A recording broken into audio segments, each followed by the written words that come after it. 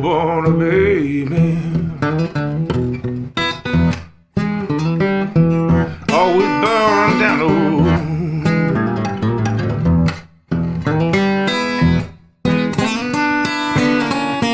Yeah, but we were born a baby. Oh, we burning down the road.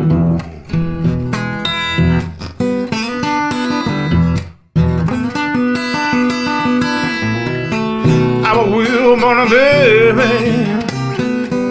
This life never gets old.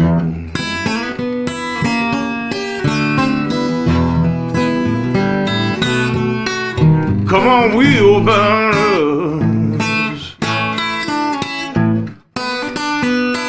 Yeah, burn with me.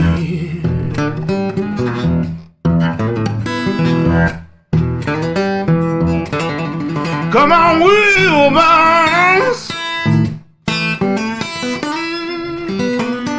Yeah, burn with me.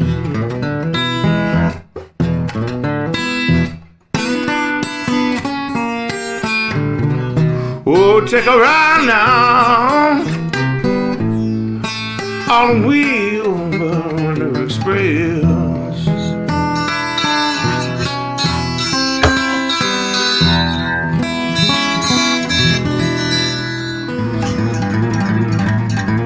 Yeah, Wheelburner Express, baby.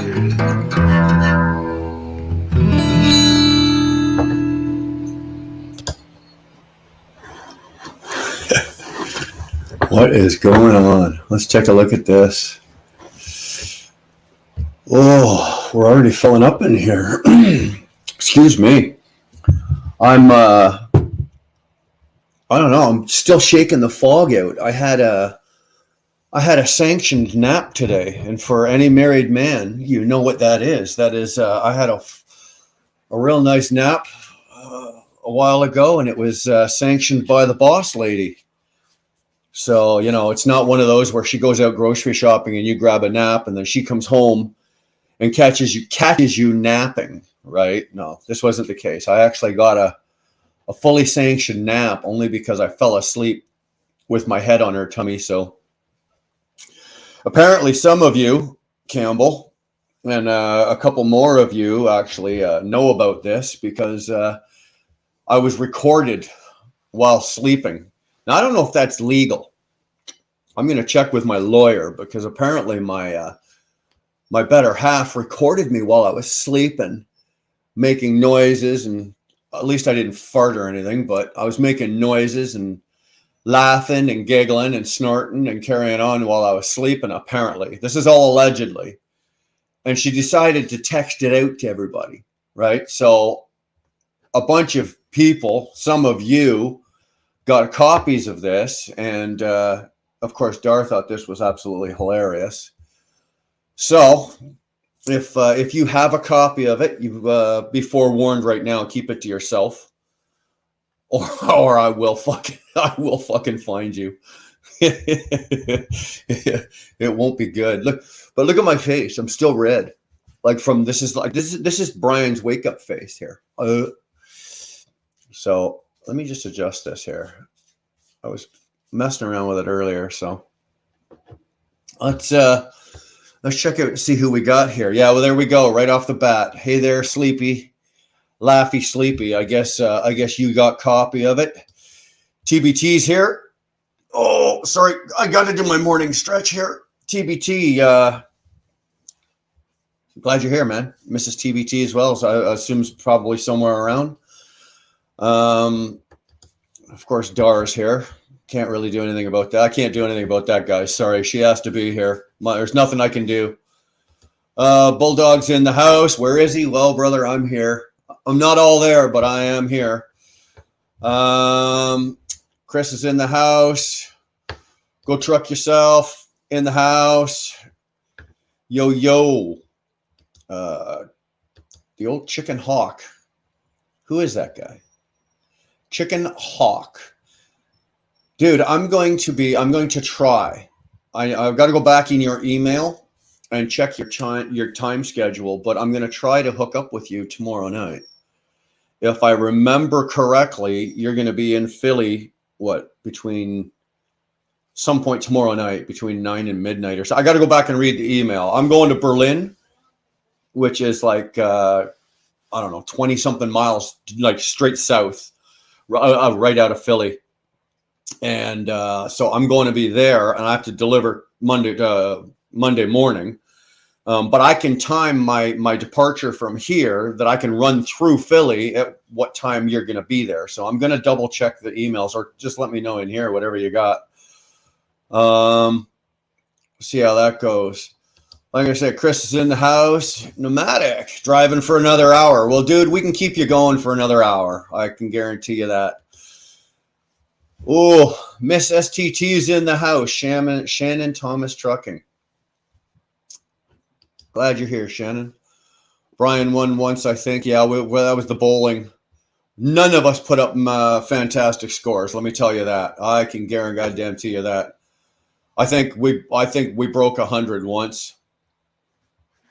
It was more for fun. Like, bowling is just for fun. Like, you just go out. It's, me and Dar and our daughter went, and we had a bite to eat, had some dinner, and then we went over through some 10-pin. It was only 2 games, but it took us, I don't know, about an hour. But it was an hour worth of fun. It's one of those. I was going to call it a sport. I don't know if bowling's a sport, but it was one of those things where you can literally take out your aggression on it with a ball and a lane. So if you're feeling aggressive that day, it's really cool because wham, you can just whale these balls down there. So it was pretty cool. It was cool. Who else we got in here? There she is. There's the Mrs. TBT. Thanks for being in here. Both Mrs. and Mr. TBT are both members. Just recognize them. Lady Boomer's in the house. How we doing tonight? Chicken Hawk. Oh, nice. Love a sanction nap. Yeah, dude, I don't get those very often. But when I do, it is so nice. It really is so nice.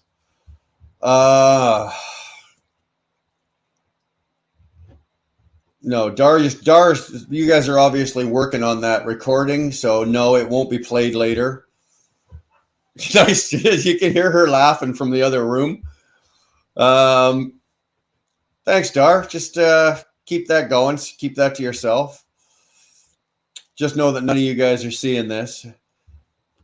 Mr. Bees and Teas from North Carolina. Howdy, sir. Glad you're here. Oh, sir's in the house. Good to see you, Oser. I say that like I can see you, but you guys can see me, but I can't, obviously. Glad you're here. Edgewood. Oh, Dottie's in. All good, Dottie? Everything good? I haven't seen you or seen you around on many lives or seen you around lately, so I don't even know where you are. I think the last time we saw you, you were up at your place on your property, and I think you were in your pickup doing a live from your pickup. So yeah, go truck yourself. Well, you're alive, so I take it you didn't call out another woman's name. No, dude, that did not happen. Absolutely not. I tune in just to chat with Dar. Yeah, I know you do. Yeah, okay, so let's hook that up. We'll figure that out, eh? Stanley, again, I think I went through this last week. Is it Cuban or Cuban? Cuban. Is it Cuban? I'm going to say Cuban, like you're a Cuban, like you're a Cuban, man. Okay, so here I've got the same damn problem. I know Robin's in here because you guys are all saying hi, but I can't see him. So somebody's going to have to translate for Robin or pass on for Robin. TBT, we're leaving out of California tomorrow morning and heading to Massachusetts. That's a nice trip, dude. You got some trucking ahead of you, but you're a team, so it's not going to be an issue. Good for you. It's going to be a nice trip, though. It's going to be a nice trip. Mr. Warbley, what's happening, Wheelburner? Well, you know what, dude? It's Saturday night. I'm afraid I got the notification, but I'm afraid I stepped on Cordova. So hopefully he's either done. He doesn't usually do long lives anyway. Hopefully he's done, or he's almost done, or. But if you guys want or are interested, I got no problem at all. If you guys want to jump out of here and go watch Juan and see what he's up to.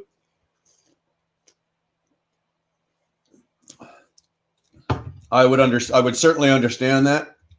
He was on first, and I obviously don't want to step on anybody, but I'd had this planned, and I don't have all night to wait for other people, and it's not the polite thing to do, but sorry, Juan. Truckers Anonymous, I'm headed to Texas, brother. I wish I was headed to Texas. I'm going to Berlin, New Jersey. Lucky me. Boomer, my lady. Yo. Can I give John Nichols a wrench? I can give John Nichols a wrench. When I get down to him here. Hold on, we got to give John Nichols a wrench. There you go, John. You now have a wrench. You may now pass go and collect $200, sir. See, look at this. I think Dar and Chicken Hawk. I'm afraid if we go down to Chicken Hawk's place, I may not get her back. She's going to fall in love with his airplane and his warm weather and his T680, and him and Special K are just going to charm the pants off of Dar, and that'll be it. I'll be coming home alone. Mrs. Nevada. Mrs. Nevada. Hello, Brian and Chad. Hey, Danny. Oh, hey, Danny. How are you? You guys doing well, I hope. Who else we got? Oh, everybody's. You guys are all just saying hello to each other, so I'm just going to quickly run through these. I used to play 10-pin bowling. See, he said it. Stuart just said it. He used to play. I don't know. Do you play bowling? You play tennis. You play football. You play hockey. But I don't know if you can legally play bowling. I don't know. Anyway, I used to play bowling, 10-pin bowling with a guy called Dominic Barrett. We went to school together. He went on to become a pro and won the PBA championship a couple times. That's a hard road. Those guys that are professional bowlers, like I don't know many. Like I know tennis stars that are billionaires. I know basketball stars that are billionaires. I know you don't hear about many PBA bowling champions that are multimillionaires, billionaires, whatever like that. So that'd be a tough life. Yeah, I don't know if you'd have to be a professional bowler and maybe be a cop or a janitor or something on the side. So I don't know. Are Dex cats or whatever they're called cuddlers? Yes, they are. Yes, they are. They are very affectionate. I would have to say that they are probably the closest to a dog that you'd want to meet. They're very cuddly. They're very affectionate. And when you bond to them, like Dar's got the little light brown one. I hate what they've called it. Its name is Gizmo, but it's now called Pootie. But anyway, Dar has bonded to the cat. When she brought the cat home, she basically locked herself in this room for what, Dar, 2 weeks? 3 weeks. And basically went out to eat and go to the bathroom and came back in. And when it was a really young kitten, and it bonded to her. And now it just follows her around the house. It sits on her lap like a lap dog. And it's very affectionate even to me. Like I'll be sitting on the couch or I'll be sitting somewhere and it'll come up. It wants to be petted. It's like a dog. It wants to be petted. It wants you to caress it. And it's kind of cool. Yeah, it's kind of cool. There, Dar's answering your question. See, I should read ahead when I see somebody ask a question, I should read ahead and see what the hell. 21, dude, I just got your email, or I just opened your email about an hour ago. Looking pretty good in that sweatshirt, buddy. Glad you like it. It looks good on you. Had a couple of brown tabbies that I loved and a black one that was mean as shit. We've got 2 Devons, and they're both very, very affectionate. And we've got one I don't know, like if it was a dog, it would be a mutt, right? We just pulled it out of the rescue, and that's our outdoor cat, right? It's because we live on property and we're in the country. When we first got here, being city people, I guess we weren't expecting the mouse problems we were having. So we ended up with some mice running around. So Brianna came up with this idea. Let's get an outdoor cat, and no mice, no rats, chipmunks. Now the thing is turned into an absolute killing machine. It's out there killing everything. He's even come home scratched up. Yeah, you can tell he's gotten into it with raccoons, things bigger than him. But no, there's nothing. We go, like, I'll go out tomorrow morning and I go out the back porch, and then you can walk down into the backyard out onto the property. There's dead birds, squirrels, chipmunks, mice, rats, fuck whatever. They're out there. He kills it and then drags it home and leaves it there for you to examine. So it's kind of cool, but he's really taken care of all of our problems. He's just playing a video. I'm assuming you're talking about Cordova. Truck yourself. Cordova's playing video games. Yeah, Cordova is playing a video game. I never got that. I know that there's channels out there that are gamers, like they're gamer channels, and these guys sit there and literally play, and it's on YouTube. First of all, I get motion sickness watching them because they're so good at it, right? I get motion sickness watching them because of the side to side and everything like that. But I never understand why. And you look in the room and they've got 8,000 people in there watching. It's like, who's doing this? I guess Juan's going to try to steal some of that crowd. Good on him if he can get it, man. Good on him. Miss Havana's in the house. Miss Havana. Who was I talking to? I was talking to somebody about you today or yesterday.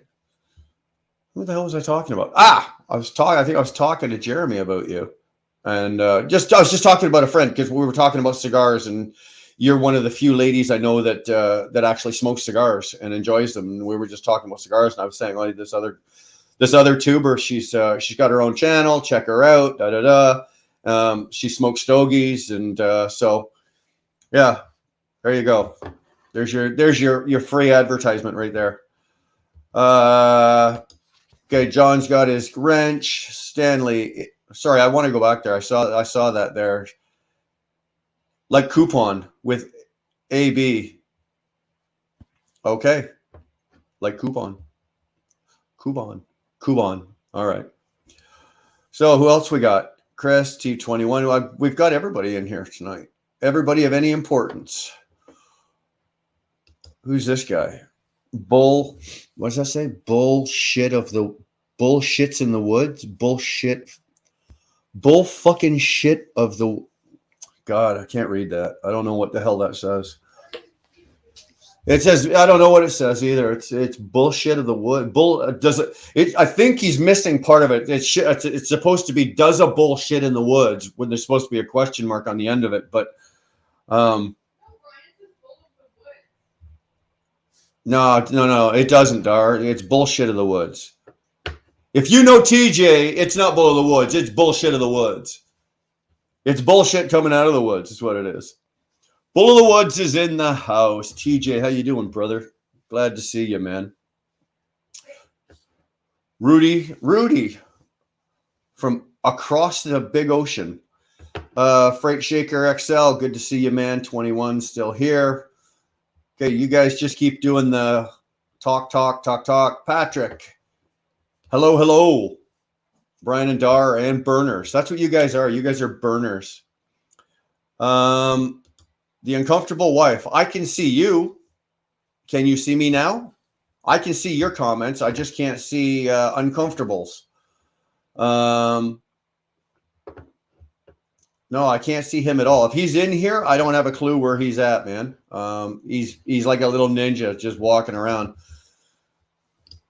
There's my boy Mark doing his reset in Toronto. Poor bastard. It would have been nice if you lived where you used to live there and then you go home, but now you live down in Arizona. And you seem to be spending more time in Toronto now than you ever did, dude. Hey?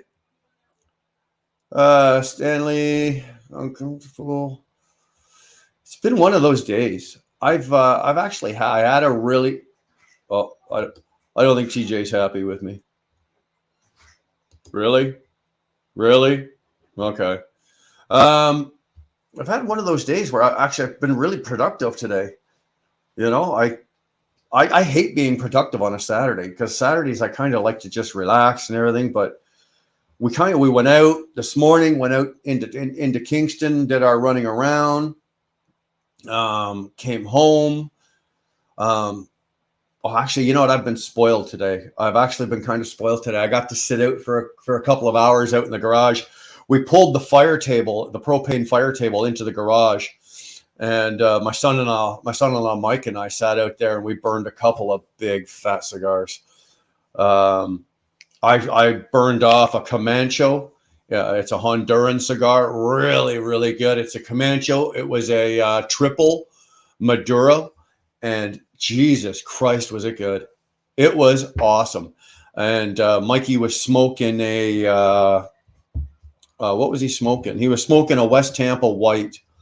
And the two of us just sat out there. We had the music playing and we had the fire going, and just it was a really good day, man. Really good day. And then I came in and Dar came out. I came in and I know what it was. This is what it was. I came in the door and Dar was she wasn't laying in bed, but she was just sitting in bed looking at her phone.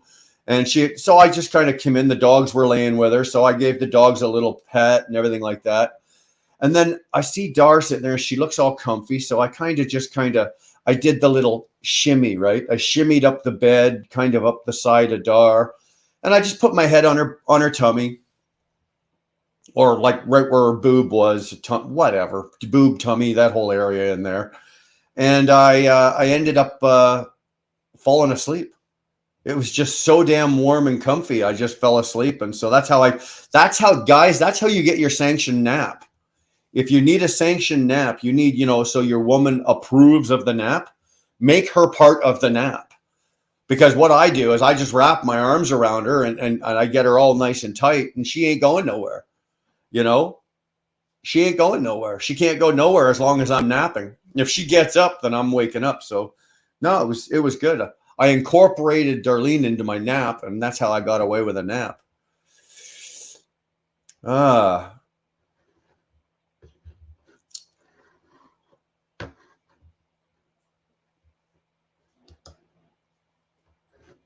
What's going on? We got comments. What is wrong with my mouse? My mouse is not working. Somebody come over. Technical support. Hello. Hello, is this thing working? Technical support. Technical.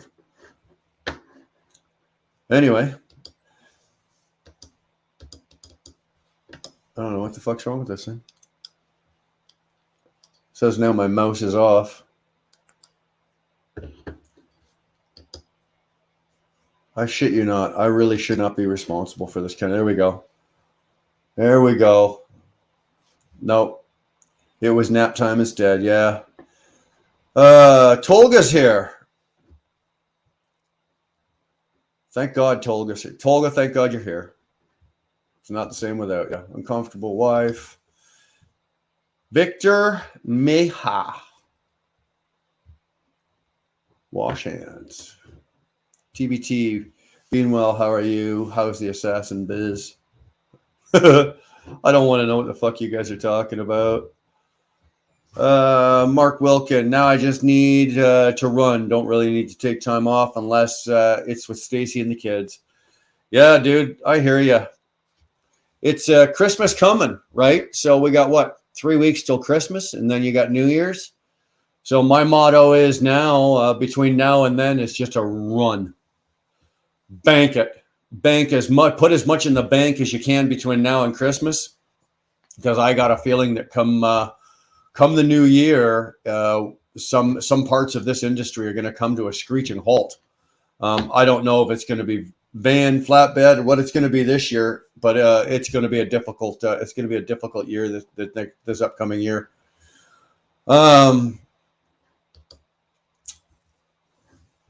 Chicken Hawk being assigned a new engineered load, same load, California to Mass, then back to California, UPS lanes.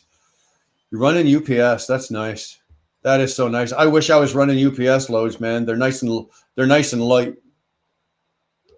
Did she really just say that? Thanks, baby. Yeah.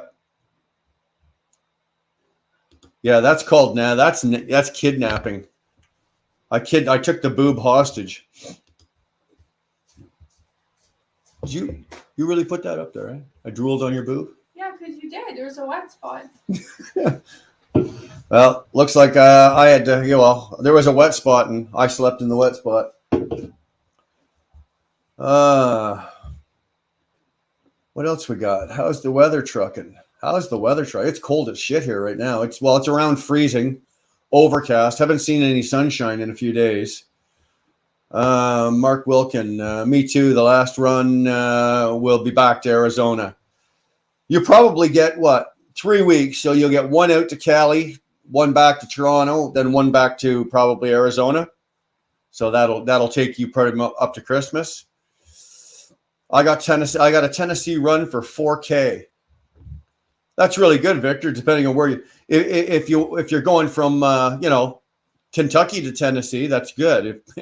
If you're going from Florida, the bottom of Florida, the Keys to Tennessee, maybe not so much.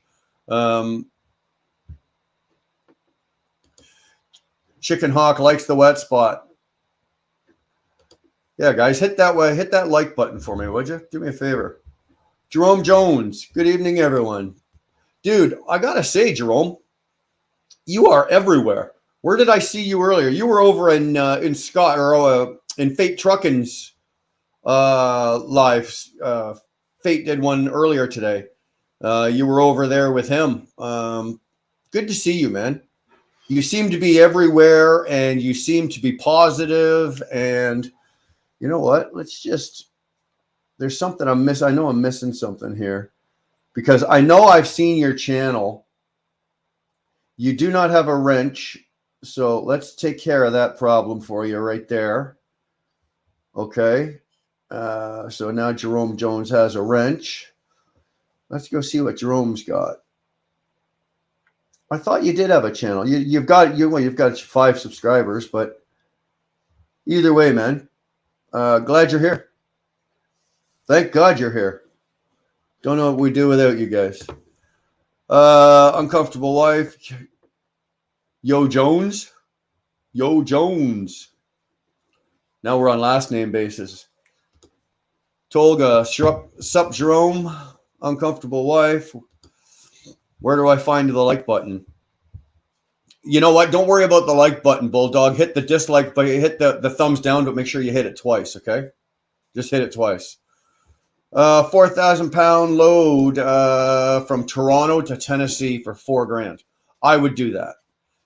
Victor, is that Canadian or US? I'm going to assume, because it's a 50-50 shot depending on where you got the load from, but I'm going to assume that's Canadian. So that's probably about 3,200, 3,100 US, which still isn't bad for 4,000 pounds to go, because depending on your truck, you're going to pull at least, you'll pull 8 plus miles per gallon. So you can afford to take the lower rate if it's a couple $100 less than the lane average. You can take the lower rate because you're going to more than make that up in fuel. So that's good. That's good. Jerome Jones is an international man of mystery. There you go, Jerome. We're setting you up here. I'll be in TTL, Cash DIY, etc. lives. Yeah, you're in a lot of the same circles that I kind of float myself in. These are the guys. Love Cash, love DIY. A lot of respect for DIY. Cash as well. So yeah, that's cool, man. No pay? What do you mean no pay? They're not paying you for this? You're doing this for free? No, you're getting $4,000 for this. Typo, yeah, I guess so. Holy shit. Bank. Question. Think it over. Exclamation point. What do you want? You want my PIN numbers? You want my credit card? Just let me know what you want, Rudy. I'll put it up on the screen for you. You want my bank account numbers? I can do that. The uncomfortable wife. It's Robin Bryan. I'm transgender today. Well, I don't know anybody named Robin Bryan. I don't. I know a lot of guys, but none of them are named Robin Bryan. So I don't know what Robin. I don't know what's going on with that and why I can't see you. I don't have a clue what's going on with that. Because apparently everybody else can except for me. And again, before we started this live, we went through to make sure that nobody was blocked. So it's wide open. The only we did go in and make it so that you had to be a subscriber to comment, but there's nobody blocked. So I don't know what to tell you, bro. I don't know what to tell you. Where is the wet spot? Well, if you want to know, we can drag Dara in here and it's on her boob. I fell asleep with my mouth. Apparently I was doing on her boob and I drooled all over her boob. So, but you can't fault me. Come on. If any of you were laying on her and had your head on her boob, you'd be drooling too. I just happened to be the lucky one to be doing it. That's all. I am the one. No, I'm the creator of the wet spot. I am not the wet spot. I don't care. I'm still here. That's cool. So I'm assuming I'm talking to Robin. So listen here. Listen here. As long as I've got you here. No, Bulldog, the beard doesn't absorb the drool. It was all wet and sticky too. Anyway, what was I talking about, Robin? Robin, the resumes. Dude, it's easy to put a resume together. Listen, my friend, this is all you need to do. You go online, or just Google how to make a resume. It'll come up. And then there's 1,000 options. I'm assuming that you know you can do this kind of stuff. There's 1,000 options and there's templates, already done templates. Okay. And all you can just simply bring one of the templates down, find one you like and bring one of the templates down. So, I'm sorry. I'll get back to that in a minute. We got $20 boobs on the screen here. That's gracious, Fate. Thank you, man. Very gracious of you. Very generous as well. I'm also glad to hear you I saw your live today. Well, I was in your live today, and I'm glad to hear you had a good week. Good for you, brother. So anyway, boobs, $20. You know what the sad thing is, Fate? Today, these days, $20 won't even get you boobs. But I'll take your $20 for boobs. That's pretty cool. Thanks, brother. Appreciate it. Robin, download the template, and you can. There's probably 30 different versions of a resume. Pick the one you want, and all you have to do is enter the pertinent information. Dates, times, the names of the companies. It'll have a little area where you can put in whatever comments that you want to make.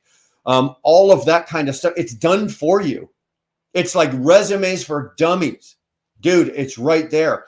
All you got to do is put the effort into it. Like, make the effort. Don't sit there and go, oh, it's too hard. Oh, it's do this. And then go, oh, I don't have a job. Bro, it's out there. Go find it, make the effort, and do it.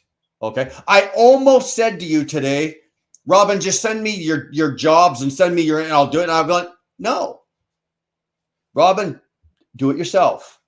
It's out there. It's not hard. It's not difficult. I can do it. And if I can do it, I promise you, man, you can do it. So Darlene's going, Brian, you wouldn't even do it. It would be me doing it. But I would, and I can, and I have. She's just being. So there you go. That's what you're going to do. And once you've got it done, you're going to do this. And once you've got it done, email me a copy of it. I want to see it. That's your homework for the week. Okay. You've got till next Saturday to get that shit put together. So Shannon Thomas saying hi to Fate. Dar just did her resume. I always keep mine updated. you know what? It's a good thing to have. It's always a good thing to have. It's as long as you've got, and then when you've got one, you just, as you progress through your career, if you're changing positions, just update it. You know, knock the last one off and add the new one on. Simple as that. It's not like you got to go back 20 years of jobs. You know, I usually go back as far as 5, but in my case, most jobs I've had, I'm at a place longer than 5 years anyway. So if you went and looked at my resume right now for the last 15 years, there's only 3 companies. Yeah, 3 companies. If you go back 20 years, there's 4 companies. So, you know, but it's good to have. Always have your resume and always have it updated and always have it available to you, because you never know when an opportunity is going to knock, and you just might need to. And somebody's going to go, "Hey, have you got a resume?" And you're going to go, "You know what? Yeah, I do." It doesn't hurt to have, man. The big thing about getting a job is showing up in person if it's local. They may not even look at the resume. Bulldog, you know what? Robin was talking about that as well today on his live. And yeah, sometimes that's true. Depending on where you live and what area you're in, if it's a smaller town or if it's local or whatever like that. But for the most part, especially in the trucking business, because we were discussing, you know, why not just show up, right? Just show up and we were talking about, well, maybe they should just like give you hire you for a week and see how it works out for a week. But in this day and age, that's too expensive. No company is willing to do that. I'm not saying no company. I'm not saying it's never going to happen. It's not going to. Of course, there's always, you know, that odd company. But in the trucking business, it's too costly. It's too expensive for a trucking company to train you, put you in a truck, or give you a couple of days or a week in one of their trucks just to find out it's not worth it and you can't work out because you're not qualified. You know what? Go by the way. Go by the resume. Having a little laffy nappy poo. Isn't that sweet? Why I've got music coming out of my thing? Is that you? No, go look at the thing and play the one I just downloaded to it. Oh, is that what you're doing? Yeah, go play it. Dar's downloading songs to the computer while I'm live. Which one, Dar? I've got 60 in here. The one at the very last one, it's the Laffy Happy Food. All right. I don't want to do this. I really don't. I'm going to regret it. But we're going to play something here for you. Go to sleep, brother. Sweet dreams.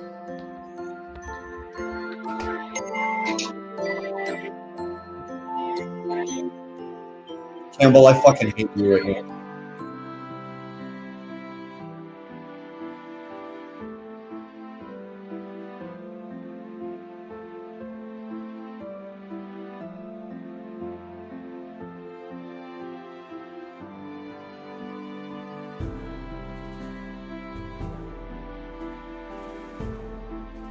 What is this? It's just nice, sleepy sleep music.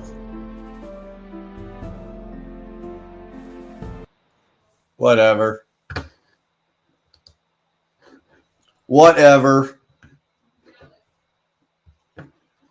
TBT, I paid for a service to do my resume and cover letter.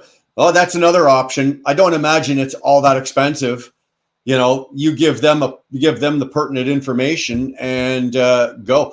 You know what? Any first year student or high school student with, you know, these days could probably put that together and not have an issue with it. So, and I don't imagine they're going to charge you. Oh, excuse me. Let me guess. No thong to the interview. Well, you can wear one if you want. I do. I wear my thong. I've got my lucky thong and my push-up bra on, but I'd make sure that they don't know about it. But is Robin going to be a driver? No. No, he's just working. He's just looking for general jobs out. And Robin is one of those, you know, handyman that can do a lot. He's got a huge scope of jobs that he's qualified to do, and he's just looking for a job. He's just looking for work. He's hands-on. Just ask his wife. She'll tell you. John, a good question, man. WTF is that? I don't have a clue what that is. I don't have a clue. Tolga, don't let him kill you. Don't let him kill you. Don't let him kid you. He's a wealth of knowledge, and a good chat with him at 2 a.m. while driving. I wonder who you're talking about. Who the hell are you talking about? Tolga. Let's go back up to Tolga. No, whatever. Fix your truck, yes, maybe? Yes. We're not talking about it. It's bad luck.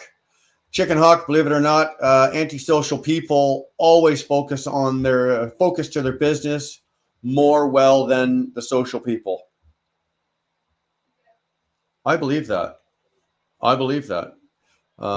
If you're antisocial, you are obviously don't want to take the time and energy and effort to socialize, be part of like society type like that. And you need somewhere to direct your energy. And where's it going to go? If you've got a business, there you go. The uncomfortable wife. They fuck that shit up. They don't know you. Okay. All over with them hands. You got it.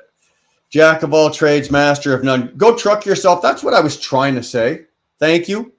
I just couldn't put the words in the right progression order to get that out. Couldn't get it out. Chicken Hawk, I have a hard time dealing with employers. Right.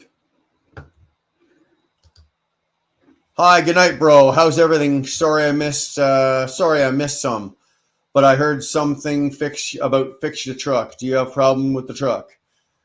It's all good, brother. Portuguese trucker. It is all good. Everything's working just the way it's supposed to, and we're not going to talk about it.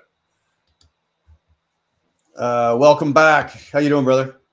Hello, Tolga. Tolga, to be having a really good conversation over here. OTJB clips. You sit there and you wonder, hey, where's Curtis? What's he doing? Oh, he's right below me, like right where I'm sitting. He's right below me right now.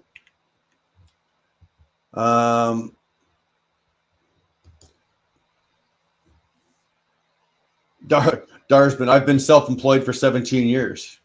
Yeah. I've been begging her to expand her business because she's got a really good business and she's very popular. She's very busy. Her and my daughter both run the business, and it would be one of those businesses that she could snap her fingers and it could explode like that, right? She could have this company of hers from coast to coast across Canada in under 15 minutes and have franchises across the country. And she just doesn't want to. She doesn't want to do it because it's not that she doesn't want to work, but she just doesn't want to have to deal with the hassle that comes with that. So, but I really wish she would because she'd be really, really good at it. I know how she deals. I know how she deals with certain aspects and parts of my business, and if she could direct all of her energy and focus it at that, there wouldn't be a province that she couldn't cover and couldn't be successful in. She's that good. Mary's in the house, our good Irish lass. So glad you're here, Mary. Curtis is in the house. Yeah, damn right he is. He's in the Curtis is in the basement. That's where Curtis is. Hello, Curtis. Everybody saying hi to Curtis. Got you on the big screen tonight, Brian. Nice. How do I look?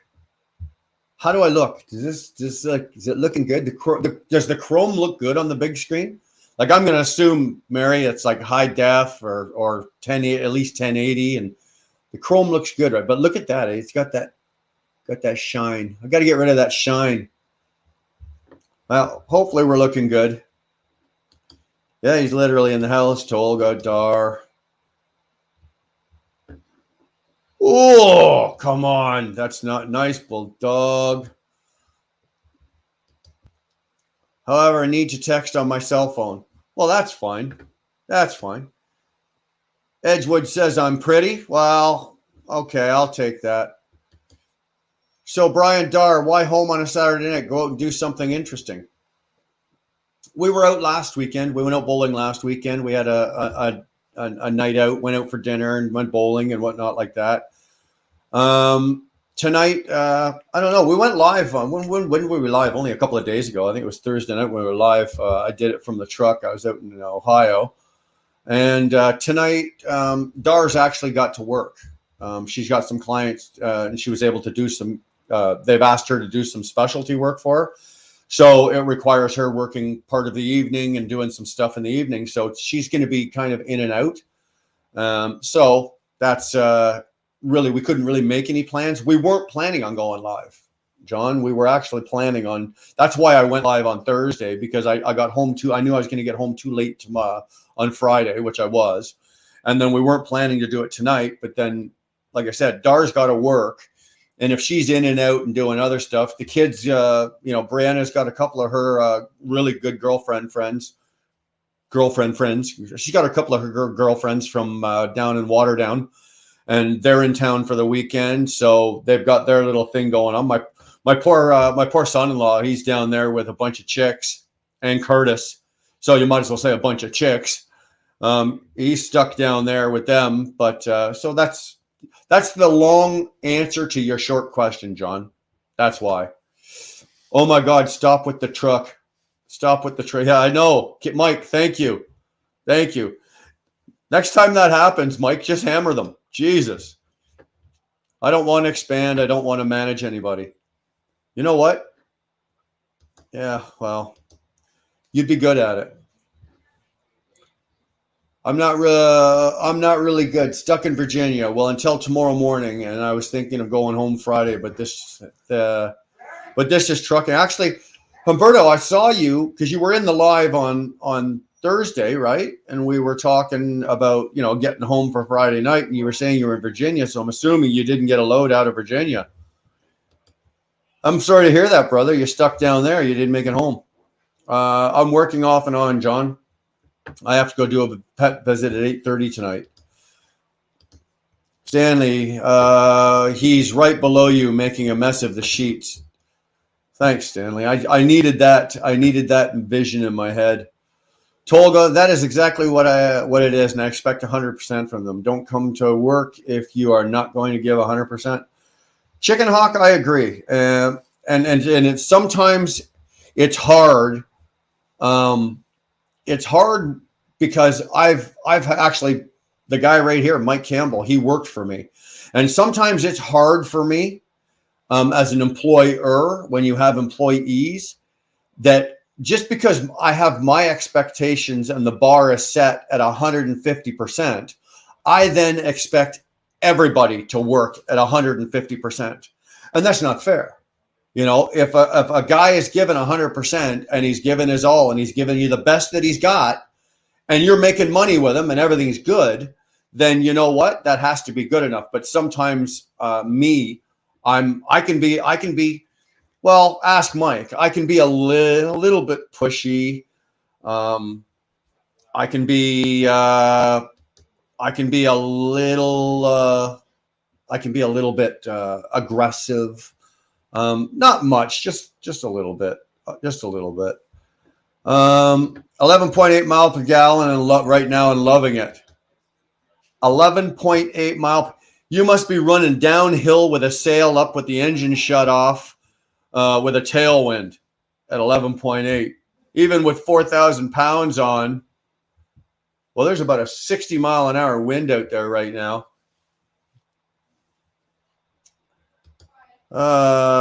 Yo. I'm glad you're hanging in there, Mary. I really am. Sorry, I got something going on back here. When your hair starts to grow in when you shave it bald and then it starts to grow in and it gets those little bit of whatever. Dar and Shannon are going to talk soon. As long as they're talking girl talk, that's cool. That's amazing. Go truck yourself. Me too, Dar. I can put on 2 more trucks, but don't want to deal with 4 employees. I hear you. Some guys, some people do, some people don't. Some people do, some people don't. If I was in a position right now, I'd be running 4 or 5 trucks. I would have 4 or 5 trucks running right now, and I'd be running the guys, and I'd be driving. I'd continue driving one of my own trucks just because I love doing it. But I would probably have 4 or 5 trucks running if I was financially in a position to have to go out and do that right now. I would. I'm getting drunk in the basement. That's nothing new. M. Amazing. In fact, you're looking younger than you ever did. Thanks, Mary. Thank you. Tell my wife that, would you please? Tell my wife. Drunk by yourself. Yeah. Dar's giving Curtis shit for getting drunk by himself. Hi, Shannon. Good night. How are you, sis? Didn't know you guys were that close. Edgewood. I've been listening to Led Zeppelin all day, and that's a good pleasant surprise. Thank you, sweetheart Dar. You can't go wrong, Edgewood. Are you just listening to a mixed jumble of Zeppelin, or you got a particular album that you're listening to? I call it an album, right? Because, when Zeppelin was putting out music, Zeppelin 1 through 4 were albums. So what are you listening to, Edgewood? Which one? Nice, Curtis. I wish I could join. I wish I could join you. You said Curtis was right underneath you and pointed down. Well, he's in the basement, asshole. He's right. When I said right below me, I didn't mean he's sitting like I'm sitting on his head. Jesus. Curtis is now in the kitchen. You can hear him. If you hear that hackling, that's Curtis. He doesn't laugh. He hackles. John says, do it when you can. Plans change. Well, you know what? There's always a plan, John. If you know me, there's always a plan. There's always something being planned, or there's something on the horizon, or there's something in the works. Like anybody that knows me and knows me well knows that the brain never shuts off. I'm always thinking, especially when it comes to business. I'm always thinking, and there's always a next step. On the other hand, when it comes to my business and it comes to trucking, there's always a way out. It's never a matter of, 3 strikes and you're out. There's always another option. But as it comes to that, it is,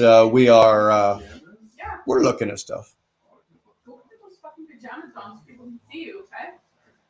Dar's trying to talk Curtis out of his clothes into his pajamas. Change.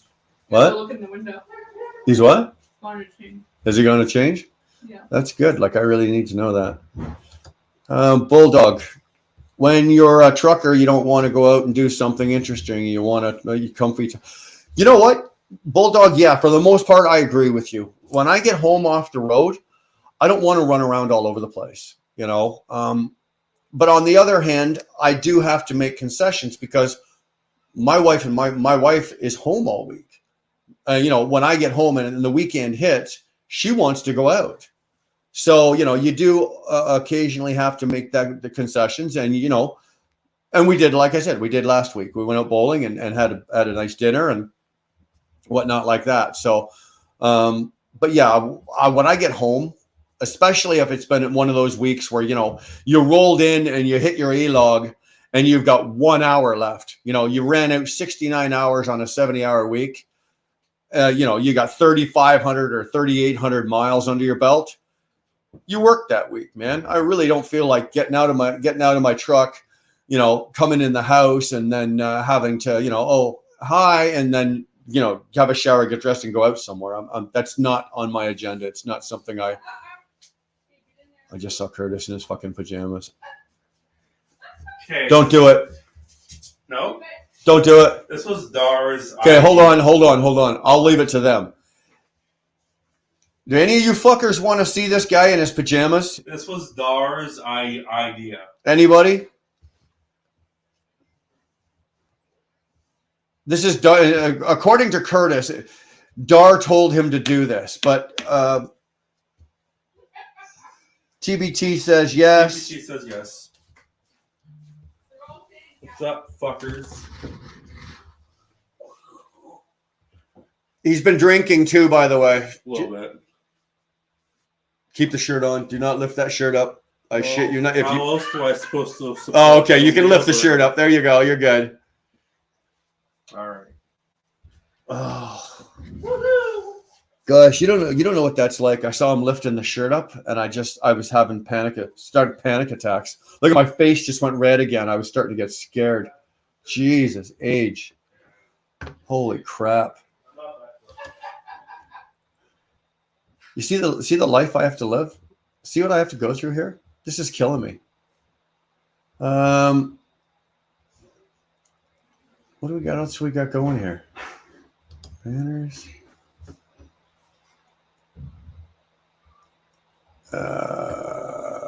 Sorry, I'm just looking for something here. Just looking for something here.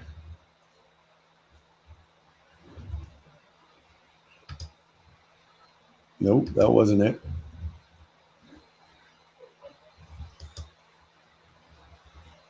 No, that wasn't it. The fuck am I doing here? Oh.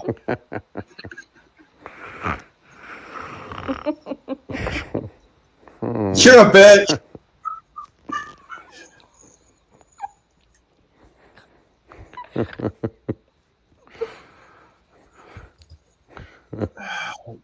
That's Dar, by the way. Apparently, that's me. There's no proof. I can't prove it.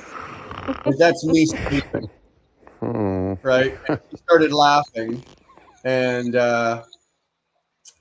that's what you're getting there. Okay, I don't know what I'm doing here. Dar, pin the link, please. What link? I don't know. I don't know. What link?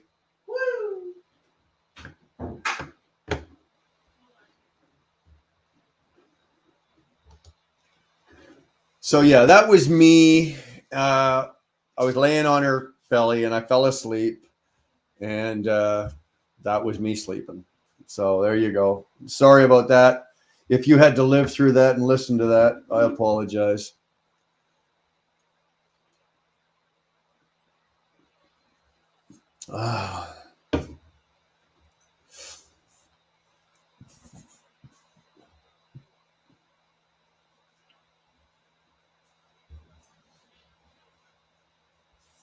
There you go. So I don't. What else we got? I'm really lisbeth tonight. I've had a good day. I've had a good week. I'm more curious to see. You guys are chatting it up faster than I can keep up with the comments. So let's see. It sounds like you guys are killing it in the comments there and entertaining yourselves. Mrs. and I had a good chuckle when we heard that. Well, I'm glad you did. Apparently, so did I when she started laughing. Ha, love the Grinch PJs. Have Oscar the Grouch ones. No. I don't have any of that. Tall guy, get the same hate in my organization from other colleagues. I've grown to enjoy being hated. You know what, Chicken Hawk? I don't give a shit. I don't give a shit if I'm hated. I have zero fucks given. I know. If you hate me, if you love me, if you don't, whatever. I've got my business. I've got my friends. I've got my family. And you know what? If you're a part of it and you're within that circle, great. If you're not, I don't care. How you feel about me is entirely up to you. And if you don't like me, that's your problem. That's not a me problem. I don't inherit the fact that you don't like me. That's fine. What's going on, Wheelburner? Not too much, buddy. How are you? I'm good. I made a quick thing there. Yeah, what the? I clicked on it, and it was. You got just the Dar thing. There's one with the backtrack with my vocals on it, but it doesn't matter. I didn't catch it. No, I think she said it. You play You played part of it, then you stopped it, then you were talking, you played the last half, so it didn't work. Nah. It's No. okay. It was fucking hilarious. Well, it's hilarious to you. You find yourself funny all the time, so. No, it was the clip that was funny. It was you and Darren laughing and snoring. I loved it. Brian always turns red when tits are in his face. No. Yeah. I have no evidence of that. I've never seen it. No, well, I don't have evidence of that. Hey, how do I get a wheel burner hat? Well, Mark, you can go on our site and go to the store, and you whip out that fucking awesome little credit card that you have there, and you punch the number. Well, I was going to say you slide it into the thing, but it's not an ATM. You put your credit card number in there, and you buy one. Because, dude, I am fresh out at the house. I've given away just about all of the shirts, all of the hats, everything that I had at the house here to give away to everybody for free giveaways. So I don't have any more hats at the house. I don't have any. They're few and far between. So I got one of the originals. I'm good. you got to buy one, buddy. Otherwise, sorry, I don't think they're that expensive. They're not. T21 just went and bought sweatshirts, and then he sent me a picture of it. They're actually really good. I actually really, really liked it. It's a good quality. Unfortunately, we don't have. We give because we're doing it through the store, right? So we don't make it. We just send the logo and the design to them, and they make it for us. And so we don't really have a say in the quality of the shirt or whatever like that, but at least it's good quality shirt. Like the T-shirts are all Gildan, or they're Fruit of the Loom, so they're good. That's good. You're doing that now. That's cool.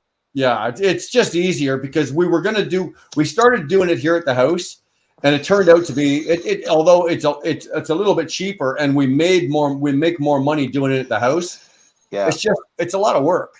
Yeah, it's a lot of work when you've got enough people that are starting that want them, and we were giving them away. But we do have a giveaway for the month. We got two actually now for the December now. We do have the members only giveaway. So if you're a member, hey, wait a minute, fuckhead, you're one of my best friends and you're not a member. Why not? I should be an honorary member. I'm still fucking. There's no honorary fucking member. I'm still. I'll take. Hey, listen, we'll take it out and trade. There you go. Are you a member? Me, no. Oh, I don't know what happened there, Mike. Son of a bitch! I thought this was a members only screen. Oh, there he is. Oh yeah. Are you a member yet? No. Anyway, we were talking, and so anyway, we've got two. We've got two giveaways this week or this month. One, we've got the members. I already announced that, right? The members only, and that's going to be a big package. That's going to be like pretty much one of everything that we've got, and that's going to go for the members only. So if you're a member, know that there's going to be a big draw, probably just before Christmas. Yeah, just before Christmas, and so that one. And the second one that we're doing right now, and Darren, I just thought of this one today. I'm going to make a deal with you guys. Okay, I'm on the road, so I'm out there. I'm primarily in Jersey, PA, New York, Ohio, Indiana, Illinois, Kentucky, West Virginia. That whole area there, Mass, all that whole part of the country and that whole area there. So if any of you guys are in those areas or which way you are, if you can get a picture of me, whether in my truck, rolling by, at the truck stop, standing there, whatever, anybody that can get a picture of me gets a free T-shirt. We'll throw a free T-shirt, and I've got one hat left. Want to throw the hat at them too? Sure. For that? Okay, so you get a free T-shirt and a free hat if you can get a picture of me. And Campbell, don't you even think about running down here and fucking parking in my driveway. It's not that doesn't count. I meet you at the fuel bar enough. I get lots of pictures. Mike, I just saw Mike last week at and that one there is open to everybody. That's not just for members or anything like that. That is open to everybody and anybody. So I'm the there you first. go. I'm the first member. You're still not a fucking member. I got the mouse right on the remove button. I could throw you out of here like that, big man. All the millions of dollars I've paid you in salary over the years, and fucking here we are. Fucking, you can't even cough out what? What's a membership? $19? No, we- About 3 songs. Fuck off! It's about 3 songs and 400 intros. 3 songs and 400 intros. Okay, you know what? I don't even know how much my own memberships are. What are they? Like $6.95, $5.95? What are they? I don't know. I think one's like 4 something. Beats the shit out of me. That's Beats right. the shit out of me. I don't know. Yeah, it's 3 songs, 400 intros, and the PTSD that went with working for you. What are you saying, buddy? It was hard to work for me, or what? No, I think I met that fucking bar. You were talking about the bar 100 to 150%, and I think we both. About the bar that we set for our work, not the bar down on the corner where you belly up and fucking order yourself a fucking beer. Well, I think I met both of those. No, you did. Holy shit, Cordova's awake. What time is it? It's only fucking 8 o'clock. Well, it's 7 o'clock where he is. You got no excuse this time, big man. We know you're awake now. You're not working tomorrow. All right, we glad one. Actually, I should have the ultimate gold package membership, I believe. No, you're getting carried away. Don't get carried away. Sorry, you're breaking up. Are you still there, driver? Yeah, break. Fuck, eh? That's funny. You always love it in the middle of a stream when somebody new comes in and everybody jumps on. So Cordova walks into the stream and everybody. So now I got to go through 29 comments of everybody saying hi to Cordova. Can everybody just do it at once? No, I guess think they just did. If you lay your head on a girl's stomach and face her, you can hear the ocean. If you turn your head the other way, you can you can smell the ocean. You're welcome. Oh man, that is awesome. Go truck yourself. That is Dar says it's gross. I don't care. That's fucking hilarious, dude. The ladies in here are not impressed. Go truck yourself. Probably not. Probably not. Go try. Sounds like one nasty beach. That's a fucking good one right there. Havana, huge thumbs up for Havana. You know what, man? Damn, that's almost. That's almost funny as shit right there. Oh fuck me, that's good. I don't care who you are. That's funny right there. I don't care who you are. That's funny there. That's gonna be my new saying from now on. That's funny right there. Oh my god, that's good. Havana, thanks for the laugh. Truck yourself through the pitch, and Havana just knocked it out of the park. That's right. That's right. Tolga, I'm dying here. So am I, man. That was awesome. Is your merch store self-checkout?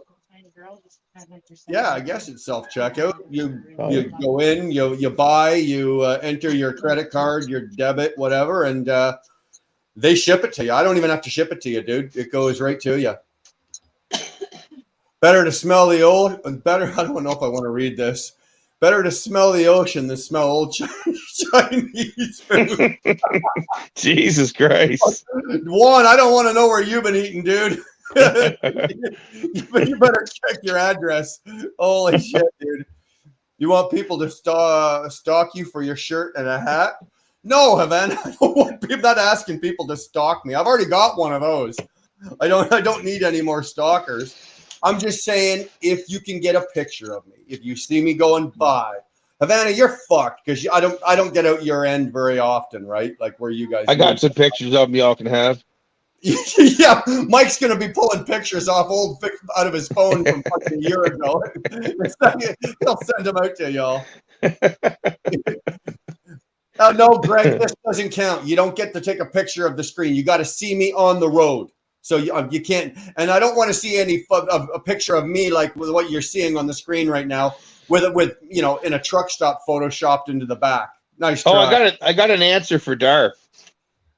So what was doing, well, there was a live a while back, and guys were doing this. There was a bunch of guys, and everybody was like doing this with their beard, right? And she went in the comments and she said, "Why do guys sit there and stroke their beards?" It shows intelligence. Well, no, it's because we're not supposed to walk around in public and scratch our fucking balls. Well, I do. I don't care. Well, what would Mary say? I was thinking of hiring a helicopter. Yeah, not worth it. No, thanks. We have Stalker. Well, we have a for free, Havana. Yeah, we do. Right. He's rather entertaining, actually. I'm on a wear pink t-shirt challenge. I'm a wear it all month. You actually look really good in that one. Actually, Dar pointed it out that you pulled off the pink t-shirt really, really well. You really did. Hey, Bree, what's up? You want to play a reindeer game tomorrow? Don't you guys hear this? I got my daughter asking. Yeah, I put her on camera. I want to say hi to her. You won't come on camera. You want to come on? Yeah, say hi to Mike. Hi, Say hi to Bree. Big Mike. Big Mike, hello, I missed you. How you doing? I miss you too. How's it going? Do you want to sit down? I can go up and pee. No, I mean if you want to pee, I'll sit down. Yeah, okay. Here. You guys, my daughter's gonna take care of this. Okay, here, watch. I'm the mod. Everybody. It's the Brianna Show. Yeah. Like last weekend, I sent the dick in the chat. Sorry. Wheelburner does love cock though. And now, live in the Wheelburner Express, it's the Brianna Show. I don't know what to say. I don't know why I said yes to this, but That's okay. What's going on? What are you guys doing? we played Quiplash, and then we played Quiplash, and then we're gonna have chicken and rice, and then we're gonna play a game where you put inflatable like antlers on your head, and then you have inflatable like rings, and you throw them on and try to get them on the antlers. Yeah, exactly. Nice. Okay. It's a lot of fun. Yeah. Curtis is going to lose that game. Yeah, probably. drunk Curtis throwing rings on antlers. Citrus, by the way. Citrus is Citrus. Please. His name was Citrus. Mike calls him Squirtus. So what's new and exciting in your life? What's new and exciting? My friends are here, so that's pretty cool. But they're hanging out in the kitchen. Well, get them on camera. No, they will not. Come on. They don't know anybody. Fair, but I still don't think they'll come on. If you tell them any of my secrets, my dirt, if you throw any dirt on me, you're dead. I don't know your secrets or your dirt. Eh? I don't know his secrets or his dirt. What is up with you? Hello. Oh, Curtis on apply with family members. Thank you, Havana. Jar Jr. These are funny. Jar. Yeah, basically. I've had a couple of drinks. I'm sorry, but No, I'll have a couple more. both of my friends have never drank, and I was like, they're like, I really want to see you drunk, and I was like, no, you don't, and they're like, yeah, I totally do, and I was like, well, here it is, bitches. Here it is. Here it is, bitches. I'm drunk as fuck. Good times and great oldies. Quiplash is so fun. If anybody on here has never played Quiplash, I'm so red right now. I'm sorry. If anybody on here has never played Quiplash, Yeah, you look like a bee. I do. I literally do. It's so bad. Quiplash is so fun. It's literally like Brianna's running the $5 show. on the Wii Switch. Okay. It's like $5 on the Switch. It's so funny. You can take it, you can make it pure, or you can make it not pure. Personally, we say a lot of offensive shit on there, but it's really fun. So have fun with There you it. go. Okay. Good time. Quiplash for your families when you've been in the truck all week and you want to come home and bond with your family. Boom, Quiplash. My dad, Brian, obviously, we play it and we have so much fun with it. Quiplash? Yeah, it's a lot. It's from Jackbox Games, and if you're not really into like Quiplash, they have like a million other games too, which are super fun. Okay. Check your blood pressure. Shut up. Shut up. It's not very nice. Imagine if Grandma's watching. Well, Grandma, I love you. Check your blood pressure. Good to see you, Karen. That's just rosacea. That's got nothing to do with blood pressure. We need a video of this game. Hold on. I screenshotted some of my blood pressure. It's literally because I'm drinking, and I think I'm allergic to alcohol, and I shouldn't drink. No, it's rosacea. It's just your cheeks just get red. It's not blood pressure. Hold on. Let me try and find. Here, I don't know if you guys can see this. Not really, no. Anyways, it's fun.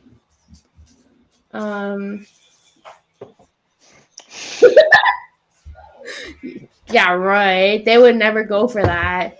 It's a religion thing. I love them though. Anyways. You all good? Yeah. Yeah, she's holding the show. She's doing a great job. It's about done? I think Yeah. it did say queef. Just so you know. Okay, bye, Brie. See ya. Good night. What? Good job. Thanks. I tried really hard. She did a good job. That kid is the bomb.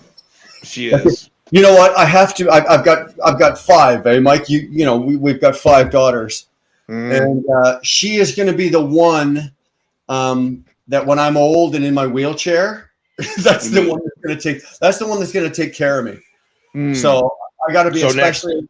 Next week. Yeah, I got to. Yeah, it could be. Might as well be. I have to be especially nice to her because she's the one that's going to be the one to take care of me in my old age. Yeah. The rest of them. The other 4 would fucking bring the wheelchair right to the top of the stairs and give it a kick with me in it as I go down. That's good. Then she can wheel me in to visit you. That's good. Yeah, taking care of both of us. The way this goddamn knee of mine is going, it's coming soon. Yeah, no kidding. No, John Bryan is not stripping. I said take the sweatshirt off. I don't know what it was. Earlier tonight, I got a chill. And you know, once you've got one, it will not bugger off. The chill just won't. So I had to inside the house. I had to literally bundle up. I had like t-shirt, sweatshirt, pants, 2 pairs of socks, blah blah blah. I wore my toque in the house all goddamn day. I had to have a nap on the couch. I just couldn't warm up. I couldn't warm up. Yeah, well, that was me, and it was just till now. I'm just starting to like my fingertips were almost blue. Like I was so cold. And I'm just getting comfortable again, so it's not too bad. She's a lot faster than you at this. Well, Shannon, I'll be honest with you, she was cheating because my phone is sitting right here beside, and the comments come up a lot faster on the phone than they do on the StreamYard, right? So she was reading the comments down here and whatnot. So, but. Let's face it, she's a 24-year-old girl that has grown up with technology and all of this shit. Of course she's faster than me. Jesus, a 5-year-old will be faster than me. I'm a bloody lucky man for having 5 daughters. Hey, Mary, try having 5 daughters and tell me again how lucky I am. 5 daughters, yes. I can barely handle 1 teen girl. Well, I'm lucky, GW, because right now all of them are grown adult, right? The oldest is 31. Ash is 31. She turned 31 a couple of days ago, and the youngest one, Amanda, is 21. So there's 10 years between them, all 5 of them, and well, you're blessed. Put it that way. Yeah, I'm well chromed because of it. I've earned every one of these. I've earned every one of these gray hairs. That's right. I've earned my stripes. Yeah, 10-4. I'll be back. No, none of these are empty. Okay. You heading out? Yeah. Okay, Dar's heading out to work, guys. She'll be back Bye, in a bit. Dar. Bye. Not sure. Been in bed since yesterday morning. I'm so over this. I think I missed part of those comments. I'm assuming, Karen, you're not feeling well and you're a bit under the weather. If so, I'm sorry to hear that. Why didn't you keep Robbie distracted? He's messing with my fucking kitchen. Hey, that's not my problem. You know, it's your kitchen. Take care of your kitchen, Sandra. Take care of your kitchen. We gotta get some guys to come on board where I work, dude. Well, you show me the proper amount of money. We got 4 drivers for the chemical side in Brockville. We need 7 more. They're my ear's been to the ground through the grapevine. I've heard they're going from 60 to 70 cents a mile. Company drivers. Yeah. Yeah. Okay. Yeah. I'm an owner operator. But my truck cost me $50. Well, this week I don't know because I got lazy and I didn't do it. But last week my truck was 58 cents a mile on fuel, which is very good. Yeah. So if it's costing me 58 cents a mile for fuel, I'm not about to fucking take a job paying me only 70 cents a mile. No, I'm just saying, company guys, if there's anyone out there wants to jump on board, like, holy fuck, it's a good gig. Oh yeah, Jesus. I'd be tempted to do it, but I don't want to put my automatic transmission through all the torque and all those. I pulled that one little tank with the corn syrup down to Jersey there, and it wrecked havoc on the automatic. I looked into that just out of like curiosity for you. Just because we were talking about it, not that you're doing it or anything, but they have a program where they pay for most of that, the pumps and everything they put on. They put it on for you. Yeah, they don't soak you for it. Well, they probably put it on for you, and at some point or another, they back charge you or they take it off in increments. No, Jeff said they pay for it. Do they? Yeah. That's actually really good because I know that I was looking at Villeneuve and I was looking at what's the other one up there I was looking at, and I was looking upwards of about fucking 15 grand for all the pumps, and I had to foot the bill for that. Yeah, he said they cover most of it, and but I mean it's not your gig, but whatever. But we were just talking about it, so it's just information. Most of the guys we got in here, with the exception, I think, Go Truck Yourself's Canadian. Most of the other guys in here are all U.S. Just Harmac. Yeah, I know. Harmac doesn't have a U.S. division. Well, Harmac is owned by what? Seaboard? Seaboard, yeah. Seaboard owns them, and I think Seaboard's got a division out of the U.S. as well. I think they do. I was online and it took me one of their websites in the States, but I'm not sure. Not 100% sure. But anyways, I just thought I'd shoot that out there. Well, because that's going to be a dime up. Like, that's incredible. Well, 60 to 70 cents. I know that ET is paying their company drivers 65 cents a mile to run van. Yeah, so they're jumping up there pretty quick. So that's pretty good. Yeah, I was happy to hear that. We'll see what happens. Damn, I have 1, and I want to kill myself sometimes. Well, Truck Yourself, I've got 5, and I've wanted to kill myself 5 times. Let me know. Although, let me tell you something. I don't know, Truck Yourself. I don't know how old your daughter is. Yes, they're harder. I think they're harder. I wouldn't have any to compare it to. I don't have any sons, but I think they're harder to raise than boys. But wait till they start dating. The enjoyment, the pure fucking enjoyment that you are going to have when those boys come to the door. They ring that doorbell and you get to answer that door. I remember my dad and I went duck hunting when my sister brought her first boyfriend over, and we were both sitting there cleaning the shotguns when he walked in the door. We just happened to be cleaning them and putting the blue on them and stuff, and he walked in the door, and we got the waders on and the guns all over the table and broken in half. We're cleaning it up. Hey, how you doing? It was awesome. I've enjoyed many a meet and greet at the front door, or Dar will open the door and let them in. They take their coat off, take their shoes off, then they come in. Once they're in, they can't get out. Right? Well, you've got them there. If you get them at the front door, they still have the exit strategy. Right? They can turn around and run. But once the shoes are off and the jacket's off, let me tell you, many a time I've had a good time with boyfriends. Funny enough, all of my daughters are not with any of those guys. No doubt. Actually, hold on. That's not true, except for Brianna. And Mike, yeah, he's been there since. Holy Christ, he's been there since I worked for you. Well, they were high school. This is the true love story. Okay, they were high school, grade 9. They met in grade 9 at high school. and they've been together since grade 9 in high school. That's So pretty cool. I don't know what that is. Just 4 years That's out. good. 9 years. Fucking 9 years. Yeah, that's good. My daughter and her boyfriend have been together longer than my first 2 marriages lasted. That's That's pretty fucking sad. awesome. All right, I gotta jump out for a bit. I'll come back and visit with you later. Yeah, 10-4, man. See you. All right, have a good night. I'll talk to you later, buddy. All right, man. Later. Peace. So, yep. John Nichols, Will Brunner is in menopause. Yeah, I could be. Who fucking knows what I'm in? Nobody knows the state I'm in, not least of all me. I haven't experienced it yet, and I'm old, but can't say. I watched my mother go through menopause. It wasn't pretty sometimes. Let me fucking tell you. I'm close. Okay. Happy belated birthday to her. She's Havana. She's the daughter. My 2 oldest daughters don't even live here. They live abroad. When the COVID and all the bullshit happened, well, actually before that, they called it. Both of them called it. They went, this is what the countries are going to do. This is what the governments in both of these countries are going to do, U.S. and Canada.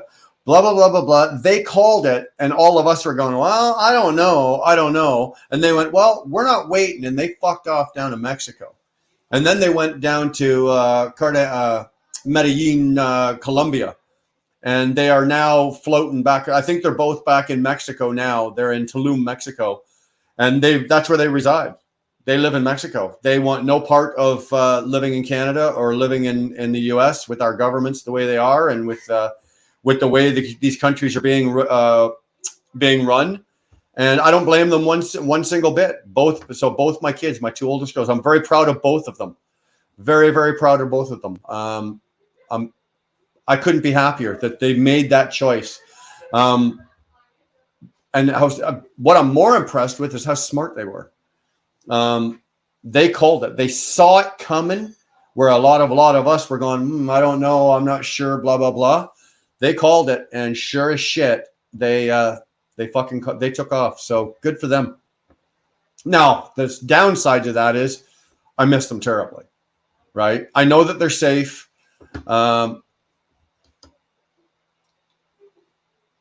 Yeah, I guess not with that American flag on your thing. Sorry, dude. I think of you as a Canadian. How's that? But like I was saying, I miss them terribly.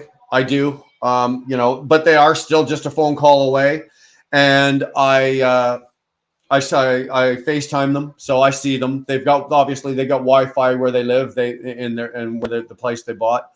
So they've got Wi-Fi. They've got everything down there that we've got here. Except snow, blizzards, bad winds, cold, Trudeau, Biden. They don't have any of that, but they've got everything else. So yeah, it's pretty cool. It's pretty cool. Look who's here. The disease has walked in. STD. Good evening, kids. Good evening, Uncle Sterling. You're a Floridian. Well, you know what? You might as well be Canadian. There's probably more Canadians down in Florida than there is Floridians. Man, depending on the season. Go truck yourself, 21.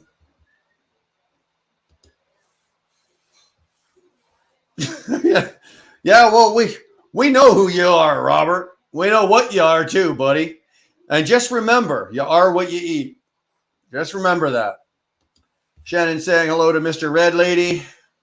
No boys allowed.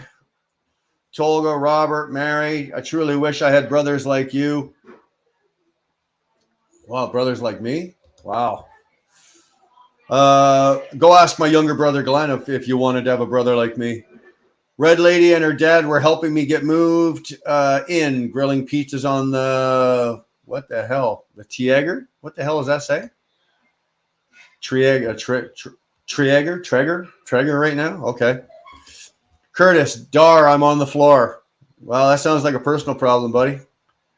You got that little button thing? Got the little button, I've fallen and I can't get up? That's going to be you, bud. Go truck yourself. I've already threw 2 of her boyfriends through the front door. Good for you. Let me tell you this right now. They won't be the last. They will not be the last. I've put a couple of them in their place, like that. There's a lot of things I tolerate, and as my kids got older, and because they're daughters, but when it comes as they're young adults, they don't need daddy to solve their problems. They don't need daddy for protection. They don't need daddy to be there. The only thing, and I have always respected that about all of my kids. You guys are young adults. You're intelligent women. You're self-supporting. You're self-thinking. You're self-aware. You don't need daddy to fight your battles for you. There is only one exception that I will cross that line, and I don't have to ask anybody's permission, their permission, or anybody else's permission, is if you put hands on my daughter. If you are dating one of my daughters, or if you're married to one of my daughters, if you put hands on my daughter or your wife or your girlfriend, your days are fucking numbered. You can probably count the days on one hand as to how long you have to live or till your next hospital visit. And that is the only line I've ever crossed. And it's happened. If somebody puts their hands on one of my daughters, you're going for a ride. Like, call the ambulance before I get there, because you're going to need it. So, and it's happened. So, but other than that, I don't. If they want to argue, they want to fuss, they want to fucking about money or whatever, I don't care. You're an adult. Just don't touch them. Don't put your hands on my daughter or my wife. That's a big no-no. We don't punch. We don't hit women. We don't push women around. I was born and raised in Lake George in New York, which is only a couple hours from Canada border, so I might as well be Canadian. Do you walk around and say "eh" after every sentence? We'll find out. I dread the day my kids get their heart broken for the first time, especially my girls. Havana, that sucks. That sucks. I have, as a father, sat on the bedroom floor with one of my kids, and I've done it with all of them. And, they've had their first heartbreak. Oh, I'm never going to meet another boy again. Why didn't he love me? Why didn't he like me? And you just sit there and it's like, okay, baby, it's all right, baby. Daddy, you beat him up? Yes, dear. All right, baby. But it's not easy. Let me trust me, it's not easy, but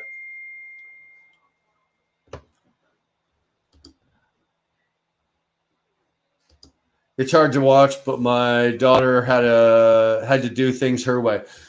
Lady Boomer, you're right. It is you are absolutely right on that. And I have been very hands off in that aspect. And I've said this before, and I'll be 100% honest with you. Darlene has done most of the heavy lifting with raising these kids. I've been on the road. My kids are 31 down to 21, and I've been pretty much on the road for 31 of those years. So Darlene has done most of the heavy lifting, but Dad has had to step in and do some work. Don't kid yourself. Like I said, I've earned these. But yeah, it's not easy. It's not easy to let them do, especially when right? That that's not the right choice, but you're wasting your breath by saying anything. So let them go and do it. It really is. I agree 100%. Brian went a few rounds with my oldest daughter's ex because he hurt her and my granddaughter. Well, I don't have, believe it or not, with 5 daughters, I don't have any grandkids yet, but I think that'll be even worse. You touch my daughter, I'm gonna throw you a beating. You touch one of my grandkids, that's a funeral. That's a fucking funeral. Call Mark's Funeral Home right now and just book it and pay for it because it's happening. I will pleasantly, do 8 years for fucking killing you for doing something to one of my grandkids, or for one of my kids for that matter. They screamed that I was a psycho, and I yelled, "Don't fuck with my girls." Yeah, Dar's the protective lioness as well. You just don't mess with the kids, especially when they were younger. the wrong guy says the wrong thing or does the wrong thing. You don't have, actually, most of the time you don't have to worry about dad coming after you. It would be mom. My daughter will number your days by herself, dude. Let me tell you, the two oldest could probably kick the shit out of me if they had to. It might take them both at the same time to do it, but yeah, those two are pretty tough. I think Brianna could probably throw fists, and it comes with the way that we grew up and we raised them. All these kids are pretty tough, but they've also got their mother's brains. So I can't really take credit for that.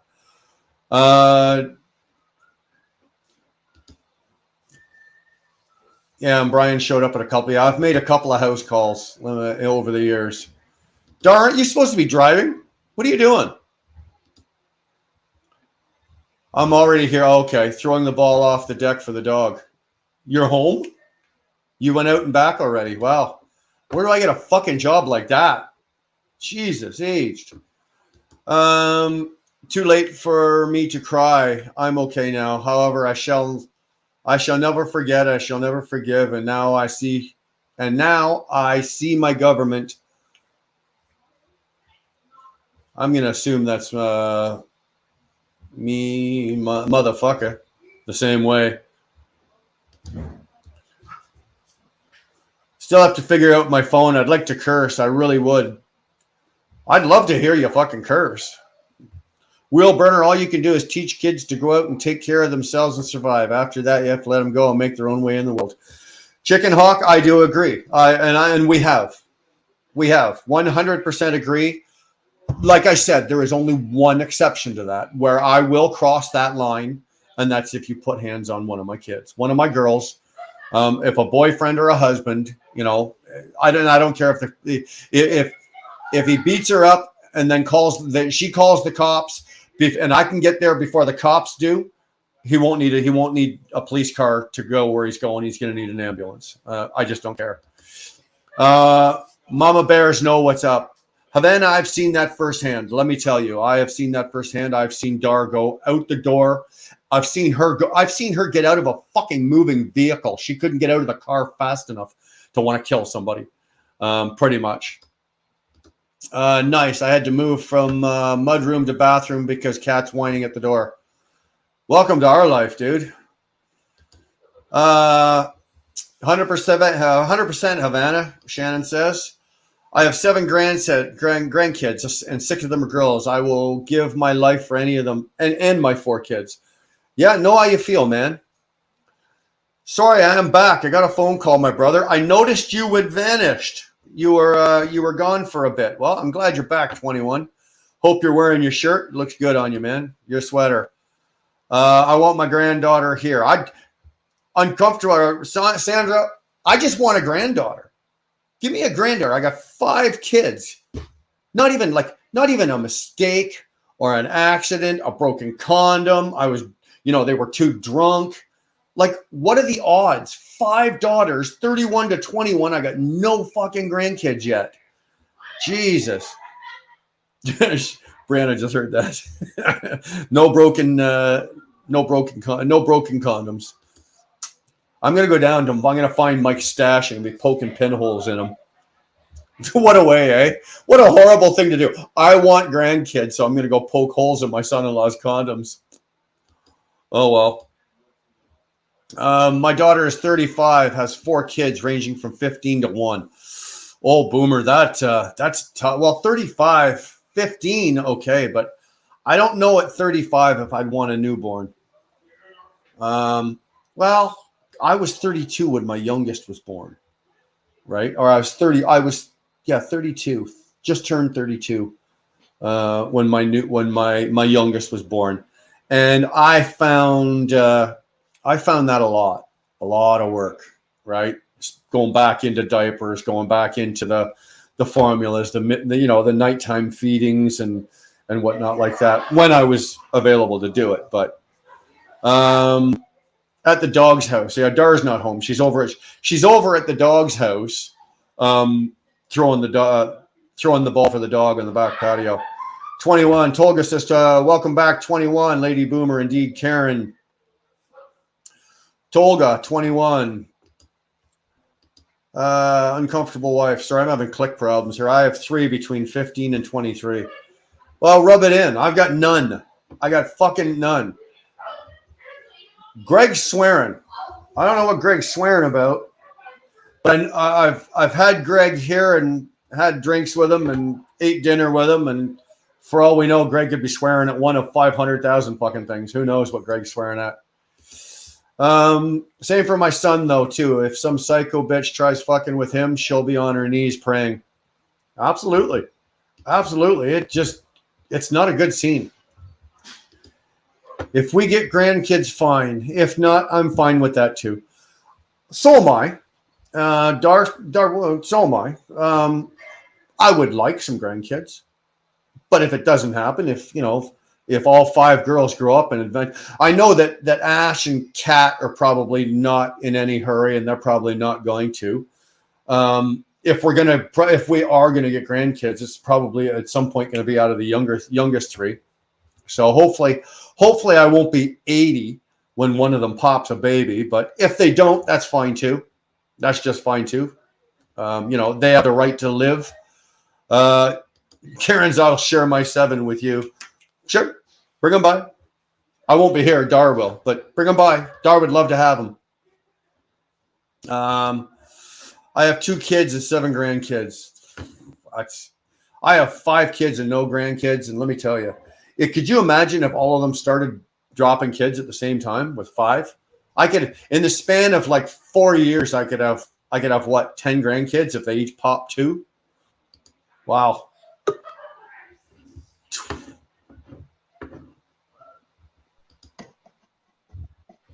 There's that sexy man. How you doing, brother? Yeah, it's right here. I don't know if you can see it. Yeah, well, we can make it. I just got it today. I feel comfortable. Are they good? Like, are they comfortable shirts? Hang on a second. Oh yeah. It feels warm. It's nice. I like it. Feel comfortable. Just right. Hang on a second. I'm trying to fit the speaker. Yeah. My girls are daddy's you girls. Hear me now? And my mama's wife. Yeah, we can hear. I can hear you. Okay, I just want to make sure because I see 2 people caught. Yeah, what's going on with you today? Nothing. You know what? Like I said, I was able to go out and do some running around and shopping with Dar this morning. I don't usually do that. I am the guy that sits in the car while my wife goes into the grocery store. Okay. But then, so we did that. We did a little other running around. Like I said earlier, I got a nap. I never get to nap. I actually got to have a night. I don't know how long I was napping for. It was at least an hour nap. It's been a good day. It's been a really good, positive hangout day. I got to sit out in the garage and listen to a couple hours of blues music with my son-in-law and smoke a couple cigars. Do me a favor. Yeah, man. Yeah.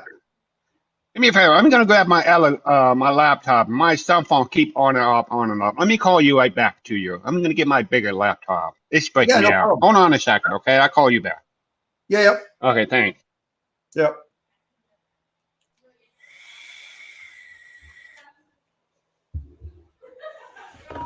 I look better on a laptop anyway. What was I saying there? My girls are daddy's girls and my son is a mama's boy. I'll be warning him of chicks like that, believe me. Havana, you know what the nice thing is? And John's going to discover this, okay? Up until my daughters were, I would probably say about 13 or 14, they were all daddy's girls. All of them were daddy's girls. And then John's going to wake up one morning and he's going to lose them. They're gone. They're no longer daddy's girls because they've got girlfriends and they've discovered boys and they've got other things, and they will no longer be daddy's girls. And it doesn't matter whether it's me or John or anybody else. That's just the way it is. And at the end of the day, when they hit 19, 20, they come back to you. All of my girls have come back to me. They're all daddy's girls again. Right? Now, I don't have any sons, so I can't say that I've got a son that's a mama's boy, but all of my girls, I lost them for about 6 or 7 years, depending on which daughter it was.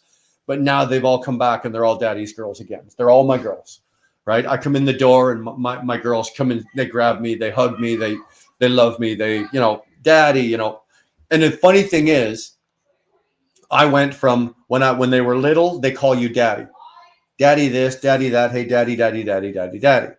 And then like they get to that phase that I was talking about there. And I'm telling you, John's going to notice it. And when it happens, he's going to turn to you, Ivana, and he's going to go, what the fuck just happened there? Because the day is going to come, she's going to turn to him and go, oh, well, I don't think so, Dad. Or no, thanks, Dad. There's no daddy. It's going to be Dad. And John's going to be like, who are you talking to? And then all of a sudden, like if Brianna came around the corner there, she wanted something, she'd be, hey, Daddy, do you need this? Or can I get you a drink? Or it goes back to Daddy again. My kids are all, like I said, 31 to 21. And for the most part, it's Daddy again. With the exception of the oldest one, Ash, I'm still Dad. Oh, I'm Dad with her. And with Madison, I'm Dad. But everybody else calls me, the other three call me Daddy. I'm still, and that's fine with me. I'm good with that. But it was a shock. Let me tell you, I just about shit the bed the first time it fucking happened. I wasn't prepared for that. Amanda says she hates kids. Well, yeah, that's my youngest daughter, and she hates kids. Well, some people like them, some people don't. I think Amanda's got her own mission in life, and kids are not part of it. I learned a hard lesson, Havana Holt. Long legs, big tits, and the ability to suck a golf ball through a garden hose is not the best criteria to choose a wife. I found 2 of those, Chicken Hawk. Didn't work out. I find myself concerned for my grandkids' future. Shannon, we've talked about this on my channel many a time. It's not the world that we're in right now. It's the world we're leaving our kids. It's the future of what's going to happen with our kids. That is actually very worrisome. Very, very worrisome. Hold on, I just have to make an adjustment here. It concerns me greatly.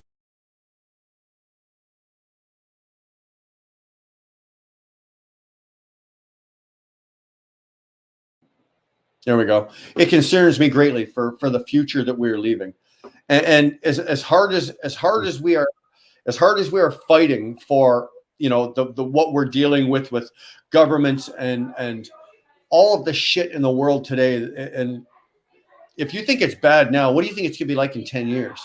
What do you think the world's gonna be like in 15 years? Like, I don't have any grandkids, so by the time they're of age to vote, to take over and live for themselves and support themselves, we're talking probably another 25 years from now. Because, like I said, I don't have any now.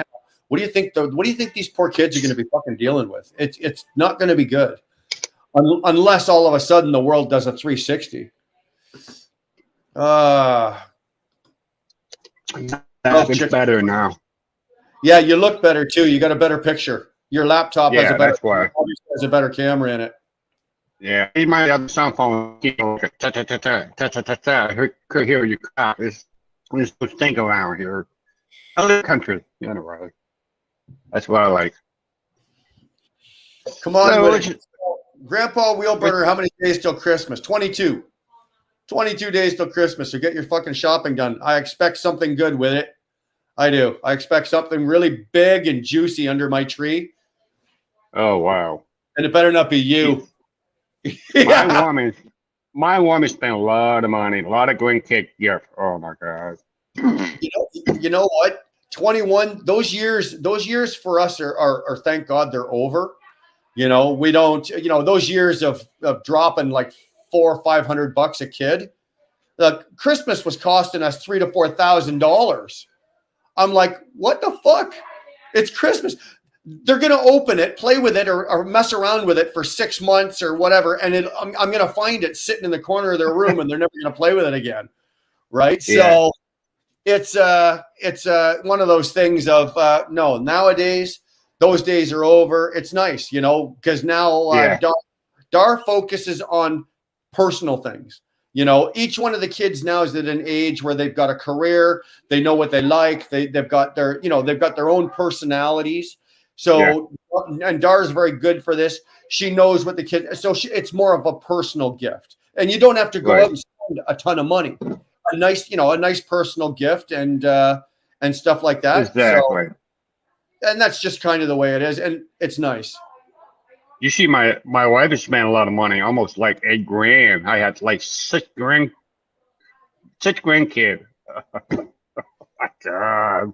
$8,000. Kids like the one, yeah, they're expensive here. I tell you what, we never go to the mall. We don't buy in the mall. We order Amazon. We order Walmart, Cole, 2 other things. That's not that bad to play. It was cheap and buy it with the coupon, 15, 20, 30, 40% off. She buy it always earlier.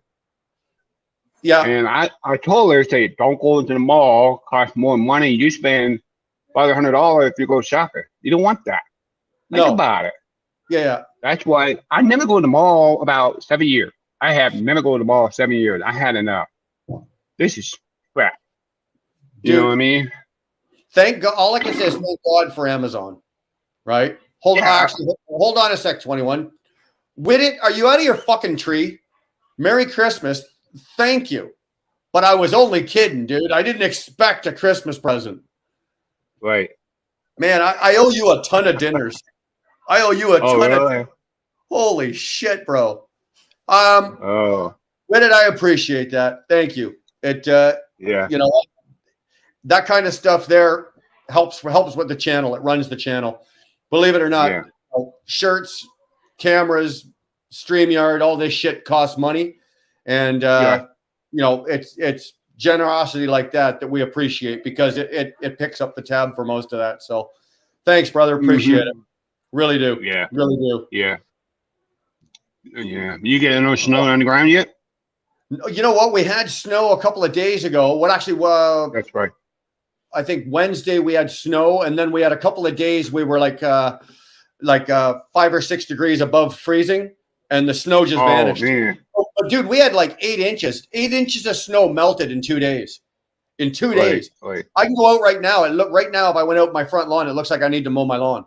I'm just waiting for more snow. I'm not mowing the lawn. Go do it. Go do it. I'll wait wet out there.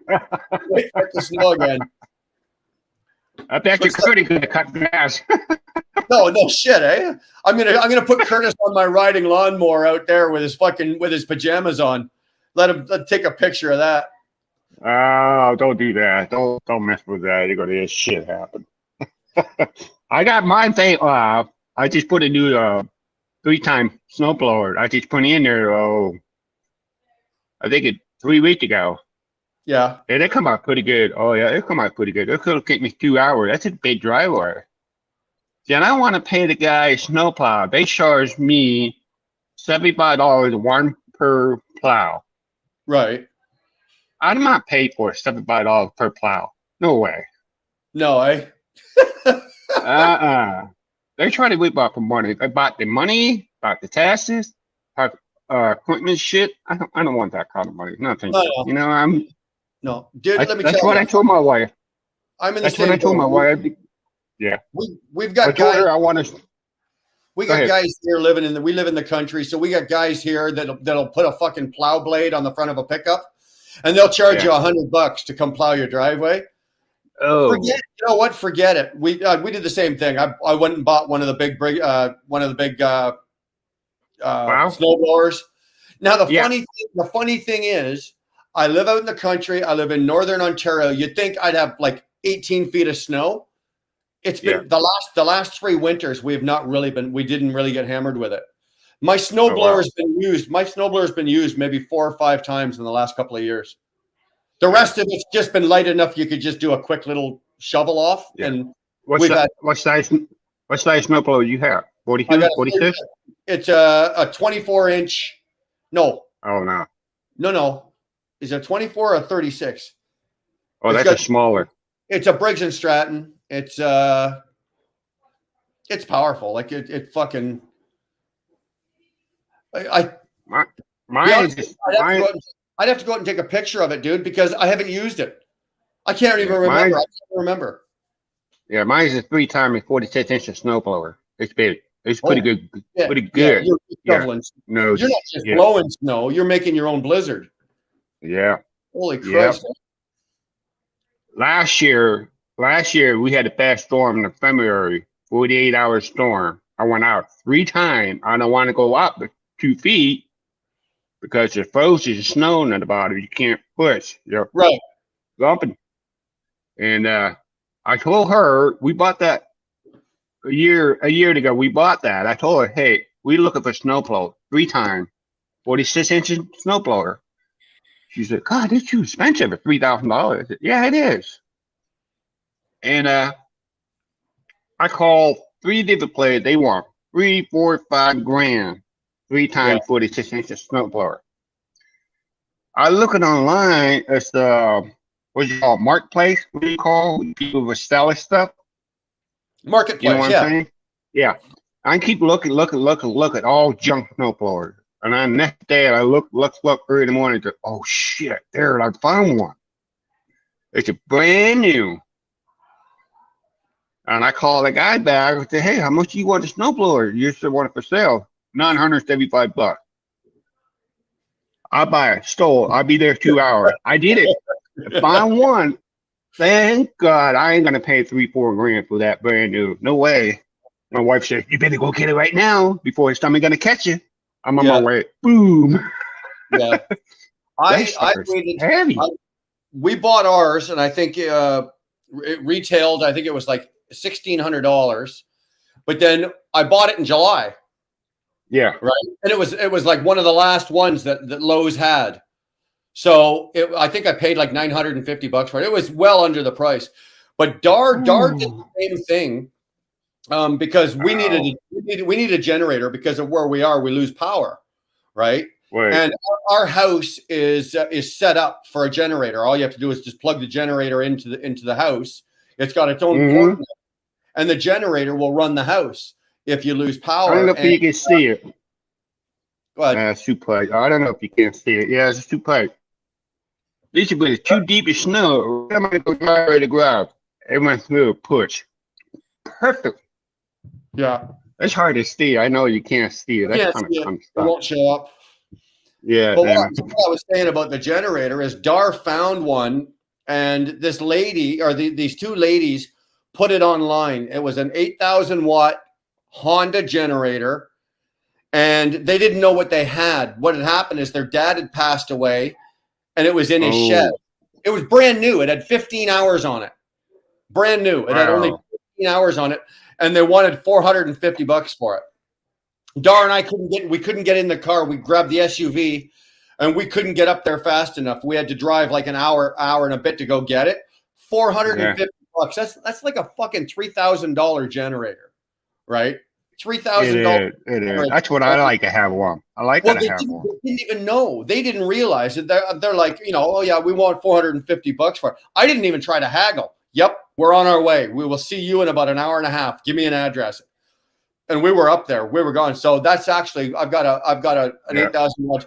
And the cool thing is my house only needs a 5,000 watt generator, and I've got an 8. So and it's perfect. And it's a Honda, so it's super quiet. Right? I could be running the generator right now. You'd never hear it. Actually, hold on a second here. We got another. Yeah. What do we got here? Robert. Hey, Brian, here's the postage cost for sending my sticker and pen. Thanks, bro. Robert, I appreciate that. So that is 10 pounds. I think the English pound right now is almost on par with the American dollar. So 10 pounds is what's that? That's $13. $13. Thanks, Robert. Thank you very much, man. I appreciate that. That was very generous of you, man. It wasn't necessary. For that kind of stuff, Robert, we knew what we were signing up for when we ship stuff out. So we know that it's going to cost X amount of dollars. And since Robert, I think you are one of our longest subscribers. Like you were one of the first in here, or at least you were within the first 100 or a couple hundred subscribers. So for something like that, bro, I appreciate it, but that wasn't necessary. But thank you anyway. That was really generous. Thank you. Ladies and Yeah, I gentlemen, ordered one. dildos in the house. I ordered one more. It's coming up, the white one, What, t-shirt? like this. Oh, the sweater. You ordered two. Yeah, I ordered one the gray and black, and I ordered the white one, and they came in yet. They will Oh, be. I want to see the white one because I've got a white t-shirt with the logo on it, and I like it. The problem is, No, not t- no, you ordered the That's just- sweatshirt. Yeah, Yeah, sweatshirt, the white one. It's coming. I don't know when. I don't have the sweatshirt. All I have is the t-shirt. Oh. But the problem with Okay. me, like if I order, I can't wear white because I'm a slob. Get dirty. You Oh, get dirty. Dude, it would, and it wouldn't be like, I don't mean like I'm a slob, like I have food falling out. I'd have something on my hands and inadvertently not realize it and wipe it, and I'm just bad that Yeah, I way. know.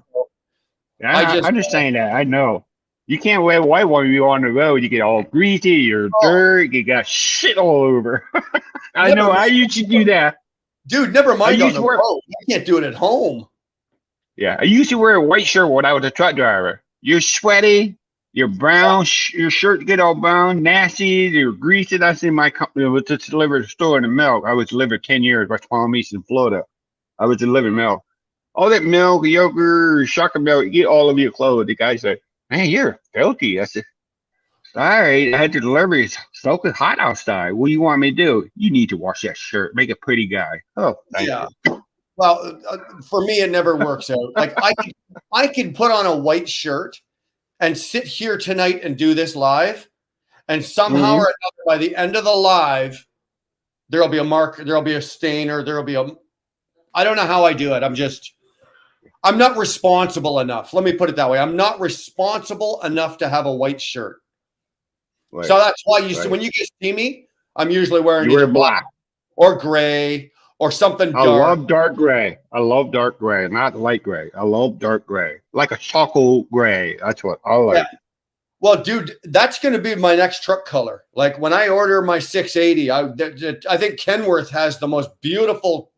It's called gun barrel gray, right? It's called, and it's not Yeah. too it's not too far off the color of that sweater that you're wearing, and it's a Yeah, gun barrel. I love that color. And let me tell you, it is sexy as It's- hell on those Kenworths. It is sexy as hell. And yeah, I'm looking forward. I'm gonna, when I order mine, it's gonna be the gun barrel gray, and I'm basically the gun barrel gray cab and all that. But just the front fenders, both the front fenders are going to be like a darker gray, a little bit darker, just as an accent. Darker, yeah. Sexy as hell. Yeah. Sexy as hell. Oh fuck yeah. When you get it? You don't know yet? What I'm doing is I've talked to some people and I'm taking their advice. I'm waiting into the new year. We think the bubble is going to shift and it's going to change, and the prices are going to drop, because right now I'm in Canadian dollars. I'm looking at about 255 to 260,000 for a new one. Agree. Right. And we're probably thinking that the price on those is going to drop significantly come January, February. And because the wait times are becoming less and less as well. They're becoming more and more available. So I'm going to wait and see. Plus, I think the exchange is going to change, which will help me with my purchase as well. If I can get that down into the 235, 240 range, I'll jump on it. But 265 for me is still just it's a little more than I want, because you got to remember, I'm only keeping it 3 years. So I have to pretty much pay a big down payment, which will be the sale of the Freightliner. That'll be the down payment. And then I've only got 3 years or 2.5 years to pay it off. So I got to get it. I got to make sure it's timed perfectly from a business standpoint. So the price has to be right. I'm not going out to buy it and spend, I can go out and spend 265, but then I'm going to have a payment higher than I want, and I'm going to be stuck with a truck for that out over a 4th year. Or if you want to get the payment you want, then you got to take it out for 5 years. I'm not prepared to do that. Yeah. What year is that? What year did the truck? 22, 23? You don't know. Mine? Yeah. What, my Freightliner is a 20. No. You say you get a new one. You gonna get a 23? I'm gonna order, yeah, Like- brand new 23 when it, Yeah, that's what I thought it was. yeah. Yeah. That's a nice one. That's Oh, a I nice love one. I love them. Ever since I did that review on them with when I was on ET's channel, I took that thing for a drive. I had it for a whole day. My God, Yeah. I absolutely fell in love with it. Absolutely fell in love with that truck. It was very, very hard to pick that truck apart to find something wrong from a comfort standpoint. Yeah. I couldn't find anything that I didn't like about it. You know. Yeah. You had a Kenwood before. I saw that 2 years ago. Your video live. I saw that. Yeah, That's a I nice had a damn truck. That I had Kenwood. I had a 97 W9.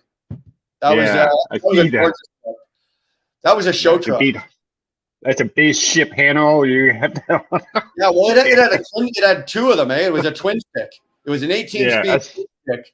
It was that was a gorgeous truck. I did not want to let it go, but I bought that truck. I had the Volvo first, right, which I bought brand new, and then I sold that, banked that. I paid cash for the Kenworth for that W9. I paid cash for that, and the whole intention, my intention wasn't to keep that truck. I was watching what the market was doing, and the value on those trucks, they were getting hotter and hotter. So the value was going, and I got it at a really good price, right? I only paid $51,000 for that truck. It had a rebuilt 60 Series Detroit, rebuilt trans, rebuilt diffs. It was all brand new. So I got it for 51 grand, and I knew that within 4 to 5 months, I could flip that truck, and I did. I flipped it, and I made $26,000 on the deal. And that's Right. not bad. So You and then I ever? took all of that money because I had the money from the Volvo, I had the money from that. I put it all together, and then I put the down payment down on the Freightliner, and that's why I was able to buy the Freightliner, and I'm in the position I'm at now. Like I've only got a $2,000 a month truck payment. I'm going to own the truck in a couple of more, in less than just over a year. So Yeah. I'm good with that. You ever drove with a cab over GMC truck 10 speed? You ever drove it? I've never driven a cab over. I've driven one, I but I've never driven one. I drove that for 5 years. GMC 10 speed truck, sleeping on the back. Yeah. That's fuck. That beat No, the shit. Is it I like don't like is it like the Kenworth? Is it like the K100? It's got the doghouse here, and you got to climb over it to get in the back, or can you get out and get into it? You got to climb over. Yeah, you got to climb Yeah. over. That's That's a box truck. There's a fire in that. I hate it. Dude, I tell you what, I hate it. And, And, I am too old and fat to be climbing over the doghouse, man. Yeah. I drove it. I drove a Awesome. GMT truck, and I drove a Freightliner. I drove a Kenworth, and I drove a Peterbilt. Sweet. Oh, you got one of the new ones. Yeah, all the way from Canada. You got one of the new ones. That fucking postage, you fucking $13. Yeah, no Ooh. shit. Yeah, that's expensive. $13 Canadian to send a sticker and a pen to So England. I fucking sent you it back Damn. there. I thought, fucking Well- hell, that's not on. Dude, we Yeah, really anyway, we appreciated Anyway. it. Anyway, I drove the Freightliner with a cap over. You got a hopper on the top. It's just a pain in the ass. My company said, "Hey, you got to drive that box truck." Why? I like the one, a low truck right there where you got a Peterbilt right there and brand new. He said, "Not yet. These guys are going over the road. We're going to New York, New Hampshire, and Massachusetts. Maybe next year you get a new truck." I said, "All right." I hate that these fucking box truck climb on the top. I'm going to move a damn fucking little small ship. Go, clunk, clunk, clunk, clunk. I hate Yeah. that shit. Yeah. I hate it. I couldn't understand when I was sitting in the K100, and like I said, I wasn't driving it, but I was just sitting in it, and the shifter is only this tall, right? Like the shifter is that like, much. yeah. This size bottle. This size bottle. And the shift pattern, right, was like you were just holding your hand, and the shift pattern was like, Yeah. like that. I couldn't get a pain in the ass. the hang I of hate it. it. I can't stand it. I can't stand it.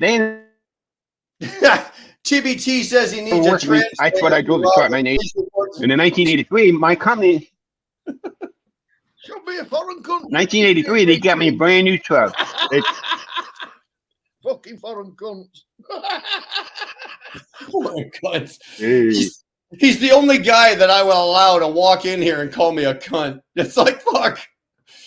hey. We need Nomadic Brit to report to the translating booth, please. Nomadic Brit to the translating booth. Uh-oh. I'm going to put that call in there.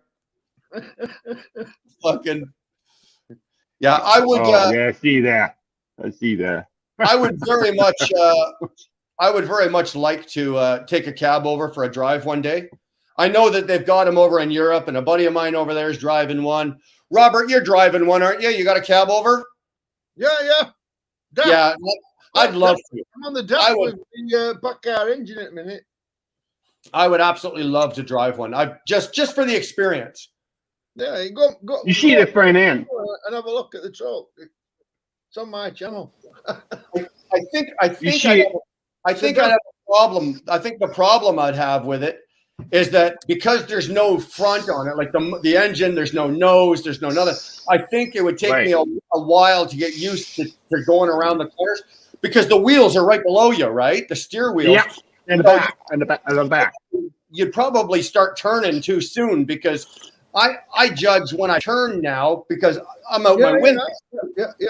It would. I would probably start my turn turning left or right. I'd probably start it too early. Yeah, well, it's Right. even worse. It's even worse with the coach that we have here because the steering wheel That's just a set. Oh, that's a nice cup. on a coach. The steering wheel 6 foot behind you, not under Right. you. Yeah. So Right. when you start steering, and it's like, oh fucking hell, it's fucking. Yeah. You feel boom. You can feel boom in your steering wheel. Your turn is weird. There's two different fronts. There's two different front with the cap over. One in the front and then one in the halfway. Or you're right under your seat, right? There's two different kinds. We've got one 6 foot in front. We've got one underneath us, and the bus driver's Yeah. got one 6 foot behind him. Yeah. How I are hate you that guys truck, doing? I'll tell you that. Good. How are you guys doing? We're doing You're good. good. Donnie. How about you? Hey, up, Donnie! Hey!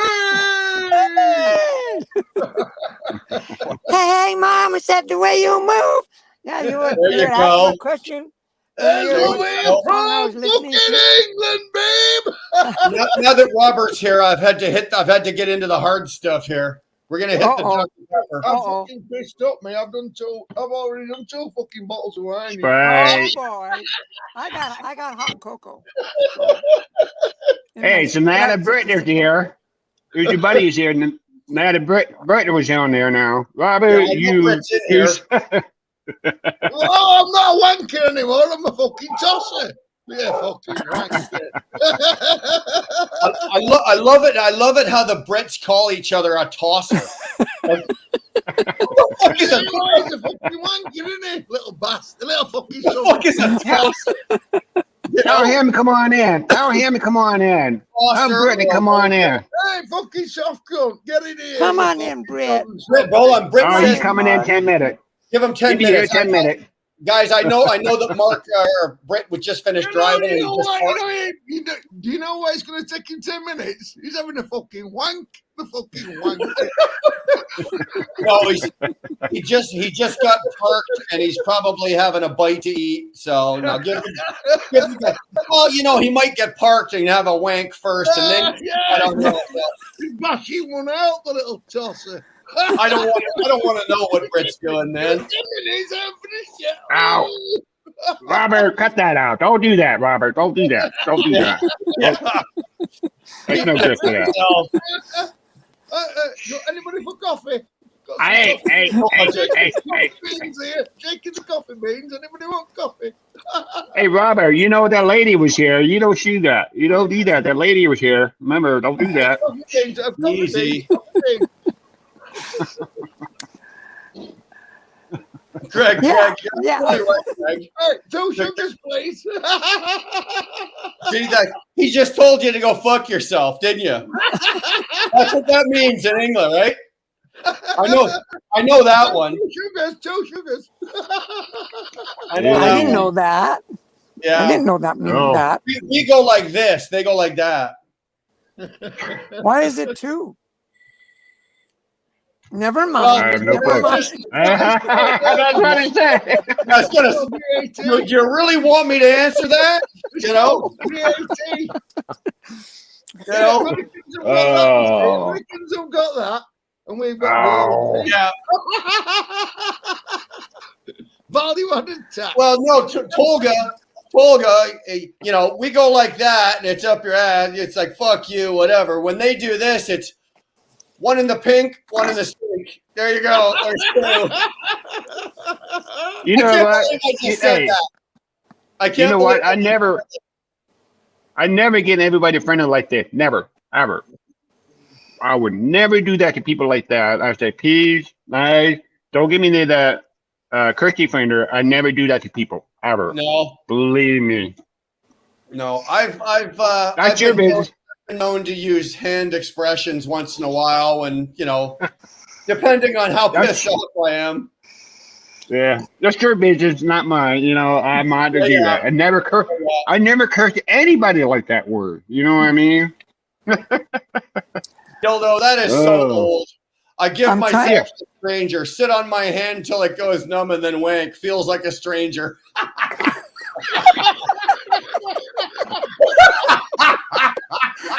Oh God! Holy, What? that is Holy hilarious. Holy smoke!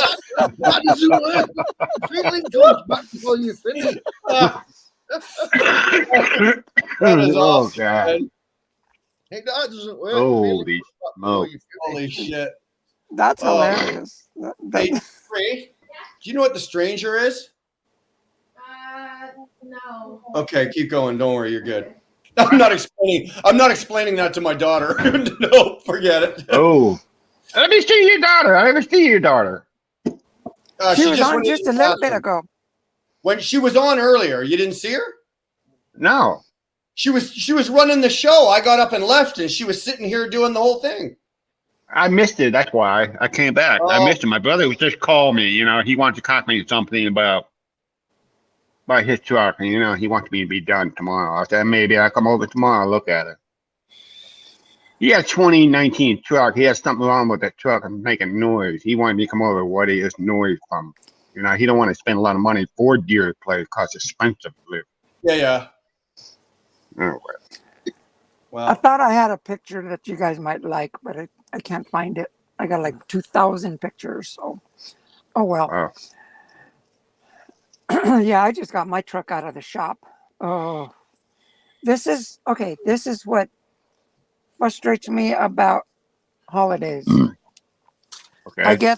I get there Wednesday evening before Thanksgiving. Okay, there I get it. You know, everybody's gonna go home for the holiday. Okay, well they're supposed to look at it on Friday. Well, nobody looked at it on Friday. Then the weekend comes. Well, then they're off again, and okay, now comes Monday. Is anybody going to go to work? Okay, they're going to work, but they finally look at it like Monday evening, about 5 or 6. But now they got to Yeah. order parts. So Yeah. now, What kind of truck? It's a 379 Peterbilt. And it Okay, has a 79 feet 2000 about. Okay. Yeah, no, not 79. 379. It's a 2007. Well, now it's ready Monday, and they finally look at it, and they find a few things wrong with it, and I gotta, because D&E ordered some parts when I'm supposed to get there. They haven't got them yet, so they just transferred them over here to Peterbilt in Albuquerque. Okay, so that took a while, but then there's other stuff going on.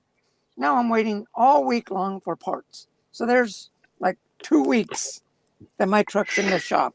Yeah. I'm like, come on, you know. And then finally, when I get going, I don't know if you guys knew, but where I had my dually stored, I parked it. I couldn't get out because the automatic gates don't recognize me. I need to be a vehicle. Yeah.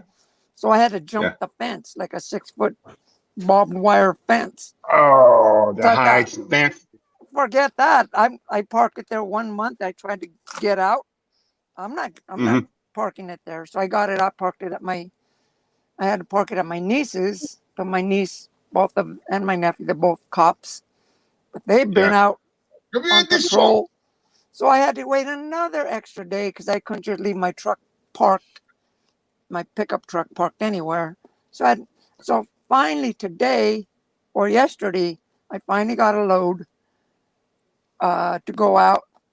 Not making nothing. I just got to get out of Albuquerque because there's nothing coming out of Albuquerque on a Friday afternoon. So basically, I'm running out of it there on my dollar that I don't have. Not to mention my bill was about $5,000. How long you been out of it? How long you been out of the truck? 2 weeks. Yeah, 2 weeks. Fuck. So yeah, You be short. You be short pay. I know you want to take the truck and get the road. I understand that. You know what? Sometimes with me, or well, I've had in the back and happen is, it's not the repair the repair bill that hurts me. It's the fucking loss of revenue, right? It's you know, if I'm down making no money. down for 7 days or if I'm down for 6 or 7 days, that's a loss of $8,000 or $9,000, $10,000 worth of revenue, right? Right. That sometimes the repair bill is only $2,000, but you're down for fucking 7 days. Dottie's down for 2 weeks. That's what, $15,000.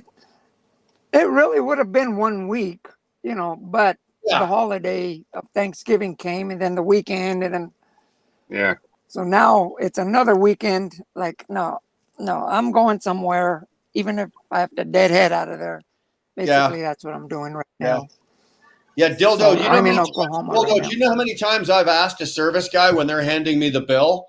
I've looked him right in the eye, and I've had to say to him, it's like, you know what, you could at least, you could lube that up before you fuck me with it, because and they just don't care.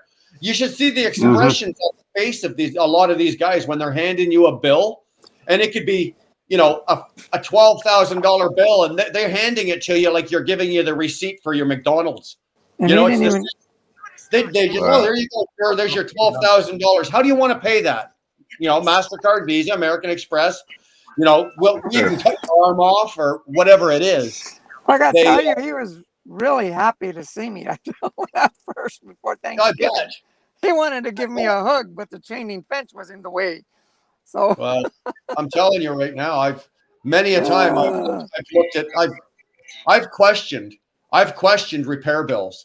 When they hand me a bill for $5,000, I don't leave until I go through that bill. Yeah, that's what he's got. She's got a 379. Has anybody heard the tune? It's a song by Tony Justice. No, I've never heard it. Tony Justice? Yeah, listen. Who's Tony Justice?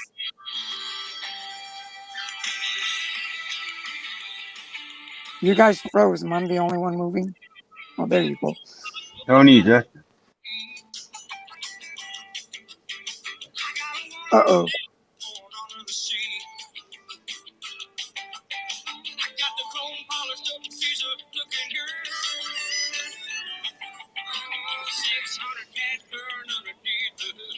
I'm gonna write that down. Hold on, Robert. It's called Tony Justice. I think it is. I'm gonna write that down with my brand new Wheelburner pen. I have one. I actually got myself a pen. Hold on. No, Peterbilt. Tony It's okay. I'm probably going to have to get going soon because my tablet is not working right. It keeps freezing. Yeah. What happened? What'd you do? Well, Nody, when you It's old. down the road now, you can put really? Tony And Justice my on. phone works great, but I can't see. So Yeah, your I'll phone's probably good. come back. I'll probably come back with my glasses on. Okay. Yeah. All right. All right. See you in a bit, buddy. I like the one that's on Kid Rock or Rock Kid. It's called Born Free. Never heard that one? Yeah. Oh, I love that song.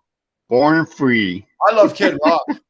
I love Kid Rock. Yeah. I will listen to Kid Rock all day long. Yeah. Who Special said- had a video. Special had a video with that truck is Born Free. He had a video about the truck, a tractor trailer. Did you see that one? Yeah. Oh yeah. I've seen all of. Oh, I've seen that's all of his beautiful.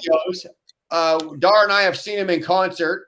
And if he like he doesn't do a lot of touring in Canada, but when he does, we definitely come here. Mm. I never go to concert in my life. Never. Ever. I don't know why. There he is. Look at his name. Look at his name. There's Britt. Yeah, Yep. Robert. Yeah. Robert is a northern bastard. Look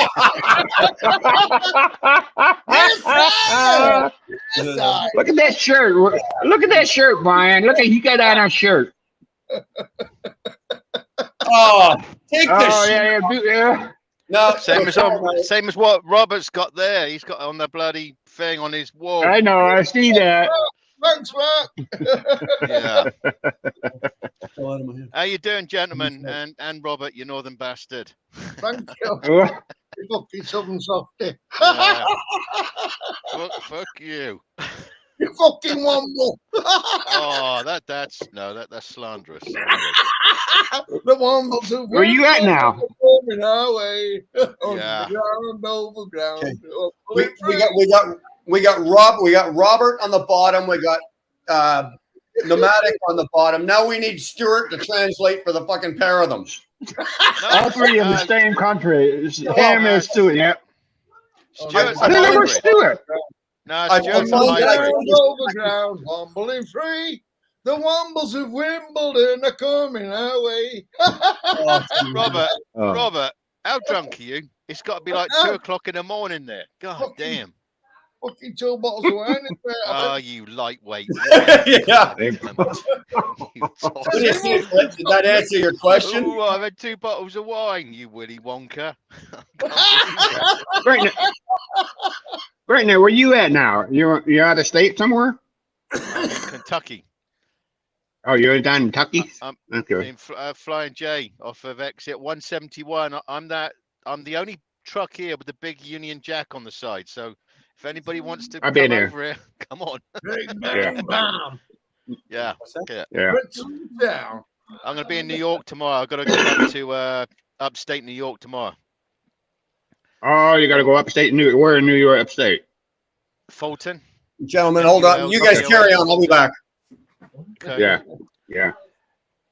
Well, you take all the way up at 81, or you got to take it 80 all the way up? I'm going to. I've come up 75. Right. 75, and then I'll join up with 80 eventually, and then go across the top. Okay. Because you can go through the Yeah. other way, but I don't want to go through Virginia and stuff like that. Not with a fully loaded Yeah, I know tanker with no baffles. It's no fun. Yeah, I know what you're saying. I know what you're saying because of the pain in the air. Yeah, so I try to stay on the flattest roads. It's about an extra 30 miles, but it's worth it.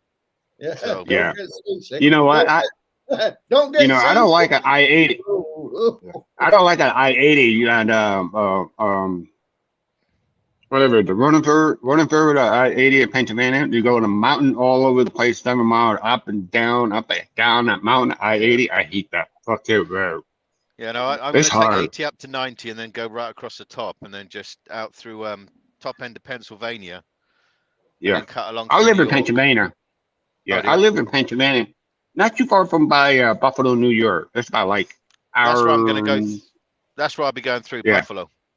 Because that way, then it's like I say, once I get onto, well, from here onwards, it's pretty much flat. You can just stick your foot into the floor and go. Yeah. You know where 90 and 79, I-90 and I-79? Right there, That's I right. live right here. That's what I Right. live right there. That's Erie County, Pennsylvania. That's where I'm from. That's where I come through. I go take Yeah. 90 just above that 79, then go straight through to Buffalo, and then up to Yeah. eventually all the way down to, I'm trying to think where I go. I've done this run about 3 times because it pays.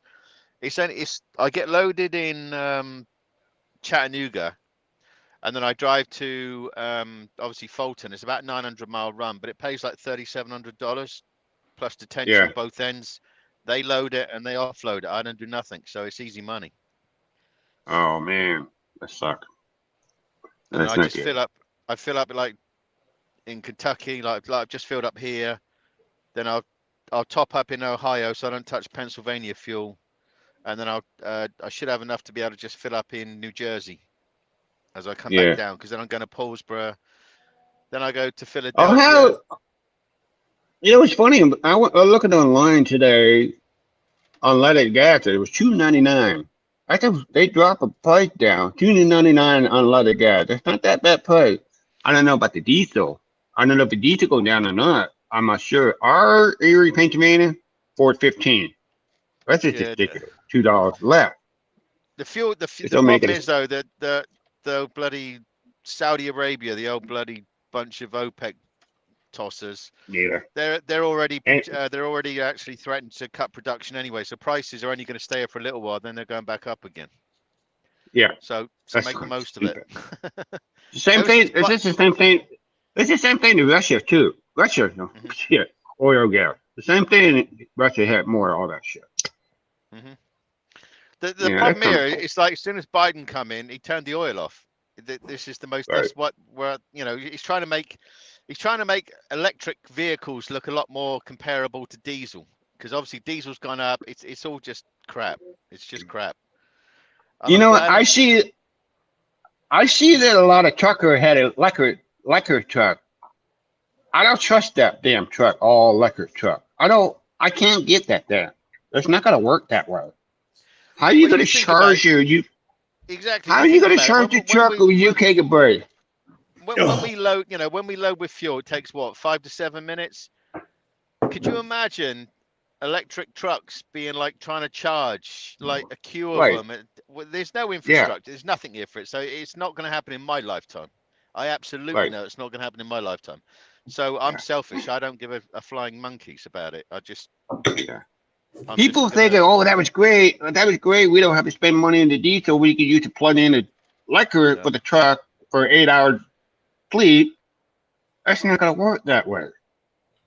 Well, how as well? Exactly. I mean, how do you run an electric vehicle in the harshest of winters, like in Canada or the top end? The batteries are going to, I mean, there's nothing there to support any of this. This is all just a fad. So that's what it is to me. It means absolutely.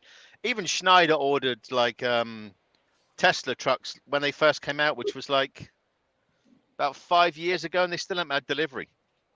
So Wow. they've been in order for 5 years, and Tesla still can't say when they're going to produce the truck properly. So, like I Oh, said, wow. to me, the stuff that I'm doing at the moment and where I'm taking my life, it's not going to get electrified. So Right. Right. here's the young lady. Here's the young lady. So Robert, watch your P's and Q's, buddy boy. I'm back. Fucking something. Ah, you know that bastard. What you eat, Brian? Ether? No, the Christ, the, Brian's on son-in-law, fire. the son-in-law went out and barbecued some chicken. So the Oh, the that's family nice. had dinner while I've been doing this. So they've all out there eating, right? And I'm like, I'm sitting here talking to you, and I got this real Smelling nice smell. Yeah, right. So I just had to go. What I did is I grabbed a couple of chicken breasts, threw them Oh, in the that's bowl, not put salsa all over them, and then covered them in cheese, and then melted the cheese and sort of like made like a chicken salsa, whatever you want to call that, right? Disaster. Wait, hang on a second. Hang on. What was going on? What's going on? You got up Sunday morning, your wife was cooking, smelled like a stink of fish. Remember that one? Sauerkraut. Sauerkraut. That's what we call a grumpy German. Grumpy German. Fucking German. I remember I looked at the video and I started laughing, cracking hell, and oh man, my stomach was hurt. I laughed over you cockers. Did look at my wife cooking. They smell like a goddamn stink. I smell my bedroom. I smell my room. 21. It's not. He should have said a grumpy German. The whole house. And it was a goddamn stink. It was for me. It reminded me of when you've got babies and they've got that yellow baby poo, that real bad That's what it smelled like, man. The smell. Good God. Like a I poop. can't even imagine how that smells. I could It just was smell like fucking- and burnt then she finished cooking it something. all up, and she's sitting there eating it, and I'm doing this. I'm like, "Whoop, whoop, whoop, whoop." Absolutely disgusting. Yeah, That's- she said, we stay. That's Shannon. When she stayed for you, it says, I was staying for lunch for you, Brian. Remember that one? Well,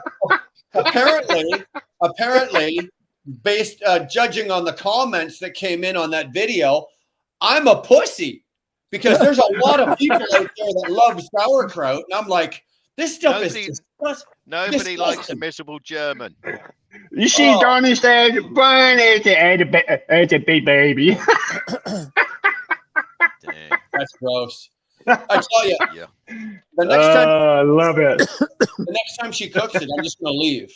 Right? I'll go to McDonald's and buy a McMuffin or something. I am not smelling that.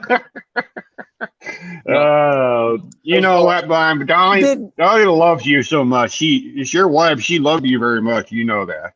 Yeah, I know that. But that's one of those times. That's one of those times where, you know, for all the times that I fucked up and she didn't get the apology or she didn't get the flowers, that's how she gets back at me doing shit like that. That is so. Oh. Well, hold on. You don't get the flower. You Pick it up. Dar just said she's eating healthy and Brian can't handle it. Well, he's right to a degree because she's doing the keto, right? So there's a lot of the foods and a lot of the stuff that she's eating. I won't. No, I mean, like, no, I'm not eating that, right? I tell you, you make me laugh, Brian. I'm sorry, you make me laugh. Sauerkraut. Yeah, I would laugh It's not like crazy. sauerkraut, it's miserable German. Yeah. Let me just put that.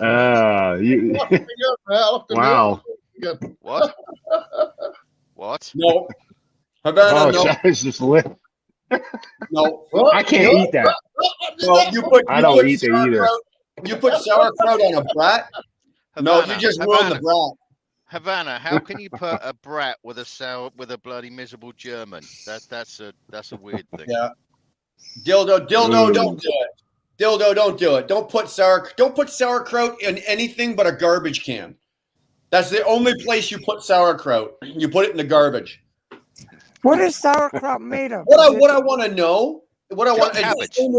It's the Cabbage same and mustard or what? Yeah, it's like pickled. Oh, It's like pickled cabbage.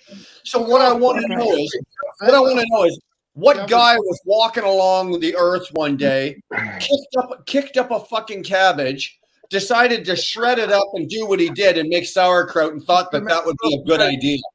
Blame the Amish. Is that who did it? Somebody They do a lot of that. somebody The Amish did do a it. lot of that stuff. So blame the Amish. Well, I'll blame My the I'll wife- blame anybody. My wife make a sauerkraut. You cook it, not to smell stink, like a water sauerkraut. You know what I'm saying? With the plastic bag where you break it out. You usually put that like a hot dog, sauerkraut with the hot dog with the bun. It tastes No. good. Not like Don Lee hat. Not what she cook around thing. Not that kind. The Well, other one is sauerkraut. That's the same thing that You know what I'm Havana's talking about. That's the same thing Havana's talking about, putting sauerkraut like on a bratwurst sausage. Are you out of your mind? You just ruined the sausage. Yep. Okay. Next. Well, I like Wow, myself. I like steak and potatoes and thank you. eggs and hash Thank browns and you. You know, food. when I come in off the road, my biggest decision is, do I want like steak? No, it's even better, Dottie, is steak and eggs for breakfast. Yeah, that's my favorite. Yeah. Steak and eggs is my go-to for breakfast. Absolutely. With hash We browns. do. Ate the breakfast, same thing. Yeah, you're right. We'll barbecue steaks the night before, and I always do an extra one for breakfast the next day. Always barbecue an extra steak, and then I'll pan fry the steak and warm it up a bit, get it nice and warm. Get some grease, some of the bacon grease, throw that in there, and then fry the eggs, and then you get the eggs like not over easy, but over medium. Yep, you take over the eggs, medium. you put them on top of the steak, and that you go to town, man. That's how you eat steak and eggs. That's what I like eat 'em. breakfast. I like ham, the steak. I can't have no sausage. Sausage is too strong, make me sick. It's too greasy for that. I like the ham and steak. That's all I eat with the breakfast. I bloody miss a full English breakfast. The last time I had a full English breakfast was about 10 years ago. Well, hold on, really? wait a minute. My favorite is like a nice prime rib steak with eggs over medium, with hash browns, with New Mexico Hatch green chili. That is the best. I mean, mouth watering with a nice hot cup of coffee. Can't go wrong with that. It's Stuart. Now Stuart is a hybrid because he's more of he's like the London overspill. Where's your shirt? Where's your shirt there? England shirt. Like Brian had one. I mean, not Brian. Brittany had one. Robert had one. We're happier. Where's your shirt? Shirt for what? Brittany, show him his shirt. A Union Jack.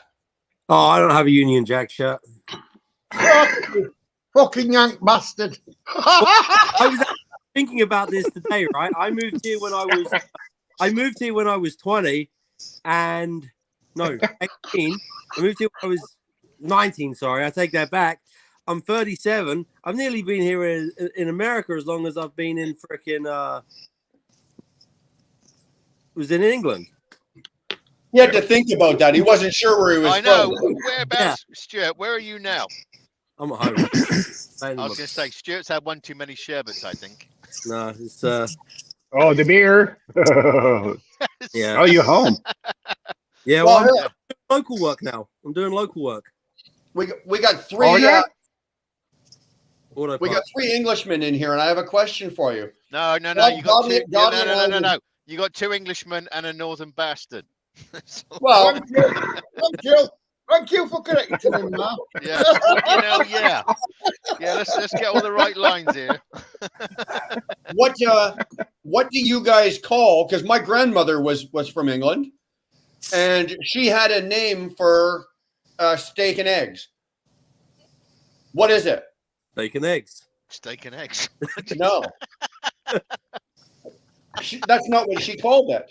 Oh, that's what She said there was a term for it, and it was called jockey on horseback. Have you guys ever heard of that? No. No. No. I bet you guys are fucking imposters. You're not real Englishmen. Yeah, we're all Germans. We're bloody Germans and Italians. You probably. They're Frenchmen. Is probably snuck in from Cuba. They're Frenchmen. Oh, Maybe I should have done to get my citizenship. You're still with the same company when you say local work? No, I started a new job doing. Did you? Yeah, auto parts with. oh, good. Out of the Corvette factory. Oh, good for you. That's just down. You don't have to worry about long distance anymore, huh? Yeah, it's W2 employee doing my thing. So far, so good. It's only been a week and a bit, so it's still. What do you do? Just haul auto parts. Auto parts. Oh, okay.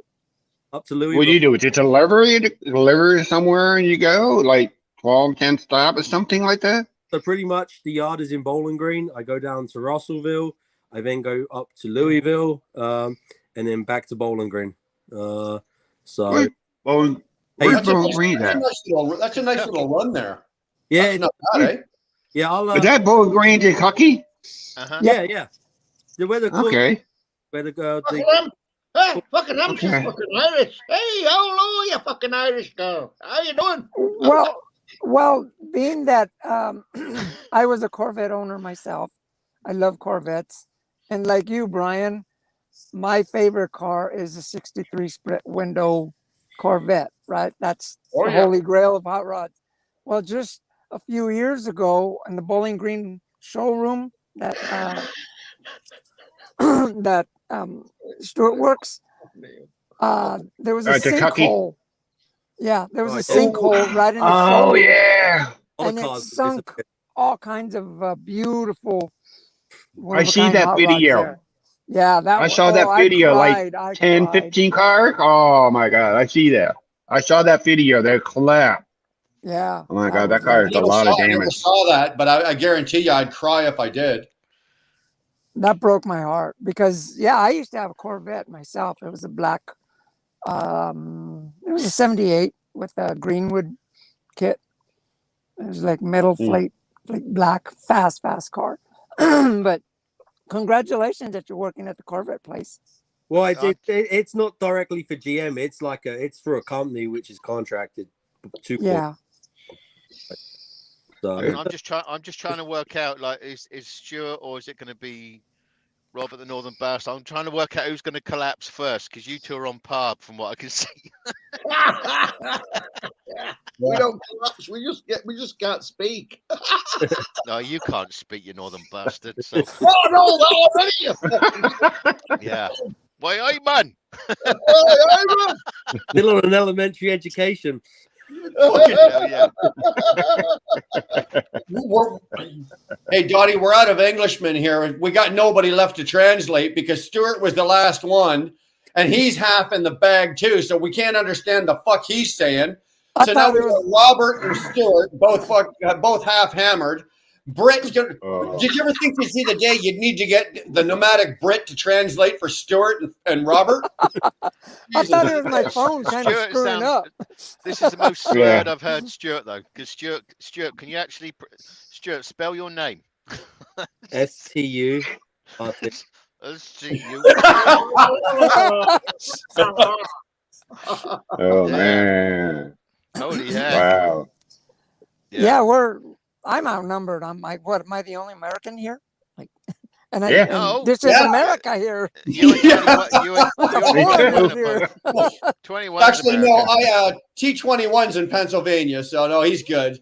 Okay, he's good. See, I have 3 nieces and 1 nephew living in England. I told Brittany about it. I have 3 nieces and 1 nephew who live in England, but their mother lived there. Mother was born in England. My brother was married her. He was in the United States Air Force Base for 28 years. He was living in England for 28 years. England? Yeah. England. Air Force Base. Did you say England? Yeah. Or England? No, where you live now? Like a lot of the England, the American Air Force bases are in. It's hard to say a word. Yeah. England? Did you say England? England, Robert. England. Yeah. England. Thank you, Brian. Man. You know what?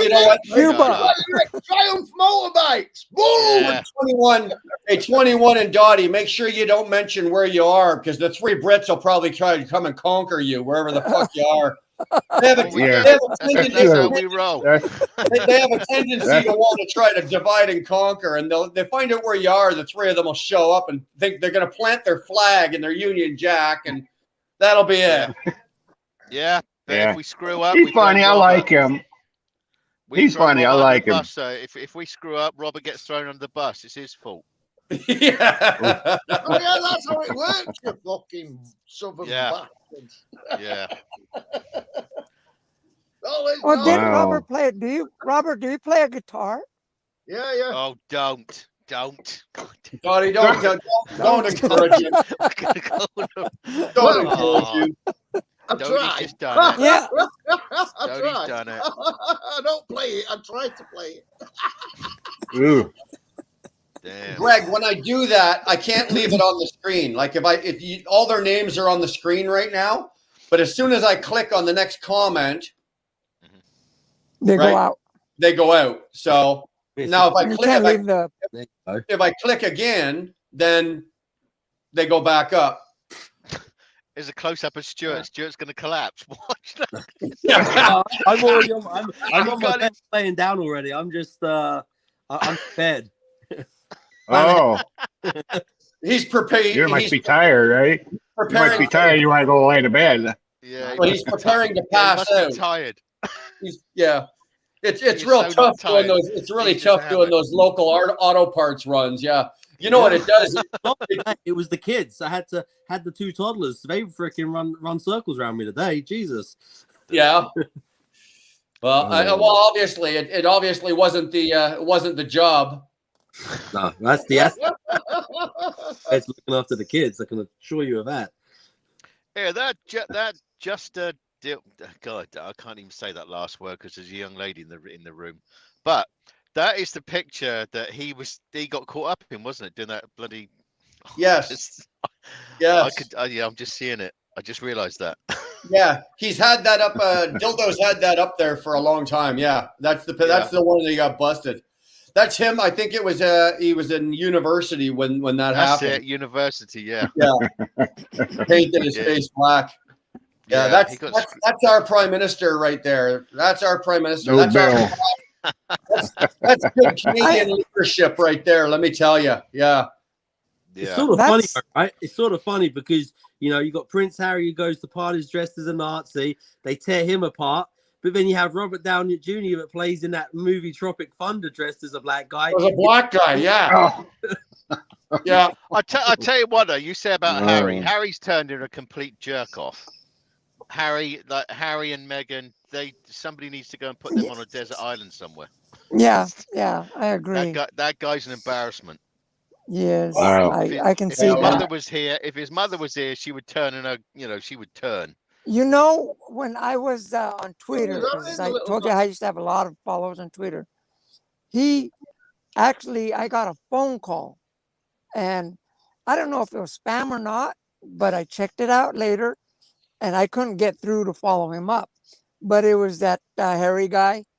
He was calling me if I would donate for some charitable fund. I'm thinking, no, what are you talking about? Who is this? And I just hung up on him. Yeah. Be careful. They're scamp. They want the money. That's scamp. I got a lot of phone calls. They begging me.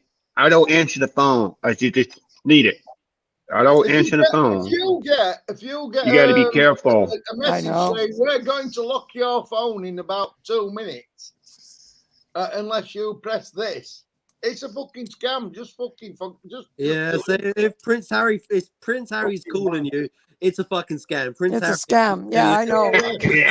Yeah. Well, it's definitely a scam with that fucking ginner. Well, the reason why I just freaked out on it because Harry's Captain Hewitt's son. Because I used to have this newsletter going on, right? Yeah. And the First Lady Melania Trump. She didn't call me, but she's following me on Twitter, right? And I freaked out on that. So I checked it up. I followed up, did my research. And sure enough, I was on her list of followers.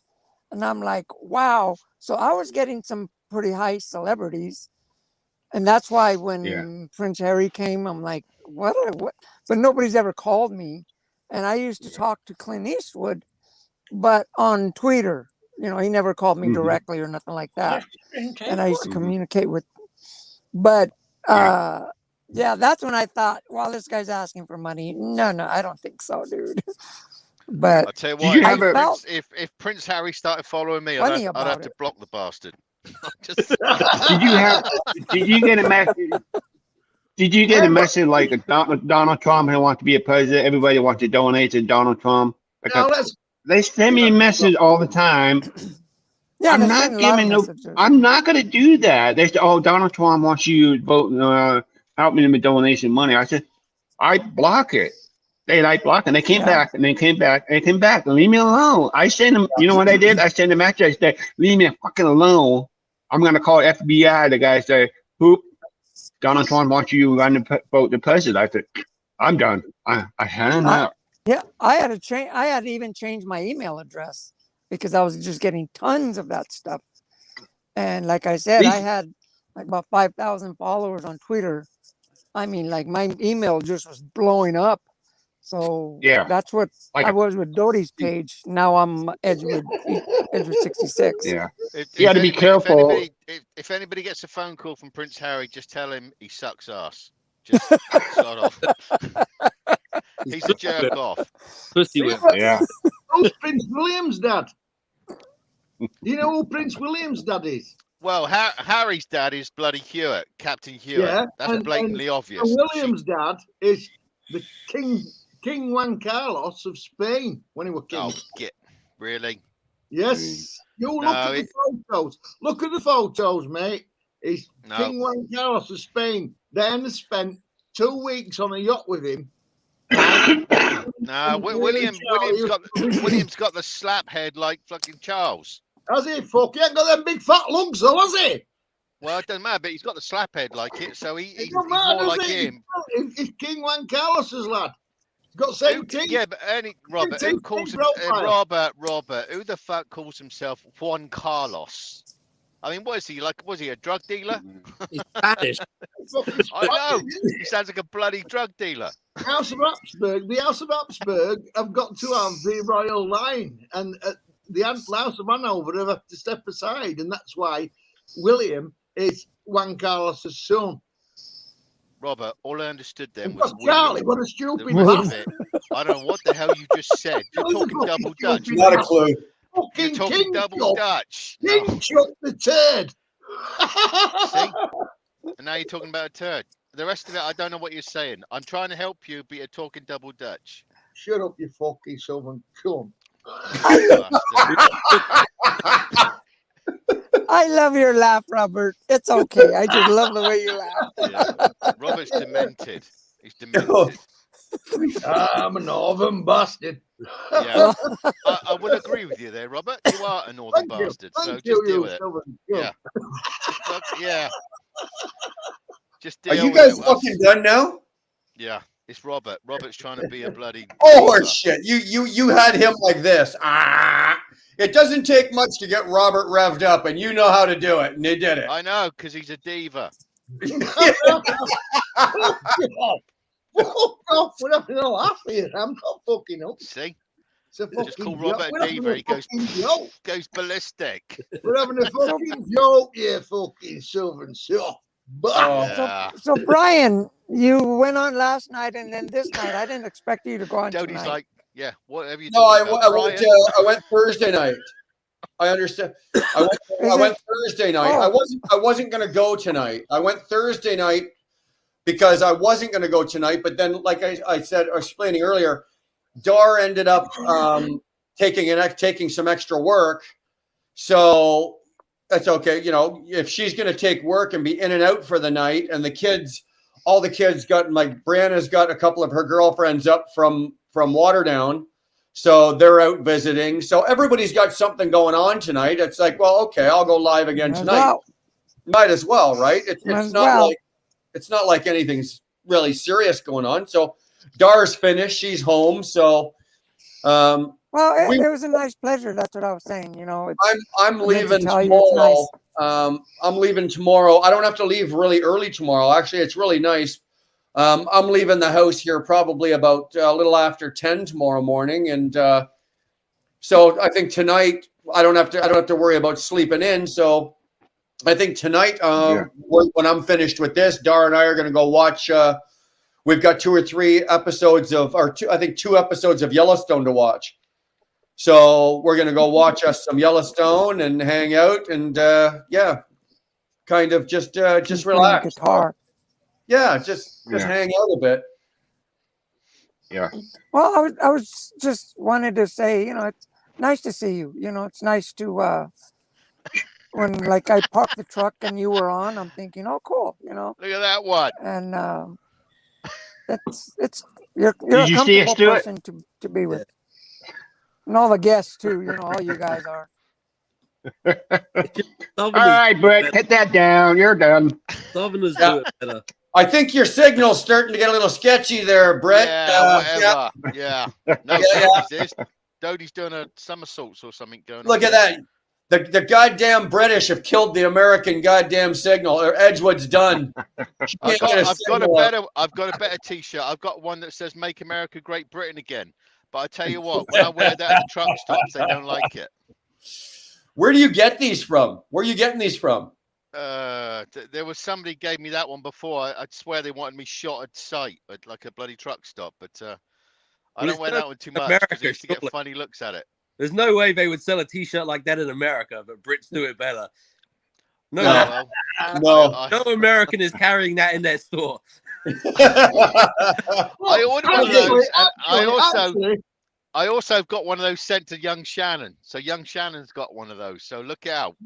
Actually, Mack Trucks named their truck after the British because they thought their truck was the toughest truck in America, so they called it the Bulldog after the British Bulldog Brits. Yeah, were they ever wrong? And that is true. Yeah, that might be true, but Bulldog Mack. the Mack truck isn't the toughest truck in America. I can guarantee you that. Well, it was when they called it that. Yeah, back in what? Back in what? 1972. Renault, that fucking French bought it back in 1990s and fucking ruined it. And what Robert is saying to young Brian is, "Fuck you, I know what I'm talking about." Is that what that translated to? Yeah. Greg, have a good night, man. Thanks for stopping in. Appreciate it, brother. Who? Me one thing. Hold on a second. All right, hold on a second. Stuart, what do you think? What happened? What's going on? There's 5 people. You heard about that video? What's going on? About James Hensey. You heard all about it. What's going on? Don't you? Yeah. This is all messed up. Everything's messed up. Talk about Team Tiny. Everybody bitches Team Tiny. Everybody bitches Hensey. Everybody bitches Code. Everybody bitches who's the other one? Ice Steven. What's this going on here? It's They're fighting. Drama. It's drama. It's everybody else's business and none of mine. So let's say fuck it. I don't care. Right. You know why? NFG, they're all cocky bullshit. They're playing a game. Let's stop do that. Well, that's why I'm at the end of the day, 21, at the end of the day, who fucking cares? Yeah. I don't think, you know what? I don't care about who says what says what. And none of us really give a shit. I don't follow, like, okay, that's a lie. I'm not going to say that I don't follow because it does. If you follow other channels or you're in other circles, then you're naturally going to find out about it or you're going to hear about it. Yeah. But I don't go actively looking for it and I don't participate in it because you know what? I don't care. I don't care what Hensley did and I don't care who's hunting him. I don't care what the feud is and I don't at the end of the day I don't give a shit and be honest with you I really don't want it on my channel, so if it's all right with you guys that's right. I noticed from the American see what happened.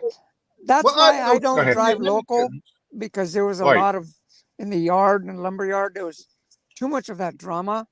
Just put me in the truck over the road and I'll go and I just do my own thing. What I've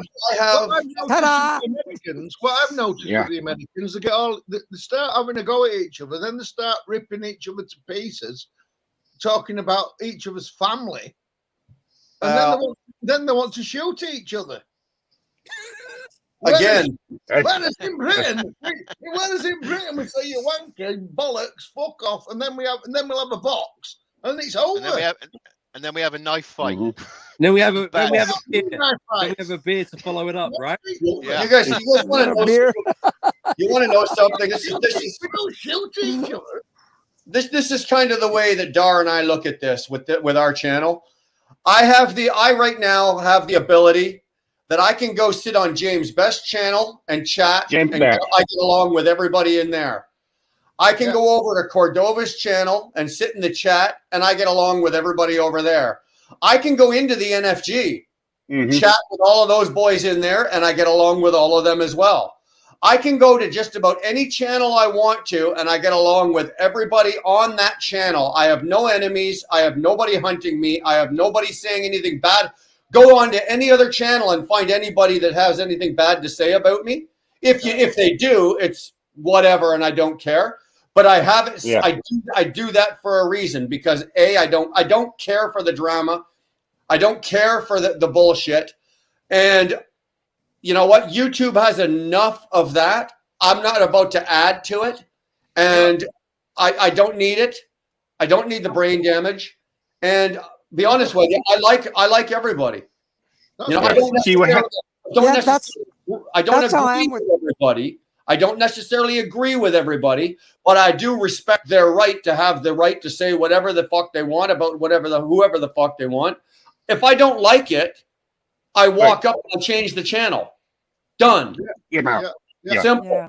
So Well, that- Yeah. See, like Red Hawk stopped YouTube. Red Hawk stopped YouTube because he got tired of everybody hearing this bullshit. Red Hawk don't like to hear people will talk about this.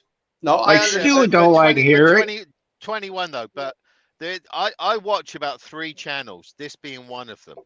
If you don't Right. want to get involved with drama, just watch normal Yeah. channels like this. You better watch. Yeah. my You don't need to just channel, you switch off fucking- completely. You just need Yeah. to just pick, I like you pick guys. your- I like all of you guys. Good swimming. You guys good, and not cursing, not a bad person. You guys Yeah. are all good. That's what we like. Listen, have fun, make it a story. That's what I like.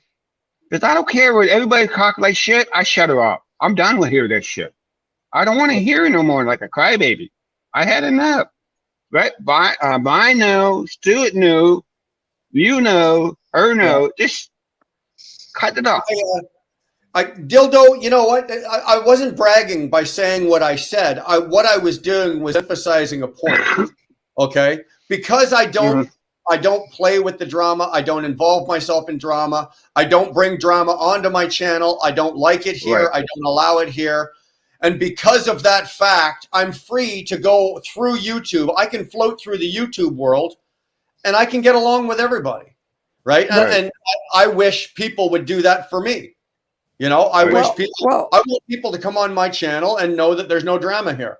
There's no bullshit. There's nobody talking about fucking killing anybody. There's nobody threatening to run down to Florida with a gun and shoot someone. There's Oh, there's God. none of that, and we don't want it. It's not Exactly.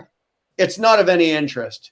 and one thing, Right. Brian, you're really popular. See, like me, I'm not really popular on YouTube. And that's good that you can do that. And like you, I like my channel. I just like to have fun with it. I mean, if Yep. I'm making people laugh, great. If I don't, I make myself laugh, Fun. if anything. For fun. And I For do fun. Have a daring choice. stuff. I sing and one time I complained. I felt bad, but I got the most views. I got like about 500 views on that one. I hated it because I was mad and I'm complaining Yeah. and Yeah. I finally just took it off. Like, forget that. I don't like it. And all We- my other ones are low views, but that's okay because I do it the way I want. It's you got to mold it the way you want. We And like- we Like you said, go ahead.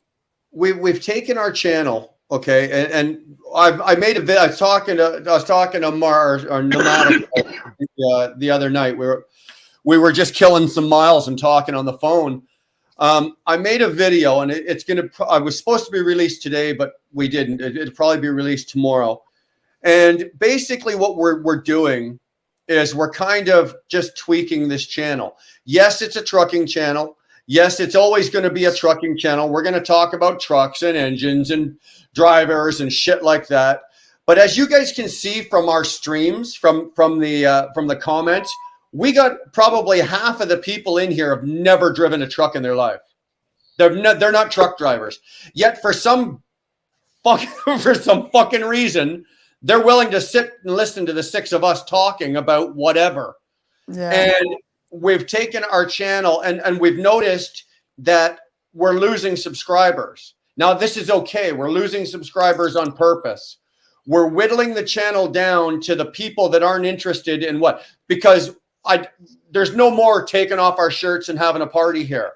There's no more, Well, Yeah. but there's no more, hold on, Dottie. There's no Hang more. on a minute. Hold on, Robert. No, don't do that. Robert. No, Robert. No. If you do, we'll take action on it. But there's no more of that. I'm not saying that we can't have fun and we can't laugh and we're going to swear and we're going to say stupid shit. Okay, that's what. Yeah. But the drama is not here. The stupidity. That's not to say that we're not going to say stupid shit. That's fine too, and I do mean that. But Yeah. what you're seeing on certain other channels the riffraff, the shit.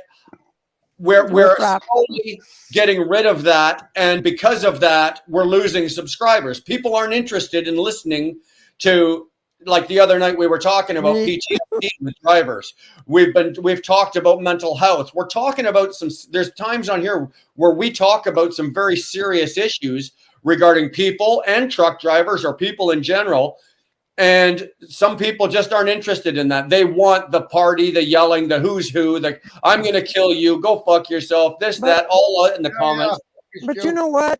The ones that's like weeding out when they don't want to hear that stuff.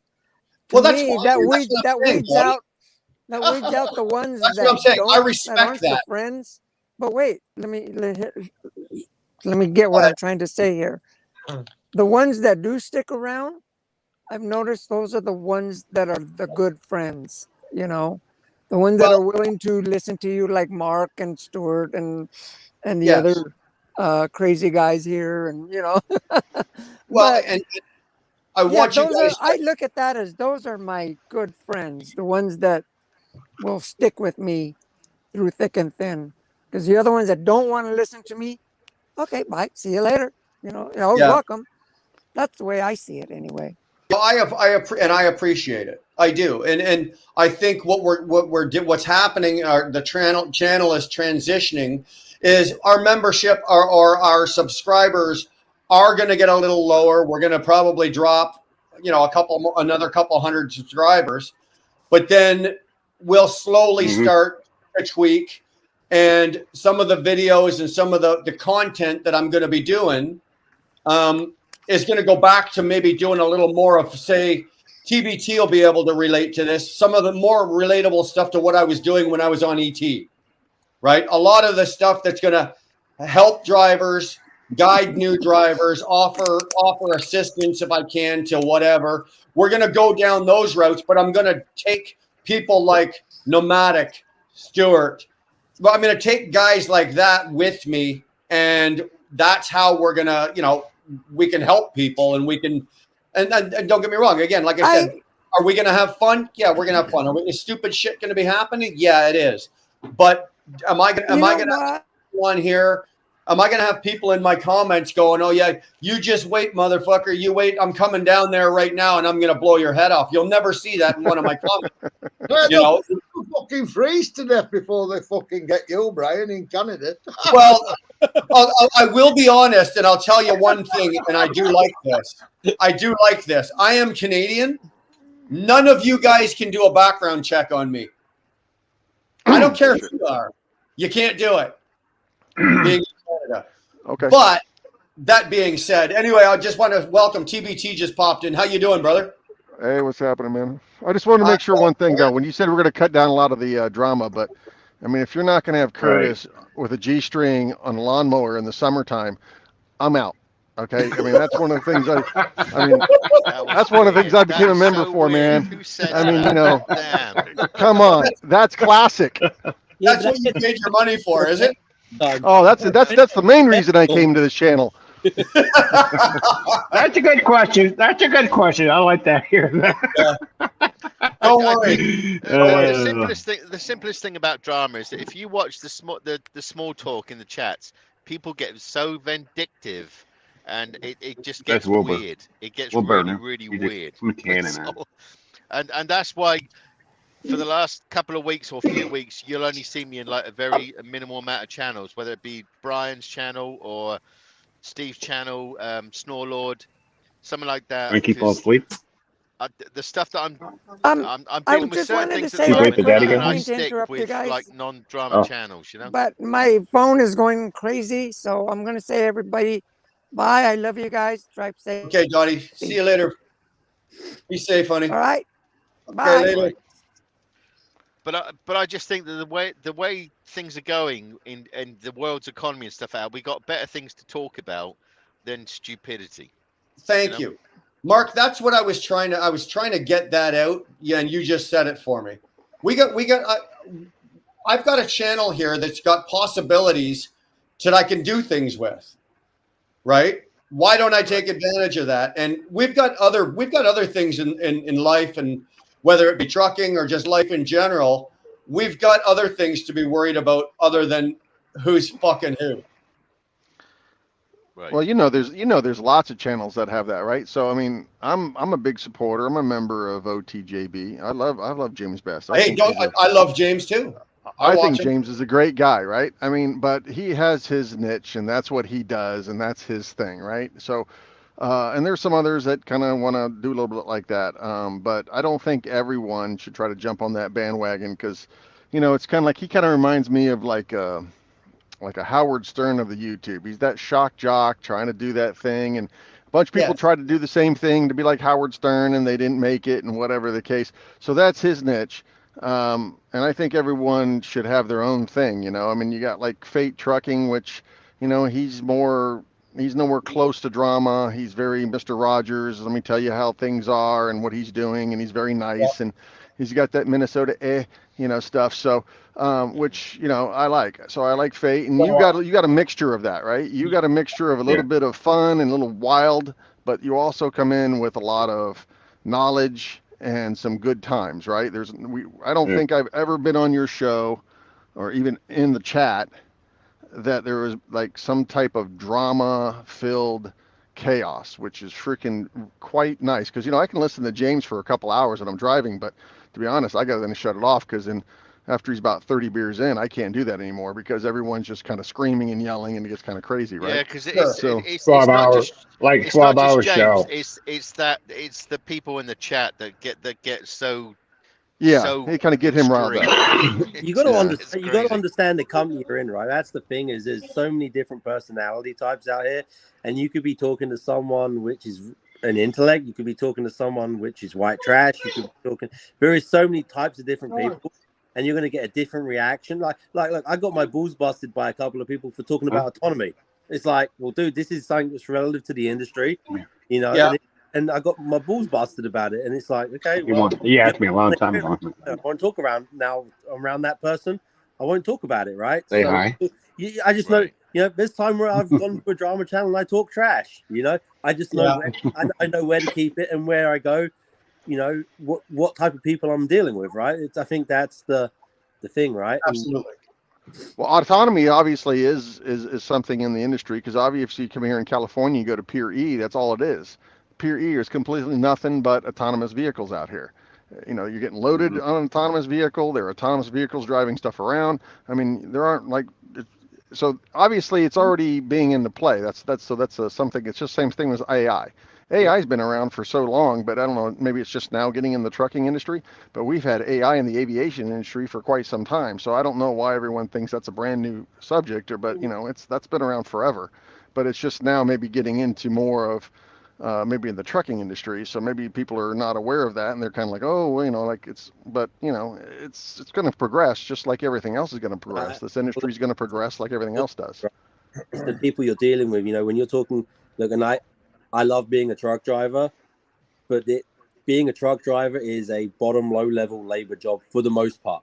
If you're driving a van, if you're driving a reefer, if we talk about oversized stuff like, okay, yes, a little bit more specialized, but for the most part, it's, there's not much thought that goes into it, and so maybe the type of people that it attracts maybe don't think outside the box. I mean, I'm just being real, No, I think you're right because what was it on Snorlord's channel? He had a live, I think it was Thursday morning or something. I can't remember what it was. And that was kind of like a lot of it was how the industry is seen perceived by the general public. And obviously when you're trying to escalate or trying to achieve a higher professionalism in an industry, you got to having the general public behind you does help if you're trying to get any political footing, right? So, because he asked me, like, what was your perception? Because obviously everyone knows I'm a rookie, so I've only been trucking for 90 days. So, and before that, everyone, I'm not going to get into that. Everyone knows what I've done in the past. So, but my perception of what truckers were is the same thing. I mean, I know it wasn't everyone. I knew that there are exceptions to the rules. I know but I assumed about 90% of the truck drivers were overweight, poor hygiene, foul mouth, uneducated buffoons. Right. I know there were. So, what's that? Robert I mean, I could, Oh, yeah. well, you know, hey, so he could be part of the 90%, whatever.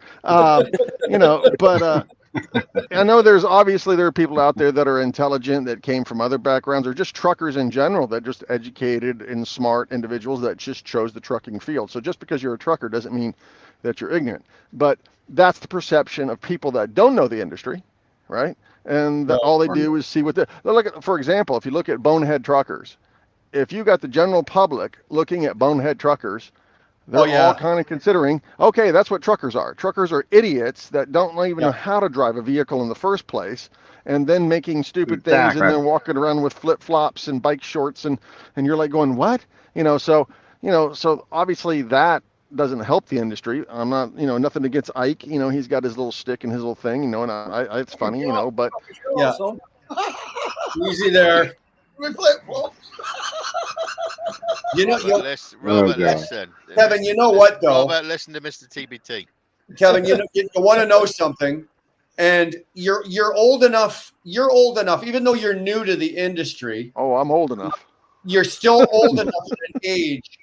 The perception of truck drivers today, that like you just very, very accurately described, is we are at the bottom of the totem pole these days. But the very sad reality to this is not even, I was going to say 20 years, but not even that far back. So let's go back, say 15 years ago. Dude, we were heroes. We were looked upon as heroes. Not like, we were gods or anything, but we were heroes. Like, every little boy wanted to be us. They wanted to be, what did they want? They wanted to be a fireman, a truck driver, a police officer, or whatever, right? That's what they wanted. They wanted to be a truck. We were looked upon very highly going back. You go back to say 20, 25 years ago, man, we were gods, right? We were rolling down the highway, gods, our hair on fire at 90 miles an hour, flames coming out of our ass, but we were gods. And as the industry has progressed through the 90s into the 2000s, it's not good. We are now, how did it go from being what we were and the way the public perceived us? Like I said, little boys wanted to be us. Men, the old saying, men wanted to be us and the women wanted to be with us. Right. And that's the way truck drivers were perceived back then. Nowadays, no, man, like you pull into a place anywhere now and they look at you like you're second-rate citizen. Like immigrants coming into the country right now in Canada get more respect than we do as truck drivers. That's horrible. If you look at the industry, right? So back then, when you were talking about, it wasn't a lot of them. It wasn't a lot of you guys, as in the sense that it is now, right? So you guys, you got into it either just by chance, or it was a lineage thing because your dad did it, and so on and so on. And you had that camaraderie where the fact that you took a pride. That's a good one. Thank you, ma'am. Pride and professionalism in the thing that you did. Work ethic is also one, that's there. Respect for yourself. Wonderful. I got my missus over here pitching me freaking stuff. But in general, it's the same thing as in the industry where we were, in corrections and law enforcement. It's changed quite a bit from what it used to be, because when you got in it for a reason. You were there because you wanted to serve the public and you wanted to do that kind of thing. And then people started getting into it because for other reasons. So back on the trucking, it's the same thing. Everyone said, oh, this is the dollar. Let's jump into trucking. Let's jump in the trucking. But if you look at the people that's out here, I'm sitting in this TA and I'm freaking, just watching all these people walk around that look like they rolled out of bed, and they just freaking, it just seems like they have no respect for what they do. You see the way they drive, you see how they're driving, you see what they're driving, and not the per se of, if it's an older truck, there's no shame in that. But if you look in the interior, it looks like it's a garbage can. So obviously you have no respect for yourself or respect for the profession, nothing else like that. And you're in whatever. So I think that kind of thing comes into play when you get so many people flooding the industry, where you don't have enough people like yourselves, everyone that's on this panel that's probably driven for 15, 20 years or whatever, that pulled someone aside and say, hey, come on, let me show you how to do it. This is the correct way to do it. Like Brian said, every video we watched 8-10 months ago, a year ago, and we started researching this, was your video when you were with ET Transport about truck stop etiquette. And so we learned from you that that's where we take our break in the fuel area. So, we make sure that we're there 45 minutes. So, I mean, just like today, I mean, I was in the fuel stop trying to come into I was in the fuel stop and this guy's, I mean, literally 30 minutes, I'm waiting for this guy to move, and I almost got out and wanted to rip him out of the truck, but, she tells me, no, don't do that. And I'm like, okay, I'm going to wait here. What's that? That used to happen in England. If you were dicking about on the fuel lane, prepare to get a flipping knuckle in your face. Yeah. What Robert's trying to say is if you step there too long, you're going to get slapped. So. Yeah. Well, I almost slammed someone today. So, but I decided, I'll be the bigger person. I just stuck it in reverse and I went into a different lane. But, but that's what I'm getting at is basically in a nutshell is I don't think there's enough people that are really, teaching people the ways to do things correctly, right? I don't think our training, was basically drive and people just don't care. Some people are just look. I'm a big believer in this. If you look at the nice trucks out there, right, the people that jump out are usually the ones that are freaking dressed respectfully. When you look at you can have a brand new truck, but it's a piece of crap, right? I mean, it's dirty. It's not like there's junk up the inside, and that's the guy that comes out with an 8-week-old T-shirt on. And his flip-flops on it. I think there's something that goes hand in hand with the way you conduct yourself and self-respect and the way you conduct yourself in your business. But see, and that's the point right there where it's going to be difficult for the truck driving industry to progress in a way to get behind the public's view because of the fact of that. Yeah, I'll agree. Okay, now without coming off like an asshole, I'm gonna put this out there and I'm gonna say this, okay? And I don't want anybody to get the wrong impression. At the end of the day, I don't care. I'm just saying that so I sound good. But don't worry, Brian. We know you're an asshole. It's okay. Oh, thanks. Thanks. But and I'm speaking primarily from a Canadian standpoint, but I know that the United States has had this as well. We had in Canada in the late 90s, early 2000s, and then in the mid 2000s, it blew up. We had a massive immigration, right? We had the massive immigration from primarily India and Pakistan. And that's not a problem. I got no problem with that.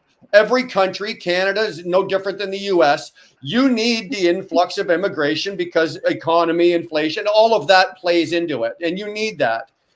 But what happened in Canada is a lot of the immigrants that came in were directed right into trucking, right? And they were blown in so fast that all the training regiments were blown out the window.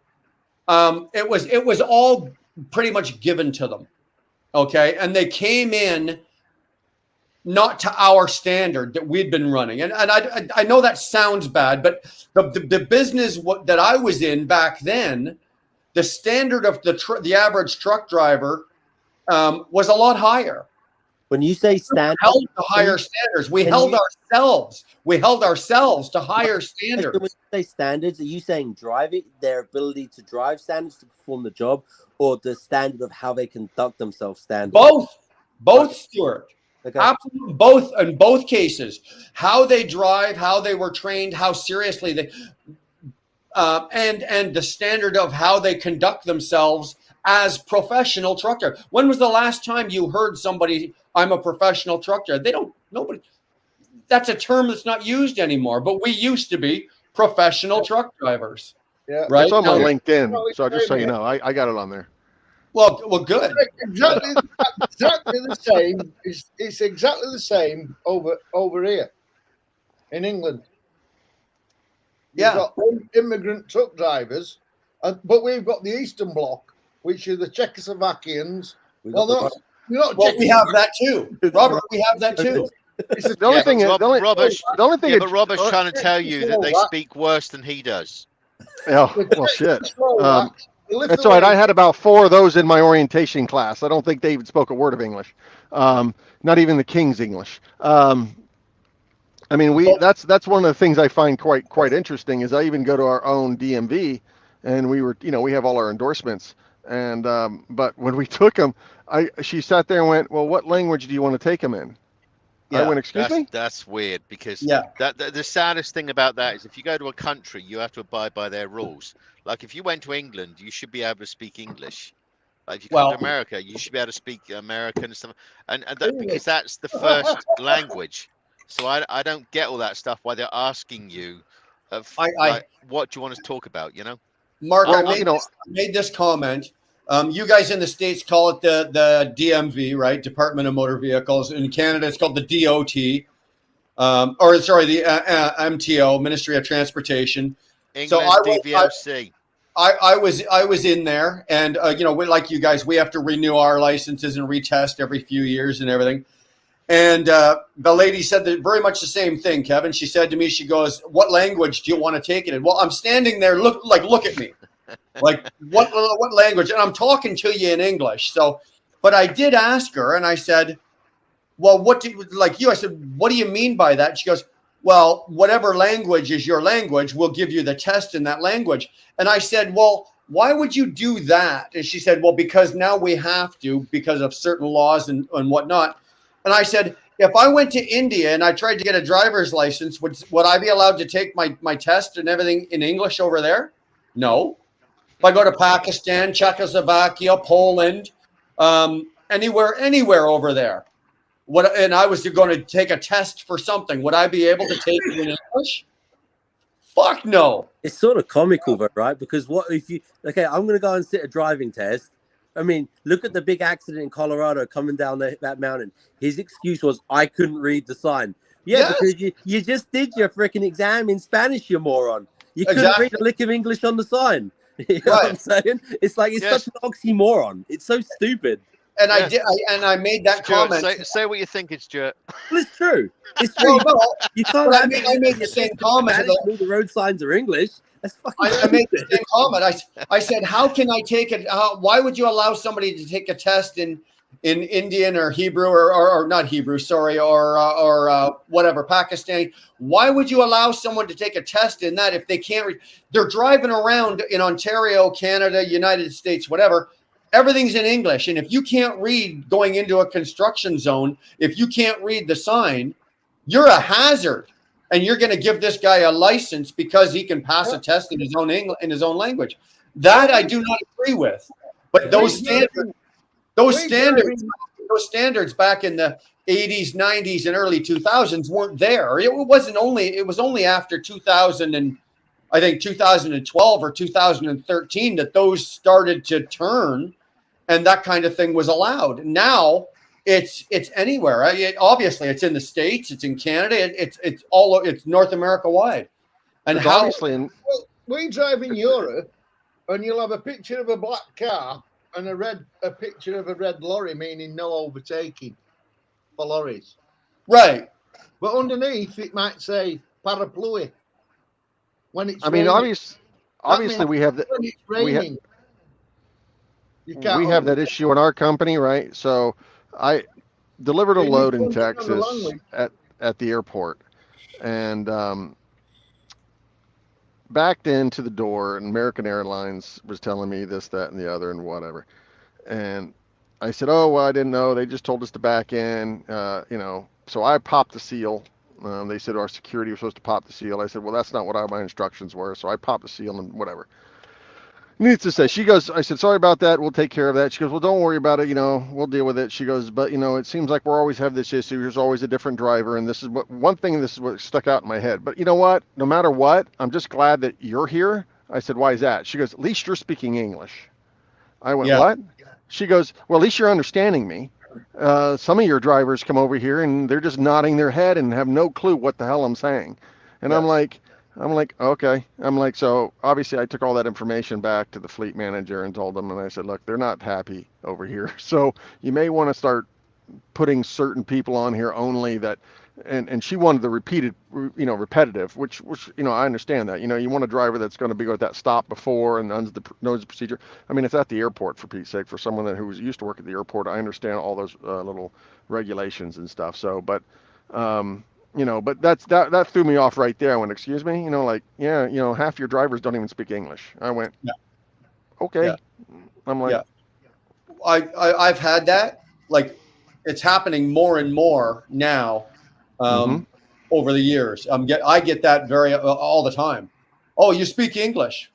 Yeah, I speak English. Oh, well, come on in here. Get over here. And it's not just, that's just one aspect of it. I've found I did flatbed for almost 16 years, and one of the very last loads I did, I was at Gerdau Steel, I think down in Georgia, where I was at the Gerdau plant, and all we were doing we were loading I-beams, okay, and there was two Indian fellas in the bay next to me, and they were already loaded, and they were throwing straps on these I-beams. Well, I can't in good faith sit there, let them do that, and leave with throwing 6 straps across 40,000 pounds of I-beams, right? So I just walked over and I said, "Hey guys, this is what you need. You need change. You got binders," and they had them. They didn't know how to use them. They didn't know that with this product and this material, this is where your chains go, how many feet apart. This is what you need to do. How to secure this load. If I wouldn't have said anything, this load would have been littered all over the highway at the first time this guy made a turn, because it would have sliced right through those straps. And this is the driver, and this is what we're dealing with. Now, do you blame these guys? No. Partially, yes. No. But who should be held at a higher level of responsibility? Who sent them there? Right? Yeah, Who sent them there? I'm with you. I think twofold, right? Twofold. The drivers should be responsible for themselves, because anytime you need to take responsibility once you're a driver, once you get your CDL, you all know that once you're driving, you're responsible. But as you're getting to, I'm assuming you're alluding to, is the fact that it should have been the company who hired them that should have trained them, because I think that's one of the hugest things I'm seeing, that the companies, their version of training someone is to drive and to get your hours so I can kick you out of this freaking training truck and you get in your own. Yes. I mean, it's there is none of that. Let me really show you how the industry works. I just want you to get that bare minimum that you need to get and get the hell out of my truck so I can get someone else in here to make more money or whatever the trainers do, and you go do your thing. I mean, I think we pretty much taught ourselves everything just simply by either osmosis, by obviously being around people and watching them, researching constantly, obviously listening to you, Wheelburner. We've took lots of advice from you. I've taken some advice from Bill. I've taken some advice from Chicken Hawk. I've taken advice, offline. So we have tried to basically dive ourselves into this industry and learn any way, shape, or form about what we're doing and how to do it. Because our company, I'm not bad mouthing them. I'm just saying I think they're like many other companies. They're just spitting the people out and hoping that you retained a little bit, and maybe you'll learn as you go. But as you know, that can kill someone down the line if you're not understanding some of the, I agree. They just had that lawsuit where a company, you heard about that lawsuit where the driver, they never checked his hub seals, and freaking hub seal just totally ripped off and freaking burnt out, and the wheel came off the tractor trailer and freaking slammed into a car and killed the guy. Yeah. Family sued the company and got like $7 million. Now at that one time they said, well, they weren't going to hold the driver accountable, only for the sense that the company couldn't prove they taught him how to do that. Didn't tell him about a pre-check. They had no paperwork to say that no, you should have done that as a CDL driver, but whatever. Exactly. So, but once again, it's to companies, they don't care either. They're not taking the ownership on themselves to get some of these drivers to start acting like real professional drivers, and then in turn, I think the industry would be much better. Think about this. I want you to think about this, Kev. Going back as far as, say, even 10 years ago, do you know that the driver, like when say, for example, a new driver came on with a company and they put that driver with an experienced driver and they did that, the failure rate was much higher, which is a good thing. Right. It's a good thing. The failure rate of guys failing within that first 90 days, when because back then, most of them, nowadays, they put you in a truck for 30 days or 3 weeks or whenever the trainer deems you to be good. Back then, you'd get into a truck with somebody and your trainer, and it was minimum 90 days. And if you required more, you'd get more. Yep. And the failure rate back then was actually higher than the success rate, which is good because it kept the standard higher, the industry standard for training. It kept it higher back then. Nowadays, it's not so. It's very much like you said, Kev, that they throw it all at you and hope that you retain just enough, the bare minimum, to get by. And my father used to tell me all the time, he'd say, you know, if you go to school and you get 51% and you passed, I go, well, that's a pass. He goes, no, it's not, because that means you didn't retain 49% of it. Well, if you don't retain if you get a 51% as a truck driver per se, and that means 49%, you're going to kill somebody. You're a hazard to yourself. You're a hazard to the industry. You're a hazard to the public. 49%, you're be gone. You see, I was lucky because my dad was a truck driver. And when I was 22 years old, 35 years ago, I went to Newport Dock and they asked me to load these 2x2 big timbers, and they had to be set back because we were only on 32 ton gross weight then. And you couldn't have because we only got short wheelbase units, it had to be set back because they were only 30 foot long on a 40-foot trailer. And there were great big timbers, like 2x2, about 30 of them, right? 30 foot long. And I said to the company, I can't load these because I've got no straps. I've only got ropes. Yep. Right? And they said to me, oh, yeah, you can, you're okay. So I rang my dad up. I said, Dad, am I all right with ropes on these timbers? He went, no fucking chance. And my dad rang the company because he used to work for them. That's why I got the job.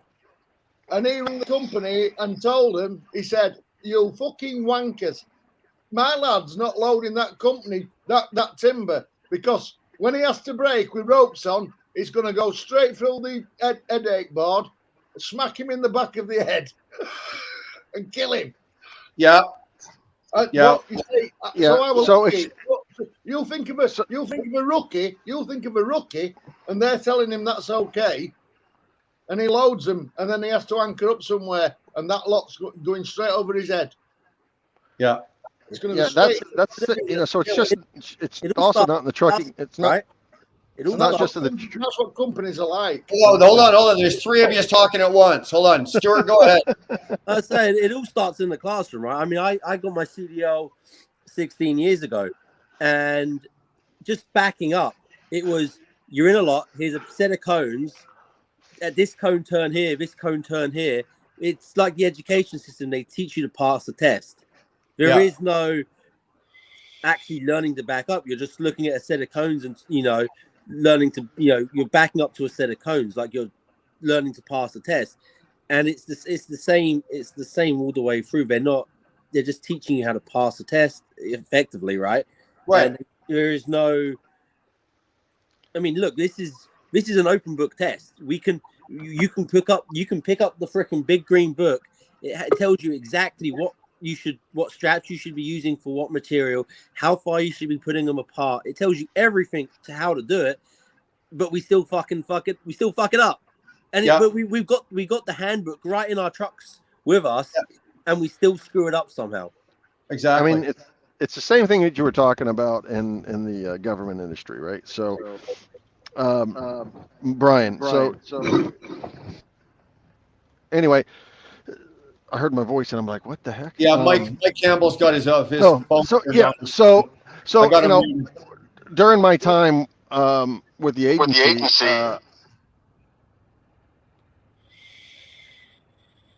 okay. Go ahead. Anyway, so at the time, you know, I was a labor director for the union for the national organization, and they would constantly, and this is what the government would do all a lot, and the same thing as what you were saying in the industry, how they lower the standards. They would have to come to me and say, okay, we're going to do a promotional process. You know, this is the process we want to do. And then 80% was the percentage you had to make for each phase to go on to the next phase. There's like 4 or 5 phases.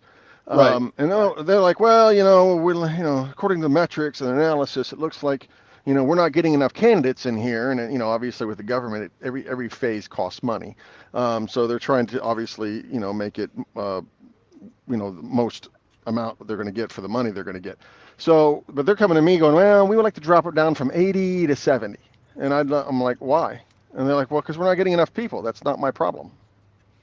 Like if the people aren't going to make it, then why do I want to lower the standard? And we have substandard people. And then I'm going to end up getting more involved with disciplinary issues because you're going to have idiots here that are supervisors that can't make the appropriate decisions. Then I have to get more involved again in this back and forth. It's a big, you know, it's a circle, right?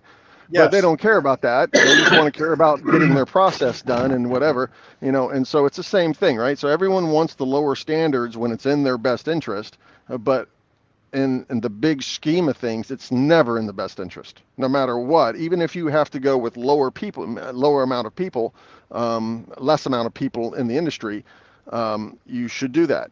I don't care for what reason. So you put more people that are more idiots, then you're just going to have more issues. So, but you know, that's just the way I guess the world works. So it is, but that's not right. No. Right. At the end of the day, now you're telling me the standard to which, whether we're, let's just say the safest or the highest possible standard for our industry is now being dictated by $1. You're telling me that our safety is now being dictated by $1. We've got a driver shortage. Look at that. That's fucking. This is fucking legit. Hang on, see if I can get it up. We call your CDL an XGB. So now they don't even need a drive. They don't even need an HV. You can fucking drive a car. You can fucking drive a truck. Yeah. You HGV drivers won't need to take a test if they drive a car. It won't be. Let me tell you something. It won't be long. I'm looking in the comments here. An IH guy. He's making some very, very, very, very valid comments.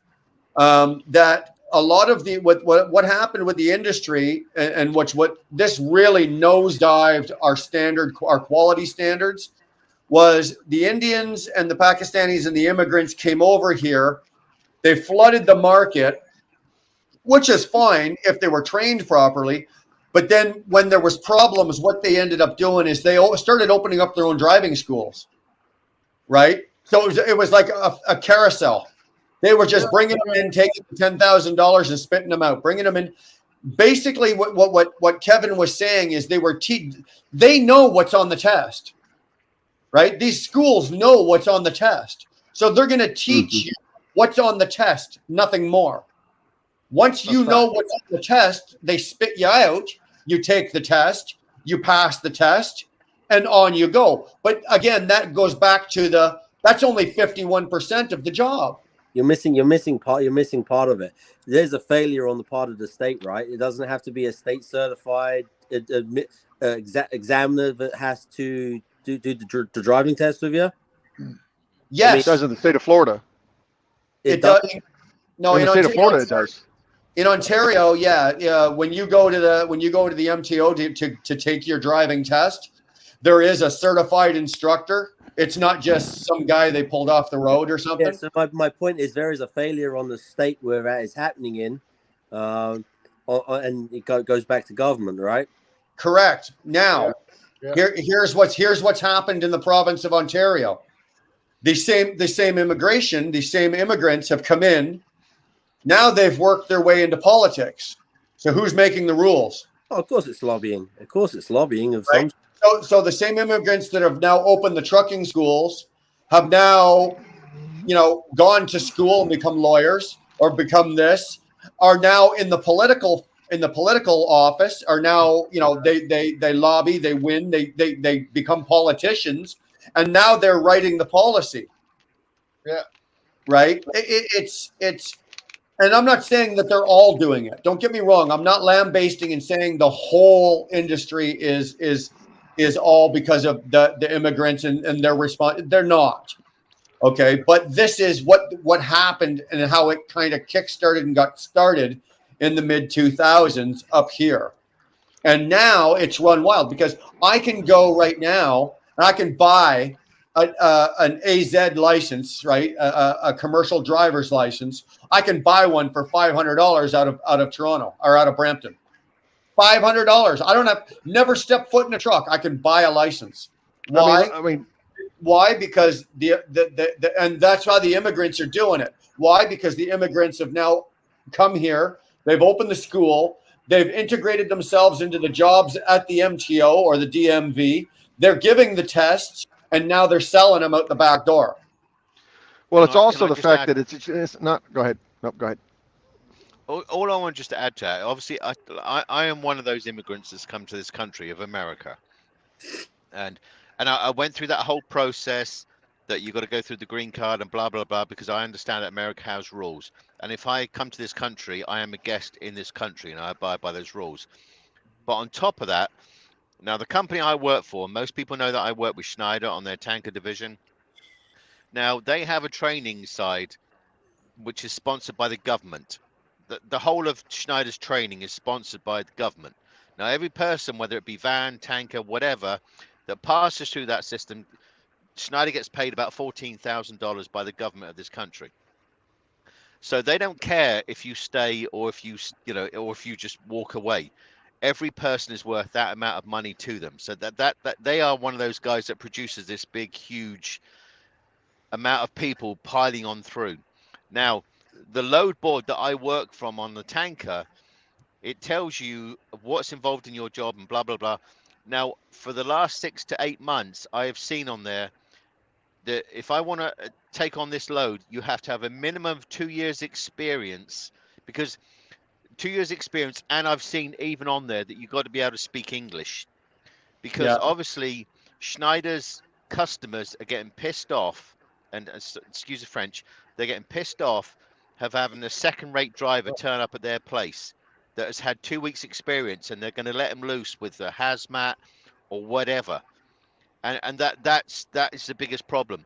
You get the big carriers that just push these people through, and that's what's diluting and creating so many problems in this industry, because that is what's up and coming. And I get people like on Schneider tell me, can you help this driver and stuff out? And I'm dealing with a bunch of idiots half the time. And it's scary because these guys are let loose, I don't think it's necessarily just big megas, and I think they're in all different sizes of companies that are doing it. It's at every single tier. Right. I think what's happening is, and then it goes right back. So, I almost thought about opening a CDL school after I ran the numbers of what the school made. And to be honest, this one school made $500,000 revenue monthly on CDLs. On how many people they were going through. They were 3 classes a week, 20 people in the class. We paid $6,000 a piece. So, anyway, added up. The overhead wasn't really that much. I mean, obviously, besides the tractors and besides that, in a few trailers, I mean, you're in a freaking parking lot that you pave, which is a little bit up there. But, once that's done, the overhead's over with.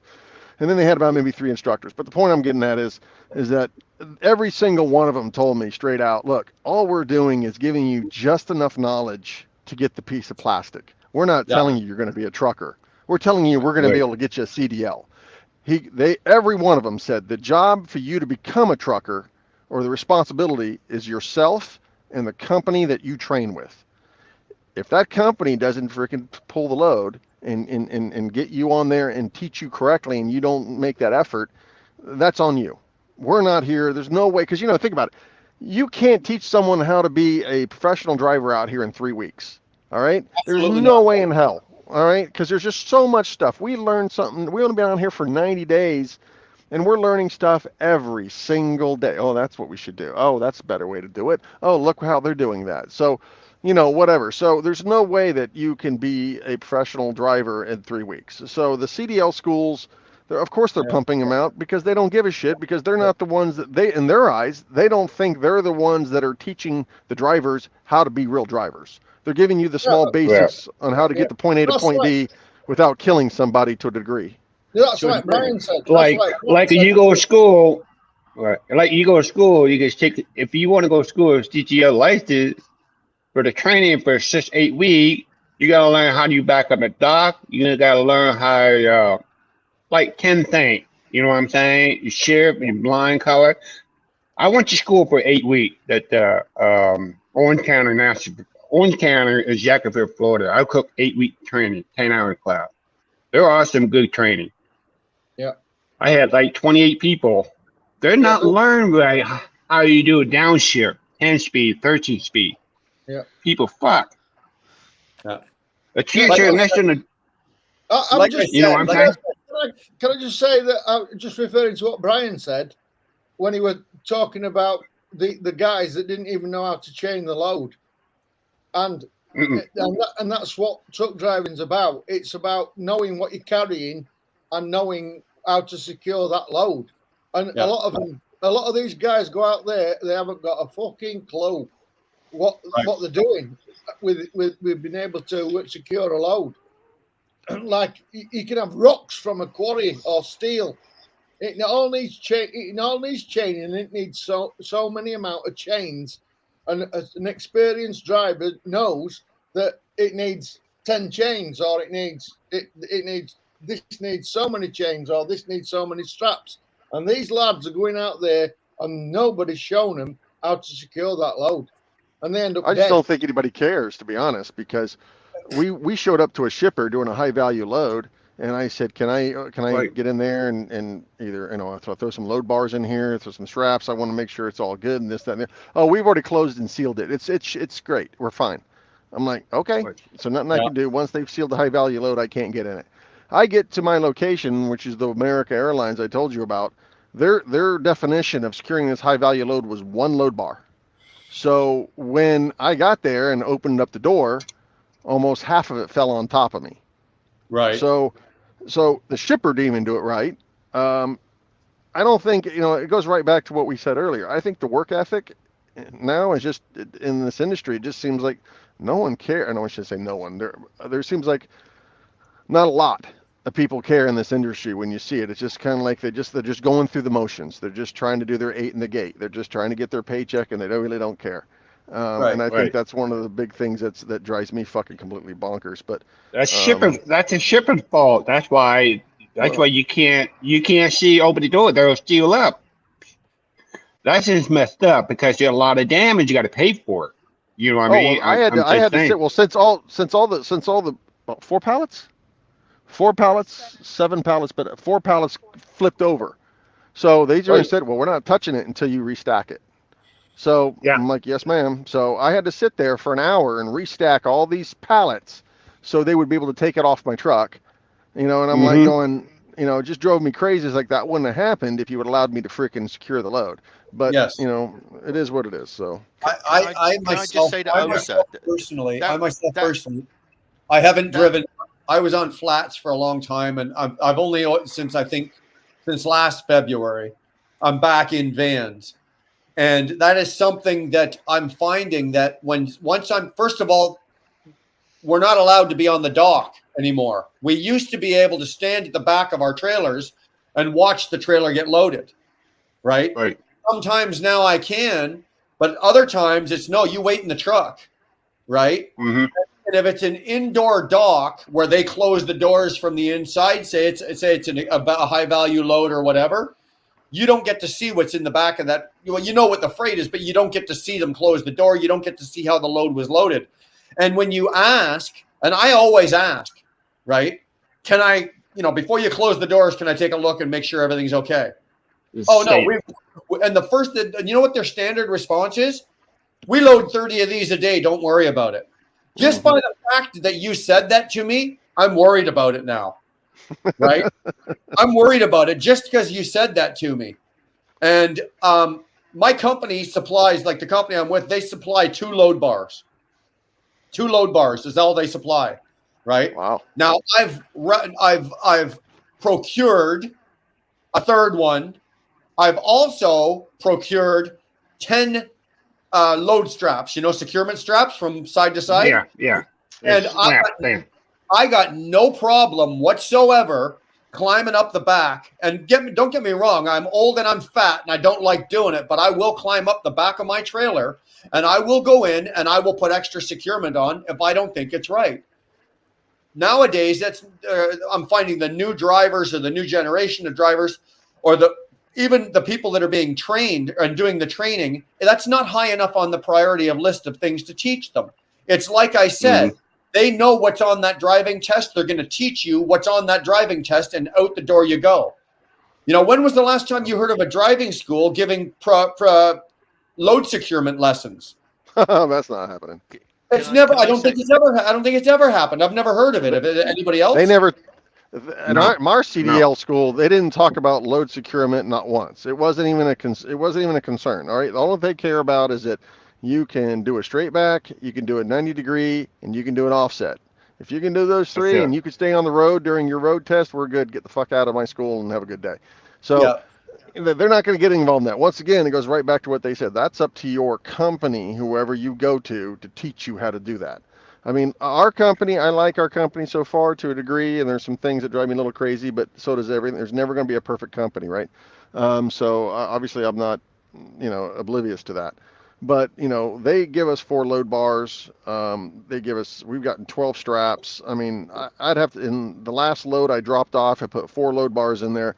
And when I dropped it off, they wouldn't let me break the seal to get my load bars back. And I said, all right, well, the load bars are yours.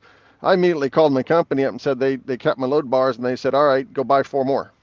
Yeah. And we'll reimburse you. So I'm like, all right. So, so at least that's kind of good. They don't mind us securing the load. And, we just got turned on, like I said in the chat, that we're starting tomorrow on our new dedicated engineered route that we're going to go from California to Massachusetts, working for the U.S. Postal Service.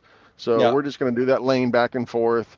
Back and forth, and they said the requirement for that was to have 12 straps on the truck. So I'm like, yep, no problem, got that, but it just, in general, I just think it's strange what I've seen for someone that's a rookie that doesn't know quite a bit. I've listened to a lot of things like Stuart have said and Nomadic have said, and you have said, Brian, and Snorlord and DIY and all these other people that, when they talk about business and the way this industry runs, it just seems like it's foreign language to a lot of people in the chat, in which I'm not understanding why that is. So it's like, how did they get into the industry? Why didn't they know all that stuff? Is it just something they just jumped in and said, we'll give it a shot and see what happens? I mean, I was on a live last night, not on, but watching, and I'm not going to mention the person. He's having a rough time, and now he's going to go do a lease thing. And I know who you're talking. But yeah, so well, there goes my light. But anyway, he's going to go do that. But he's already saying that it's going to be kind of hard for him to do this, that, and the other. And I'm like going. And I'm thinking in my head going, dude, why are you even doing that then? If you're having a hard time he's now. He's making decisions based on desperation rather than necessity. That's a good. I'm like, oh my gosh, that drives me. Yeah. I just feel you're bad. Right. You're right. When you talk about a strap, you're right. But when my company from Long Island, New York, I work in New England Motor Freight, but they stayed me over to Brooklyn. I had to pick up 18 pounds of wine. Okay, the wine bottle. They're just very expensive. I had a strap and a low bar is on the floor where they took me 2 hours to load a truck, and I pulled the truck out. They closed the door. The stealing it. They, hey, excuse me, you make sure you got the strap, the low bar, put it up. He said, oh yeah, we're all good. We're all good. And I came back on a plan I lost 2 bottles with the damage. No strap, no core bar on the trailer. They Yeah. screwed me up. You know how much that cost of wine for 2 bottles? I mean, 2 pallets of bottle wine? $500,000 of damage. Woo. It is Ouch. not my fault. That's not my fault. I No. asked them. They steal it. They won't let me look. They closed the door real quick. They don't want nobody to know what kind of wine is that. This is not my. I told my company this is not my fault. They won't let me. I cooked the video. I did. I cooked the video. They heard it. Their company, not my company. Their fault. Yeah. You know what I'm Yeah. saying? So, Yeah. so right, I had to so like. right, what you, Sterling, and Go ahead. look at that comment. Look at that comment. yeah, that that's Sterling wrote. that's what I was going to bring up. I just saw that when you put it on there, and I Yeah. just told her, I said, we need to do that. I said, that's a great idea. See, Is it- see right there. It's something that's perfect. And Sterling is also another person that we talk to learn stuff. Yeah. That's something that we should have been told during training, but Well, no as one long told as us. thought about it, you should put, Exactly. well, it should be shipper, load, count, and secure. Because if you're off on a number and it's something valuable, you can say Oh. that they can hold Good them point to too. quantity as well. So Yeah. Good The point, word too. count. Yeah. The word count. Shipper, load, count, and secure. Absolutely. Absolutely. It now takes responsibility off of the driver and puts the onus and the responsibility on the shipper. Right? It's basically a CYA. You're covering your own ass. Right. Right? At the end of the day. That's But- a really, really good point. And Right, and but how simple is that, and why isn't that told? Why does anybody tell? Why couldn't our trainer tell us that? You know what I'm saying? one of the problems you're going to run into, though, and it's one of these things that I've done that. I don't, and shame on me. I don't do it often. I don't do it as often as I should because I just forget, or I get lackadaisical, or I get. But I've had the time where I've actually done that. Wrote that on the bills, went in to have the shipper sign it, and he went, I'm not signing that. Yeah. What do you do? That's exactly. Right? What do you do? Nothing. First, let me in the training. I call my office. I call my office and go, okay, they're not, this is what I've done. They're not willing to sign it. What do you want me to do? You know what the standard response from the office is? Don't worry about it. Just take it. Come on. Can I just say to TBT that the conversation you're talking about last night. Now I was texting Fate because Fate was in on that live. Yeah, I was there. And my thing with there was, I know what the rates are for SFI trucks with MMAs, and it's about $1,100 a week. And I said to Fate, this guy is setting himself up for. He was setting way too many parameters for starters. And he's absolutely setting himself up for a disaster because he's making his life, like I say, based on desperation rather than intelligence. And that's one of many that's going to set themselves up for a complete shit guy, you know? Yeah, that's one thing I was wondering when people would go from company drivers and then they want to go to lease ops, or if they want to go to owner ops and stuff like that. And the first thing it seems like comes out of their mouth all the time is, I want my own freedom. I don't want people telling me what to do, and this, that, and the other. I want more home time, or whatever the case may be, right? Right. And then you listen to all the owner operators that are out there, and the successful ones, and they look at you like, what the fuck are you talking about? I'm hardly ever home now. I work harder when I'm home. I don't have that much time anymore because I have a business to run. I'm not a company guy. I mean, so, that's one of the things that, realistically, I retired from the government and I went into the private sector and I was in executive management, and actually they're trying to get me to come back into the aviation industry, which I'm almost thinking about because they keep throwing freaking numbers at me. But I don't want to get into that corporate world again where I got to be sitting there in the meetings and day after day and whatever the case. But, but the point of it is that, if you can't get where you're at now, doing what you're doing as a company driver, or if you're not doing too well as an owner operator, but now you want to do something else, that I just don't see it. It doesn't make any sense to me, right? I mean, right. What makes you think that? I mean, everyone says, when you get to the top, it's less work. It's bullshit. I did Bullshit. more work. I did more work than everyone in my whole project. So I was the project manager. I ran a $25 million contract annually. There was no one above me besides the CEO that handled that aviation contract. I spoke to me, the client, and that's it, right? So I worked 80 hours a week. Why? I was salaried, but why? Because it was my contract. It was my ass. The shit went sideways. It was my fault. Not my managers, not my supervisors, not the 400, 300 staff that I had. It's my fault. So being in the higher hierarchy isn't easier. It's actually much harder, and it's a pain in the ass. So it's one of the reasons why Chicken Hawk says he doesn't want to, have drivers, and he doesn't want to have more, his carrier. He doesn't want to add more trucks to it, And so I get that, But some people think, oh well, it's easier. I don't think they've been there, and I don't think they've had enough business sense or enough business experience to understand that. And then they end up making decisions, and I'm looking at them like, why would you make that decision? That just seems like you're just adding more pain to yourself. My biggest problem is with SFI, because I'm with Schneider. SFI is obviously the leasing division of Schneider. Now, SFI, when they bring tanker drivers on, they always say, "Oh, watch Mark's videos, and you need to talk to Mark and stuff like that."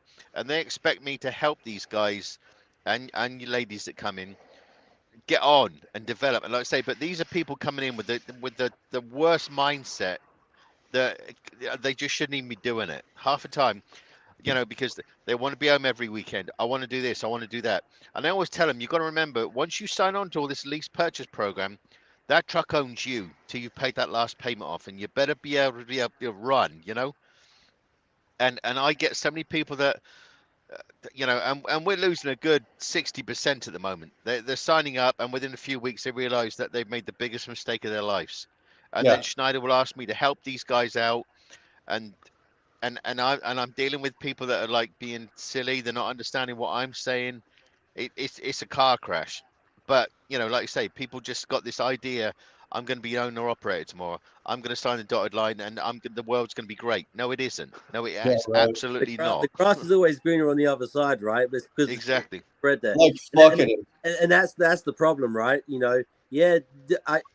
I think being an owner operator or a lease operator, yes, the grass can be greener on the other side to a company driver, but you're not going to get it day one. You got to put the work in. You got to put the effort in. Right. And you've got to earn that reputation and earn your right to that place to where you've maybe got the truck paid off, where you've got $100,000 sat in the bank to where you can take a week off, right? Yeah. Okay, before you go too far, Stuart, how many years to be an owner operator till you can get to that level? 10. It depends on you. Look, and this. Well, give me a rough estimation. Look, if I had nothing, knowing what I know now, if I had absolutely nothing, knowing what I know now, I could probably do it in under, I'm going to say 4 years. If I had started with absolutely zero. Okay, right. But you said it 4 years. You got people out there thinking they're going to, the first year they're going to go out there and they're like, it's like, where do they get that idea from? To get an operator's license in England, you need £12,000 in your bank before they'll give you a license. Oh, look, there's a whole different. And that's got to stay in your bank all the time that you've got that operator's license. Right. You're about the CPC, right? Yeah, but no, to get you get your CPC, and then you apply for your own license. Yeah. Your operator's license, and you need £12,000 in the bank, and you need to show that that's in your bank before they'll give you that license. That's not like it here, Robert. Yeah, Robert, you can be a company driver for a couple of months, and within those few months, you can be signed up for a lease purchase. Yeah. Now hold on. There's two things here. There's two things here. One is, and I'm just asking this out of curiosity, Kevin. When you had to go restack those pallets, did your company pay you for that? I don't doubt it. I didn't ask. It was simply the fact that when she sat there and said, "Well, I could just," I didn't get paid for that. No. Okay, so I didn't get paid for it. The boss said no. Did you ask for it? Did you go to the company and say, no? Because I wasn't restacking the pallets to get paid for it. I was restacking the pallets because one. You weren't allowed to ask for it. Well, All right, hold on. The reason I asked is obviously when it fell over and whatever, we got it in there, and she said, "Well, you're going to have to restack it, or because we're not going to be able to touch it." My first thought is it doesn't really fucking matter anyway, because in 1 hour I have another load. I had 2 loads that I had to drop off within a 1 hour difference. One at the airport, and then one was about another 30 minutes down the road, right? And then after that load was done, we were done, and then we had whatever. So I was just, you know what, that's fine. She also didn't seem like she was too happy. Not to mention the fact that I broke the seal when I wasn't supposed to because I didn't get the correct information. And I get that may not have been my fault that I didn't get the correct information, but it didn't look good on my company. So what I wanted to do is to ensure that she was happy. And I said, that's not a problem. I just wanted to appease her, stack the shit, get it off my truck so I can move on to my next one. I really could care less if I got paid for it or not. You basically did it. You made the concession of not getting paid just for the fact that, okay, let's make her happy. Let's get the hell out of here. Exactly. Yeah. Okay. Well, if that wasn't be the case, for example, I've had that happen. A load shifted, shipper fucked it up. I take pictures, I send it to my office. And if I have to put my hands on freight, the clock starts ticking and I get $50 an hour to stack that. Well, according to my boss over here, she says that according to our company policy, we get the first 2 hours of labor is free. No. You give them 2 hours. Double check your contract, Kevin. All right. You give them 2 hours to get the shit off your trailer. There's nothing in your I'm sure there's probably nothing in your contract that says that you got 2 hours for you to hand bomb the shit off the trailer, or if something falls over. That's a separate entity, right? The 2 hour window is the 2 hours to the shipper or the receiver has to either get it on the trailer and load it or get it off the trailer and receive it. That's the 2 hour window. Okay, for detention, right? Yeah. Right. Anything after the 2 hours you get paid for. It But comes under labor laws, because if you fall off the back of that trailer and you're not getting paid. That's where I was going, Stuart. That's where I was going with this. For example, now, okay, regardless, say it's only been an hour and you're back there stacking and something falls over and lands on you. Right. Now you've hurt yourself. Now, were you supposed to be hand bombing that? Probably not. Or there's labor laws that now come into play. You're right on labor laws. I agree with that. Yeah. You know, so be very, very, very careful. And all the second part to that is, Kevin, you and Megan, know your worth. Know what you're worth. If you're going to put labor into the job, being a laborer or hand bombing wasn't part of that contract, wasn't part of that, or part of that load. So anything extra, the load tips over because the shipper shipped it wrong. Anything to do with that, if you have to go and fix it, take a picture of it, record it, send it to your company, and you should be paid accordingly, because now you're going above and beyond what you're supposed to be doing. The 2 hour law the 2 hour rule doesn't apply. That's to get it off or to get it on. Any extra work of that you should be getting paid for. Oh yeah, I definitely took pictures. I mean, I'm definitely from where I come from, if it wasn't written down, it didn't happen. So pretty much everything goes in email, everything gets written down, everything gets pictured. I mean, I do all that, and I sent it to them and told them this is what freaking took place. I guess I really wasn't thinking about asking to get paid. Like I said, I was just more wanting to get this shit done. I wanted to get off into my next load. But good point. I should probably definitely think of that next time. In that situation, you probably made the right call. You were on a tight schedule. You had a pissed off person because you broke a seal. Then fine. You made concessions to appease somebody. That's fine. But in the future, again, first of all, remember what you're worth. Your time and your energy is worth something. You don't give away shit for free. And if you ever think about the day that you're going to become an owner operator, okay, that kind of shit adds up, dude. Let me tell you.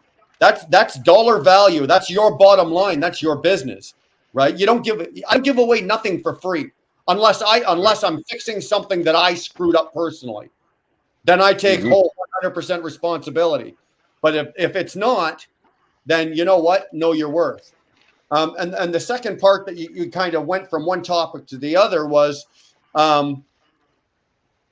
with the owner operator, the company guys, when they do that, like you were talking about, oh, I want to run my own lanes, I want to go where I want to go, if that is your standard response, if you're a new guy and you're in here right now, and you want to become you're a company driver and you want to become an owner operator, and you're thinking, oh, I want to do this because I want to be my own boss and I don't want to answer to this, and you're doing this for the wrong reasons. Walk away, because you're already setting yourself up for failure. Okay. At the end of the day, you're becoming an owner operator for money. It's not because the grass is greener on you. Kevin, you said it perfectly. I've never worked so goddamn hard as I have as an owner operator. Owner operators because when I park my truck in the driveway at the end of the week, my job is not done. As a company driver, when you and Megan go home, you park the truck, you empty the truck, you walk away, and you forget about it till Monday or whenever you're going back to work. Fact. Me, I got work to do. There's stuff on the truck that needs to be fixed. There's stuff I got to get prepared for next week. There's blah, blah. The list is as long as my goddamn arm, dude.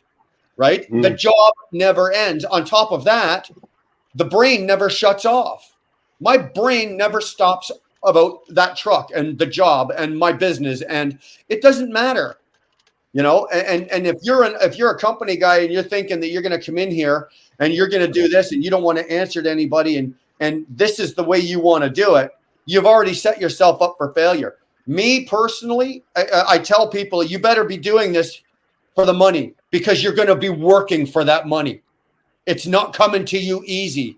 It's not going to have a good, and people go and you ask Stuart, as a company driver, how long do I have to go? Should I expect to go before, I can have, the grass gets a little greener on the other side. And Stuart said 4 years. I don't know, Stuart. I don't think so. You're closer to 10 years. I'm not saying not everybody. There's the exception. There are exceptions. I'm on about if you're going into a lease or you're buying a truck. I'm not on about coming into the industry when I say 4 years. I'm on about if you're buying a truck, going into a lease, people go into it thinking that they have the right and have earned the right to go home and take every weekend off and not put in the work. What I'm saying is, if you're in that situation from day one, you've got to. I mean, look, when I had my Cascadia, I had that son of a bitch paid off in 2 years. Yeah. Paid off in 2 years. But I busted my balls. I wasn't home at weekends. I missed a lot of stuff. It put me on the verge of a divorce. It's like, is when people are coming into, if you've got 2 kids and you've got a wife at home, bear in mind these are all these things you got to take into consideration when you do this. You trying to be home every weekend. Don't get into a lease. Don't go into a truck. I'm going to tell you right up front, because it's probably not going to be worth your time unless you got a shit ton of money laying around that you need to put into something. But the average person doesn't have that. So, you just understand that it's various sacrifices. And you know what? There's a lot of shit. Look, I love playing rugby. I had to give it up. And I never understood when people told me about going into business for myself and the sacrifices you have to make. I always looked at it from a financial standpoint. Well, what am I going to? Am I not going to have the best cable package? Am I not going to have the nicest car? And in some cases, that's it, right? Yeah. The other stuff, it was going out and hanging out with your friends on a Saturday night. The social side of it, my playing rugby, my fitness. There's a lot of things that you give up when you have a business and you've got so much money invested that people don't talk about. And you better fuck your head up. They will, if you're not prepared for that. Marriages, you sacrifice, you have to sacrifice the amount of time you're at home. People never talk about this shit. Yeah. We've had, I've listened to new guys and they'll watch like an older driver or a seasoned driver, and he's getting out of that big, beautiful W9 and it's chromed out. It's got all the chicken. It's just a beautiful truck. And that's what they're looking at thinking, that's what I'm going to get. And they're new. They're brand new at this, right? What they don't realize is that guy, that's probably his 6th truck. He had to go through 6, starting at the bottom. He bought that $50,000 truck, drove that for fucking 2 years, turned it over, bought another one for $75,000, drove the shit out of that for fucking 2 and 3 years. You know, that guy went through 6 trucks to get that truck. He didn't just walk out and get his CDL, walk out and go buy that truck. Mm-hmm. Again, I'm not sure that has happened. Yeah, it has. But is that the norm? Is that the average? No. That bastard over there has burnt through 6, 7 trucks to get to this Freightliner is my 7th truck. I've gone through 7 trucks to get to this one.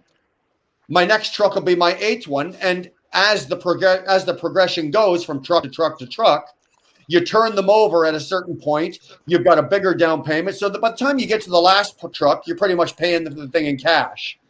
And that's the whole way. That's the way you do it, right? But these guys, they see that beautiful truck and they think, oh, he just went out and bought that truck, you know, and I'm going to do the same thing. And that's not how it works. We've all seen the picture. Because a lot of people I don't think they do any research a lot when they get into this with the company drivers and new guys like this, right? So, a perfect example, we were in CDL school. I'm talking to one of the instructors who wants to open up his own carrier and this, that, and the other. And I was like, okay. And we were talking. I said, well, you know, if you know, you're going to hire me in a year or 2 or whatever, blah, blah, blah. I'm making a joke. And he's like, yeah. I'll give you, I think he mentioned something like, I'll give you a 70-30 split, you know, blah, blah, blah. The guy next to me, one of the other students, right, he went, oh, 30%, that's good. And we both looked at him and went, what? He goes, yeah, you getting 30%? No, dude, he gets 30%. I get 70%. What are you talking about? He's like, oh, I thought the driver gets 30%. And we just both looked at him like, dude, what? You know, so it's like you have no idea. He just came here. He's getting a CDL, and he has no clue how the business. Now, obviously, he's not going to go run and work percentage anyway. He's going to be a company driver. But, I mean, you don't even – it seems like a lot of people don't even want to take the time to start learning the industry, which is going to take quite a few years to even come close to considering getting into that realm. Yeah. I'm going to show you something here. And we've all seen it before. The iceberg. What people see at the top, and the work that goes into it, the amount of work, the work that's underneath that goes into it is way more. That is perfect. You know, and that's it. I got to ask you something, Brian. How many foot trailer you drive? 56? How many what? How long your trailer? 56? 53. You drive a 56? 53. How about TBT? How many foot do you have? 56? I'm sorry, what was the question? The trailer. Your trailer. How long is your trailer, Kevin? The trailer, 53 feet. Yeah. Okay. I'm going to ask you something. If you load a dock, if you back up a loaded dock, they load your truck. Okay? When they're done loaded, you pull the trailer out, you close the door, they give you your paperwork, they give you how much weight they load your truck. Yep. Right. Okay. Be careful. One of my buddy driver, they say, oh, he got a ticket. He got a fine, $1,500 fine. But what they do, they loaded over this like 28 pounder. They closed the door. They drove it to go to catch what's it called, DOT scale, whatever you call that place, where you get the second how much you weight you on your trailer. But the papers say, oh, that's 47,000 pounds. They sheet on that paper. It was the overweight, like 82,000 pounds on that trailer. It don't make any sense. Why did they do that? They sheet on the paper on their delivery from the shipper. You're captain of the ship. Yeah. I'm sorry? You're captain of the ship. You should have gone and got it scaled. Yeah. We That's do why that I was every going to single ask time. you that. Yeah, Some drivers don't do that. Our Some company drivers pays don't- for it. Our company pays for scales, so we have no problem. Every soon as we get loaded, we go to the scales and we scale it. I don't have to pay for it. So you know what? Kevin, Some drivers don't go to scale. You don't check how much you weight on the trailer. You overweight. You got to go back, take out off, and show him in the paper. Hey, there's a yellow paper saying it's the overweight, 82,000 pounds. I can't take it. I get a ticket. Yeah. The companies don't care. They don't. They need the load. They want you to get over there right now. They order. You can't change it. I don't understand. No. They Dude, fight. a scale ticket costs anywhere, depending on if it's a cat scale or a private scale, it can cost you anywhere between 18 and 25 bucks. And it is the best money you'll ever spend. My company, even though I'm an owner operator, my company does reimburse me. I pay for it out of pocket. I hand in the receipts and I get reimbursed. If it's in Canadian funds or American funds, I get reimbursed in regardless. And you know what? I have no problem whatsoever. If I have even an inkling of doubt in my head that there might be something wrong with that load, or one of my axles might be off. My tandem axles, I don't worry so much about because I can move those around and I can adjust that weight.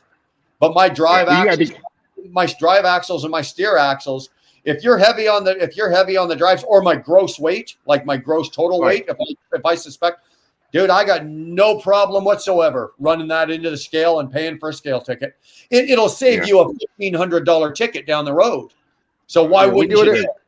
We do it every single time. It costs us $13 to scale and $3.50 to rescale after we move our tandems or whatever we need to do.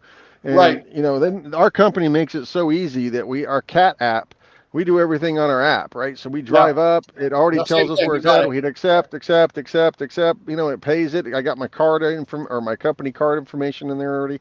I mean, we don't even get out of the truck. I mean, I don't know. So I don't understand why no one would want to do that anyway. It really takes about 5 minutes tops. And you're going to run by one scaler or two, usually by a shipper somewhere. So yeah, we do that all the time now. So to date, the only time that we were overweight, and we didn't have to care, is because when we were doing FEMA runs. Right. Because, we went into the weigh station, and as soon as they saw our little FEMA ticket, they were like, go ahead, you're overweight, but you're working for FEMA, so go ahead. So Correct. Obviously, once again, if you work for the government, you get away with the rules. But anyway, so... we since then, we're not working for FEMA. We've never had anything overweight. I think our standard, I think the most we usually get is around 40,000 pounds. So, yeah. Some drivers don't care. They keep going. They don't pay attention how you feel. Load is heavy. I'm saying some drivers don't take it. Well, some drivers, I don't think they really care. I don't think they like. I don't want my CSA score to go freaking to shit if down the line I want to do something else, as an owner op or whatever. So obviously I care about that kind of thing. But some people just don't. Overweight ticket goes to a carrier. It doesn't go to a driver. What's that? An overweight ticket. Because my brother, he works for US Foods between Vero Beach and West Palm Beach, and he gets pulled in nearly every other night getting overweight tickets, but it's the way they load him because he pulls the doubles and it's the single screw that he drives. And when he's pulling them doubles, it puts him over, and they won't change it. They won't change it. The company won't change it. And he's on first name terms with the officer at that scale house on 95. I mean, because State Cooper. And it's crazy. It's craziness. And they're on first name terms. And he even jokes with him. He says, "Yeah, I'm definitely heavy tonight. You might not see me on the way back up." And he'll go up the turnpike instead. And then it's like they're open about it. It's crazy. Oh yeah. But I've been there before, Stuart. I live in West Palm Beach in Florida. I've been there. I see it every time the DOT pull you over. Anytime they want you, all about the money. I'm telling you, they don't give a shit. It goes to the carrier, not the driver. But no. Yeah. Well, I don't know, because if that was me. I don't. Maybe it's different for you guys, but as an owner operator, right? Because up here we have the carrier has a CVOR score, like their points, and so do the drivers. We both do. So if let's just say I take an overweight ticket, I'm 83,000 pounds, so I'm 3,000 pounds over. The carrier takes the points, I take the points, and I get the ticket. The carrier doesn't get the fucking ticket. I get the ticket. I'm telling you, down there, he does. He's got like 40 of them on his garage wall. And I was like, "What the hell are you doing?" And it's almost a running joke. And he verified it with the DOT officer and the carrier. It's all responsible on the carrier. It's nuts. Oh. I hate that fucker State Cooper DOT West Palm Beach, Florida. I hate that motherfucker. I'm telling you, they're stuck. You're lucky because. I took the last overweight I took was years ago, but it was in Virginia. Now, luckily for me, Virginia is the best state in the United States. If you're going to get an overweight ticket, it's the best state because they do it by the pound, right? They base your, but it's only a penny a pound, right? Oh, Yeah. wow. It's a penny a pound. Now, every state varies, but Virginia, it's a penny a pound. Now, I'm standing there. I'm overweight. I was 80, but Virginia is also one of the most stickler. They're the stickiest. I was 800 pounds. I was 80,000 pounds, 800 over. 800 pounds over. So they pulled me in. And the guy's explaining, okay, you're 800 pounds. And it's been so long since I had a ticket. I said to the guy, and I was actually kind of sweating, and I was worried about this. And I'm going, okay, so what are we looking at here? Like, I'm going to get some points, I know. And what's the fine? I would rather take the fine than the points, to tell you the truth. I'd rather, all day long. But I was really, really worried. And the guy, and he was a huge, big black guy, but he was super cool. And he looks me right in the eye and he goes, boy, you're in the state of Virginia. And then I really started sweating. Like I was like, really, I'm like, oh, fuck, right? Oh, God. So then he goes, you're in the state of Virginia. It's a penny a pound. And me, I'm sitting there going, 800 pounds. So what, $80? And he's like, 80? You can't do fucking math. It's $8. So the fine.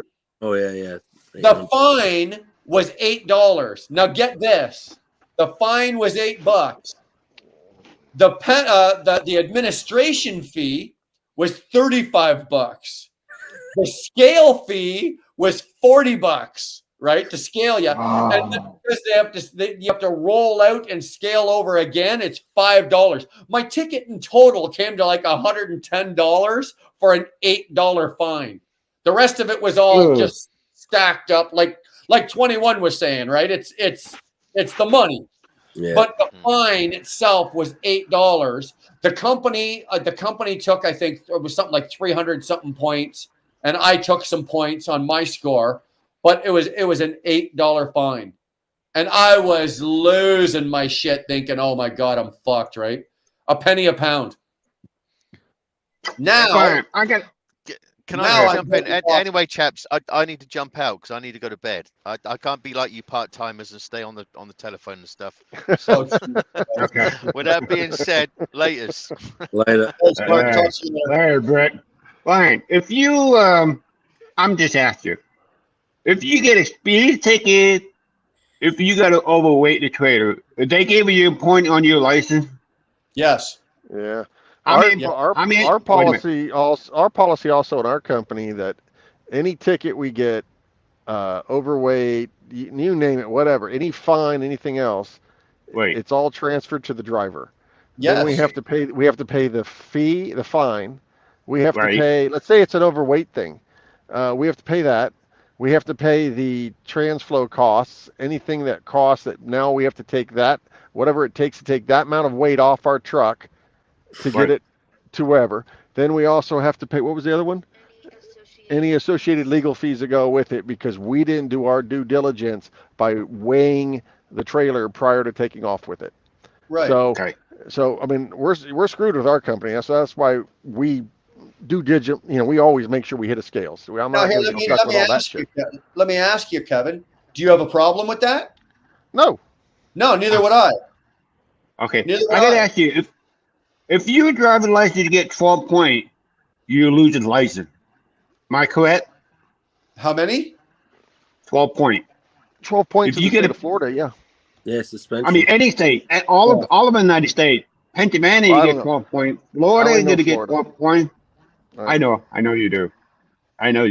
Everybody get a ticket to get 12 points. You're likely to be spending for a year without a CCO license.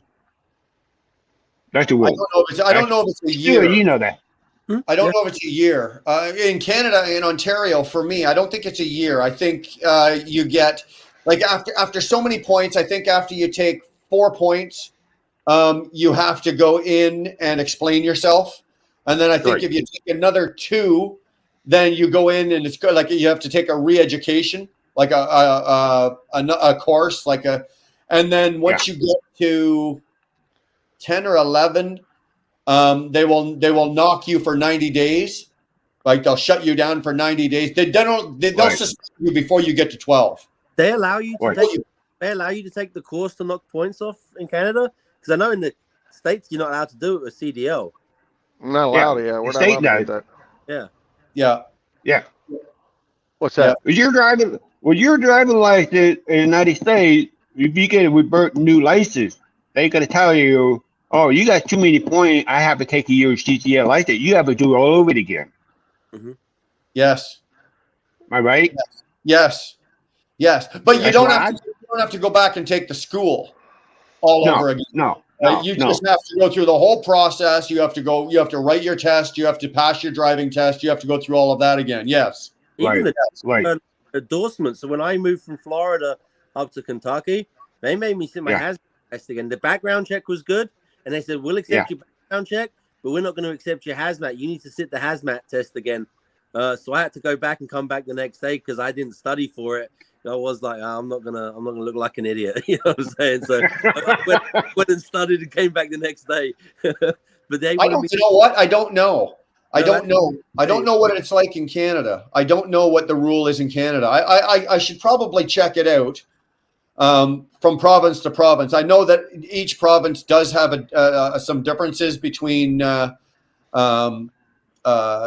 what we can do for limits. For example, there's in the United States, you guys don't have. I think most states, you guys don't have different gross weights, right? Like you guys can't. It's 80,000 across every state. There's a couple out 80,000.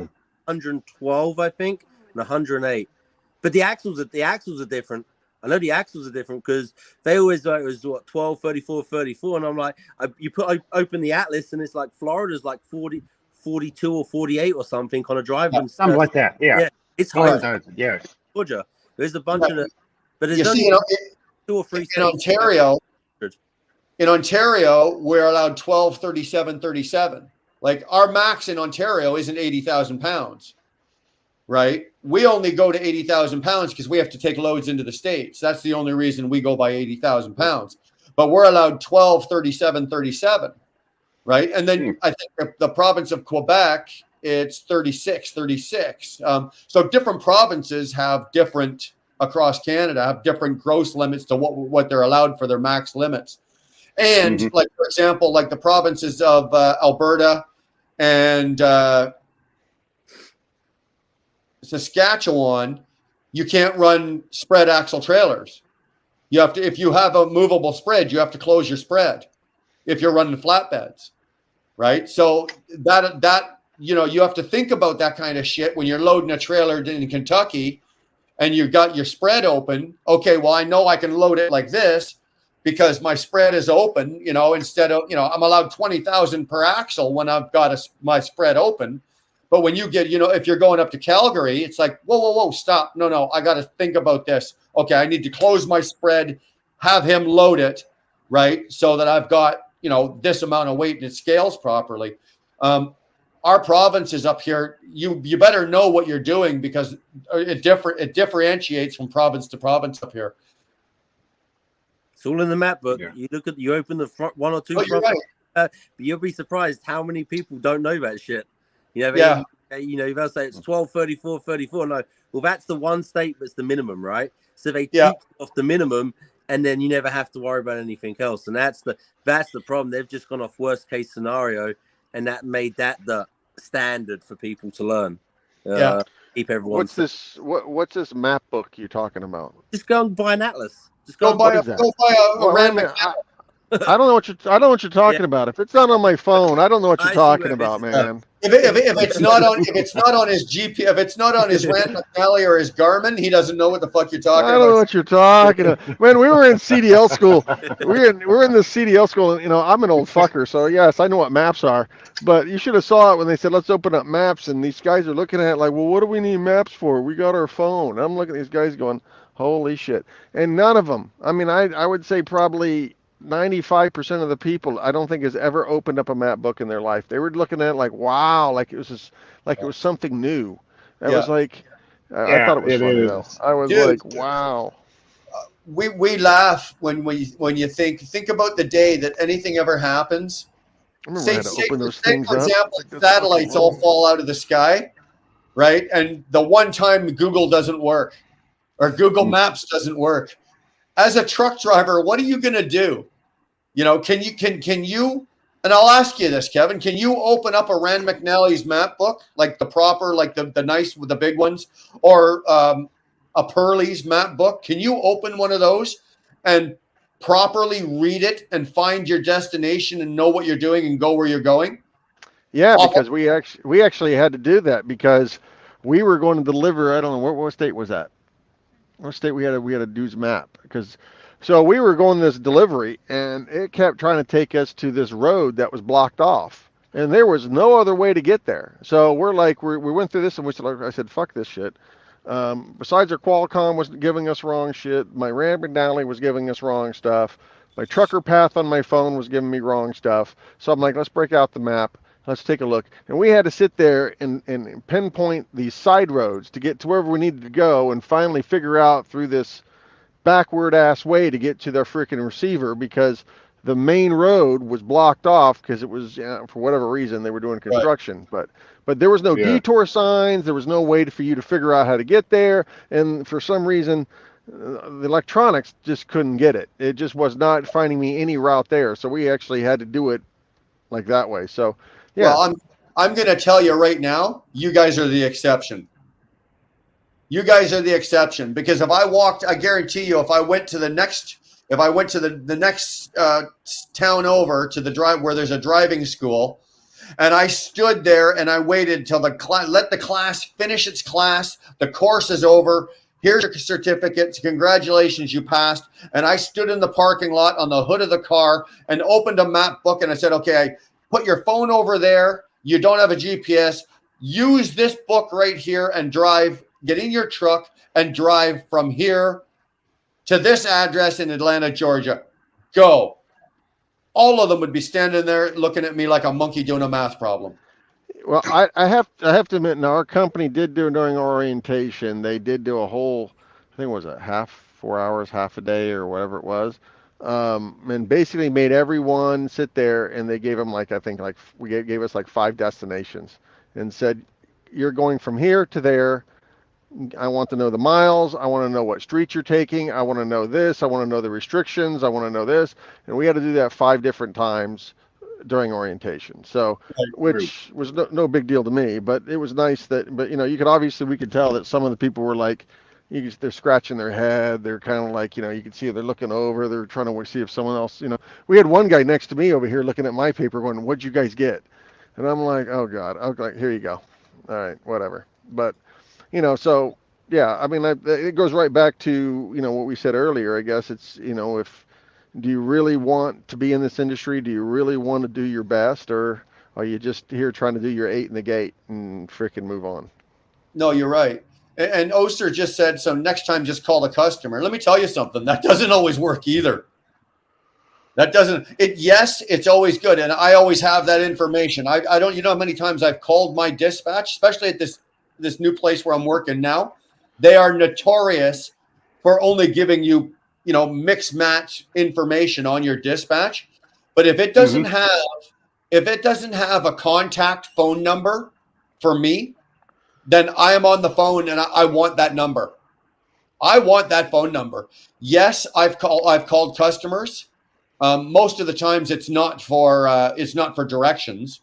I want that phone number for either appointment times, reschedule appointment times, whatever like that.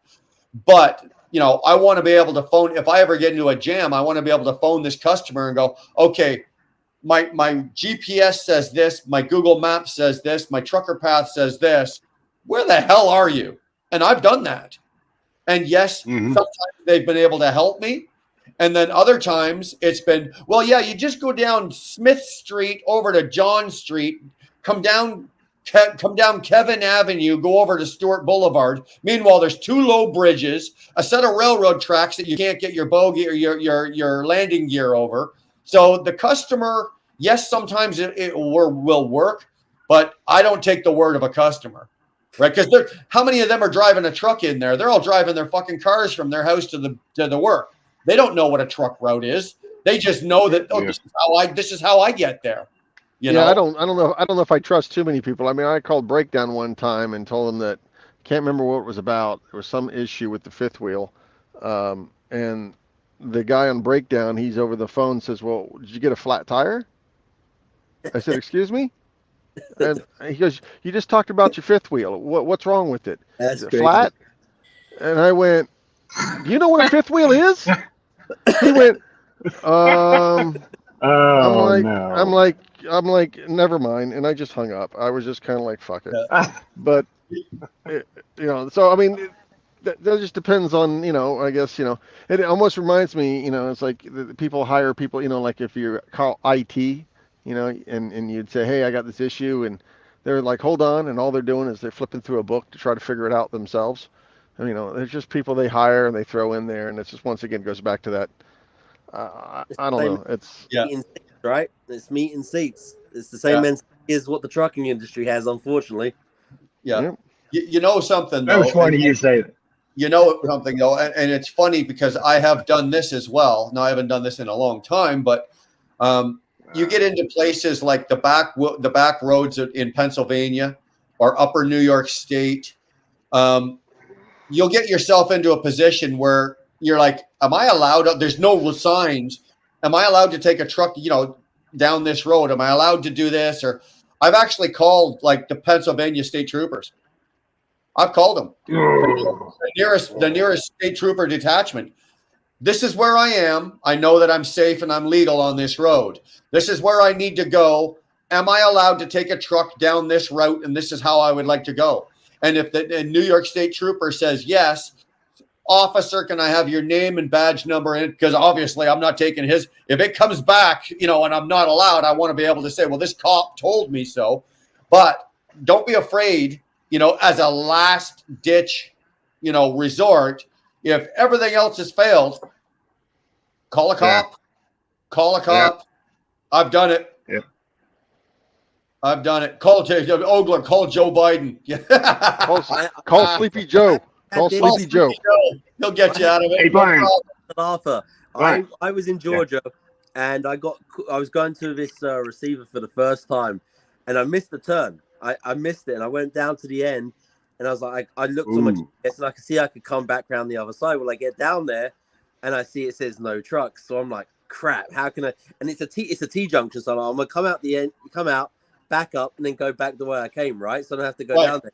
Well, as I'm backing up, this state trooper comes out of nowhere, and he turns, like, son of a bitch. So I jumped out. I said, look, I can't go down here. He says, just go down there, make a left, make another left. You'll be where you want to be. I was like, You're lucky. I've done that in New York City. Right? I've been going doing LTL drops through the boroughs, and I've missed my turn. I've missed my turn, and I know I'm screwed. And it's like, well, I can't go left. I can't go right. If I keep going straight, I'm going to come into a worse situation. What do I do? And I'm sitting there with my four-ways on, and a New York City cop pulls up, and he's like, what's the problem? And they're pretty good. It's like, then they look at, okay, it's got an Ontario license plate on it. He's going, okay, dumb fucking foreigner. All right, this is what we're going to do, right? And usually they're pretty good. If you turn here and just basically make a right, and then it'll bring you back to the intersection back there, make your left and go back to where you wanted to go, right? Mm-hmm. I've had that situation. I've been lucky. I have been lucky. I've had some cops that have been pretty good to me, because you're going to miss a turn. Nobody's perfect. You are going to miss a turn. And I'm almost convinced that Georgia. That's a small road, baby. That's a small road to town. That's Barbaro. I'm telling you, it's tight. Too tight. It is. I'm convinced that trooper was waiting for me to make that left and go all the way down and then pull me over. But as soon as he saw me back up, because he came out of nowhere. Yeah. Out of nowhere. And then when I was trying to get out of a jam, I think he had some compassion for me. So yeah. You remember? You've been down. Sorry, you ever been down there? You've been down there, Long Island, New York, like a County, Suffolk County. You ever been down there? Dude, I've been all the boroughs, everything. Manhattan. Not the New York City, not the New York City. I'm talking about way down south, out east in New York. It's called Nassau County, Suffolk County. Suffolk Right down County. 495. Yep. 495 is out east. Just be careful. Nassau County cop, Suffolk County cop, they're a badass. They pull you over something on it. They check everyone in the truck for drugs. I'm just saying, be careful. Well, I don't give a shit. You want to check me for drugs? Knock yourself out. If you want to pull me over for a bottle of Drist or a bottle of Tylenol, hey, I'm guilty. You know what? Knock yourself out. Have a good time, man. I lived there for 20 years. I see the cop there everywhere. They push you, everybody, truck driver, pull over. Every one of them. I see like 100 truck and pull over. Nassau County, Suffolk County. They search you. Bring the K9 dog, go in the truck, looking for goods, looking for something. And something else. It's kind of funny. I freaking scare the hell out of me. I'm stay out of Long Island, New York. I hate that place. I hate that place. I go through the boroughs now in New York. Like if I'm going through New York City, whatever the posted speed limit is, I'm usually under it because I don't want to miss a turn. Because you'll notice that in New York City, you know, anywhere in any other state, there's a sign usually a quarter mile to half a mile before the ramp saying the exit number and the ramp and the name of the street. And in New York City, most of those signs are right at the ramp. So you don't have the forewarning. So I'm usually far and slow enough that I can catch that sign if I'm in the wrong lane, that I can get over and make my exit. But you got one thing you got to remember: if you're a new driver and they do send you to New York City, speed is important. Take it slow. And I learned this the hard way, because you got to remember all of those boroughs, all of those streets and the warehouses and all the places that you go, they were all designed when we were pulling 48-foot trailers and 48s and 40s. Right. They weren't designed for 53-foot trailers, and now we got 56-foot trailers. So when you're going through Queens, Harlem, Bronx, Manhattan, you're out on the island, remember, keep your speed down, because you are, most of the time, if you have to make a right-hand turn, there are cars parked on both sides of the road, the street, a lot of the times. You are going to need part of that oncoming lane to make your right-hand turn. And it's not uncommon. The people down there are accustomed to that. They're used to trucks doing that. I think at Highway 826. I think at Highway 826 at the bridge is right there. I know which one you're talking about. I think it is. Oh, there's a lot of them. There's a lot of them all through New York City, all through those boroughs. Remember, I don't know how many times I've been you go into the Bronx, and the warehouse, you're going down this road and there's houses on both sides. It's a residential neighborhood. And down at the end of the street is a warehouse, right? And the warehouse is only the same size as my house, for crying out loud. It's got one dock and you got to back in off the road, right? Small street, a small road. There's no road.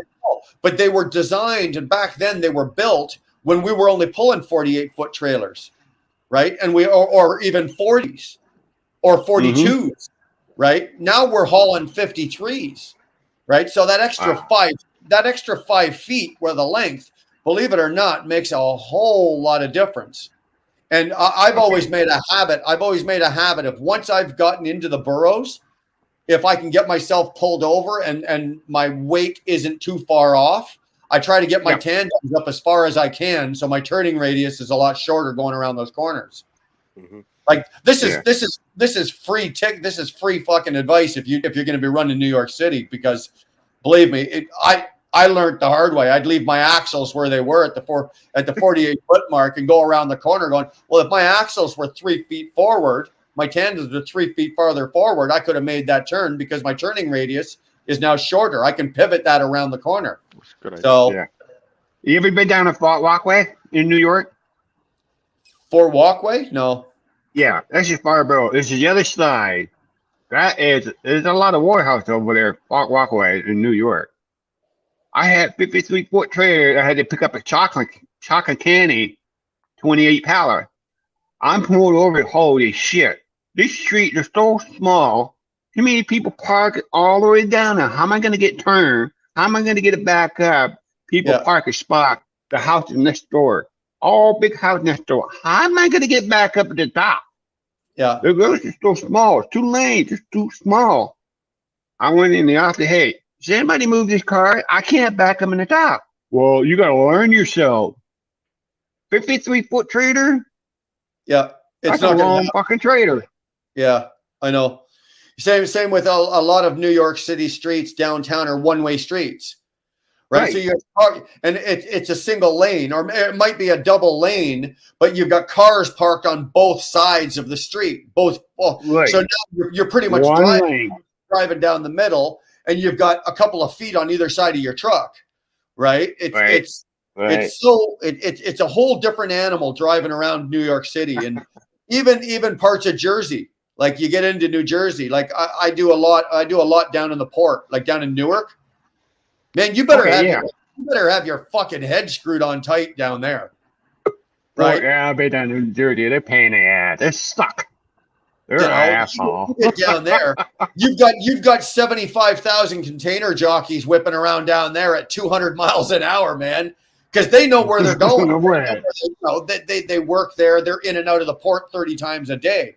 You know, we go down there and, you know, we're big and we got a big long Freightliner with 53-foot trailer, you know, and you miss your goddamn turn down there. You're taking a 10-mile detour to turn yourself around to get yourself all around.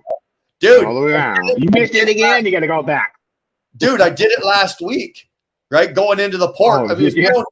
I've been in there 100 fucking times, and I know where I got to go, but I'm jabbering away on the phone, not paying attention. I'm talking to fucking Jeremy. Oh, there goes exit 13A. I'm like, son of a bitch. Then you're on 95, right? So now it's like, okay, all the way back up to 76, go down 90, turn around, get back off, go around, come back down 90. It's like, holy shit, I just added 10 miles to my trip. And that's on me. I tell you what, it's stuck. It's stuck. You can't charge it back to the customer. So yeah, you better know where the hell you're going, right? So that road is stuck in 95. You fuck it up the road. You can't get out of there. Change the fucking lane. No kidding. Stuart, you out? Yeah, I gotta get going. So all right, brother. So I'll guys next time. Okay. Thanks for stopping in, man. Appreciate it. Have a good one, guys. Later, Take it buddy. easy. Yeah, my Bluetooth almost time out was like 5 minutes. You know, like 5%. I'm getting low. Right on. Yeah, I knew her too. Oh, what's that, Michael? I knew her too. She wasn't that good. Let me tell you. Sorry, I had my condenser mic on last time. It's so powerful. It gets the signal from the earphones and feedbacks. Yeah, well, that's how strong that freaking condenser mic is. I had it on when I was doing your wheel burner sleepy laugh thing. So. Oh, okay. Well, you're getting late to the party here because I'm getting ready to shut this down. Yeah, I just come out for a smoke. I just thought I'd pop in and see what's going on. All right. Yeah, I'm gonna jump off myself. Kevin, you look Appreciate it, Nice Brian. to see you, TV. Nice to see Kevin, you, you look like TV. you're sitting there taking notes, for Christ's sake. What's that? You look like you were sitting there taking notes. Either you're reading a book or you're taking notes. I'm like, what's he doing? Yeah, there? I'm always learning, man. Well, I'm waiting. You know, we're only going to be doing California to Massachusetts, but you know, who knows? They may send us to New York, so I got to be able to take all this information down. Yeah. Just do yourself a favor, New York. Drive a truck? If you're going to New York, get on your Google Maps. Take your route from your GPS and street walk it on. How you have Street View, and just street walk it. Walk the whole road on Street View and just check your overheads and stuff like that. You can see the corners and everything. It's a good way to do it. I've done that. Okay. I still do Really that. good way. Whenever I'm going to a customer for the first time and I've never been there, I'll use Google Maps and then go to the satellite view, right? And then you can see the entrances, the exits in and out and everything. Yeah. And then you go down to Street View, right? And you'll be amazed because a lot of places, I'm sure you've already come across this. The address is on one street, but the truck entrance is on another. right? So the address you put into your GPS is going to take you here, but the exit is over on Bob Street, or the entrance is over on Bob Street. So I found that having that satellite view and then going to the street view, absolutely, it is kind of helpful. I've done that. I've done that many times. I've street viewed the whole walk to where I have to go to make sure I can make the corners and see the overheads and all that, and it's really helpful. Yeah, really helpful. We usually do stuff like that when we have to go find a staging area. So either we're like really early, or we're whatever.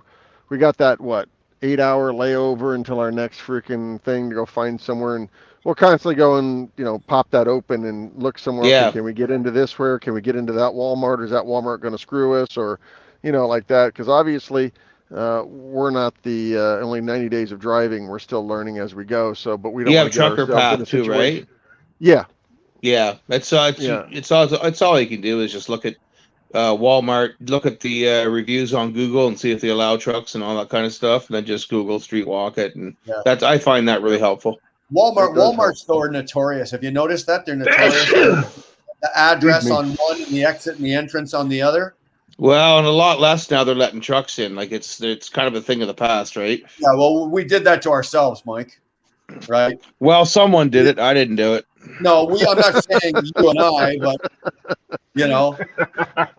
Mike, I didn't leave a pee bottle and garbage and any bullshit and park in the wrong place. Some other asshole did that. Yeah, I know.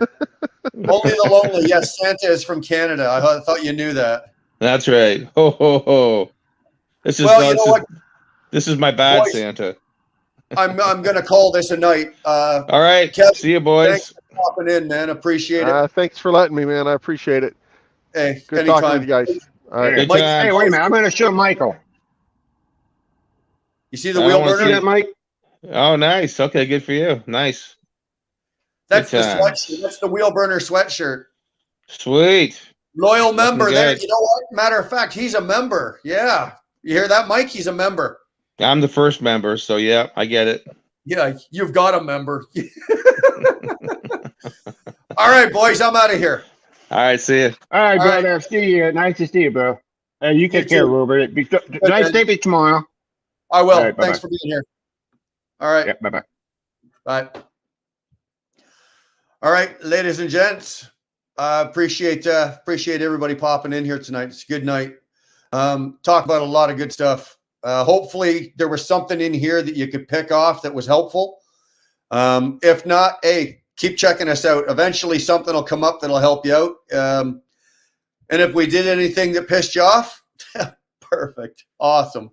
Hopefully you got something, at least something to think about, when you're done with our lives, at least, you're going to bed tonight going, wow, I might have learned something. I might not have, but at least you got something to think about. So with that, man, I'm out of here. I appreciate you guys being here. So later, guys.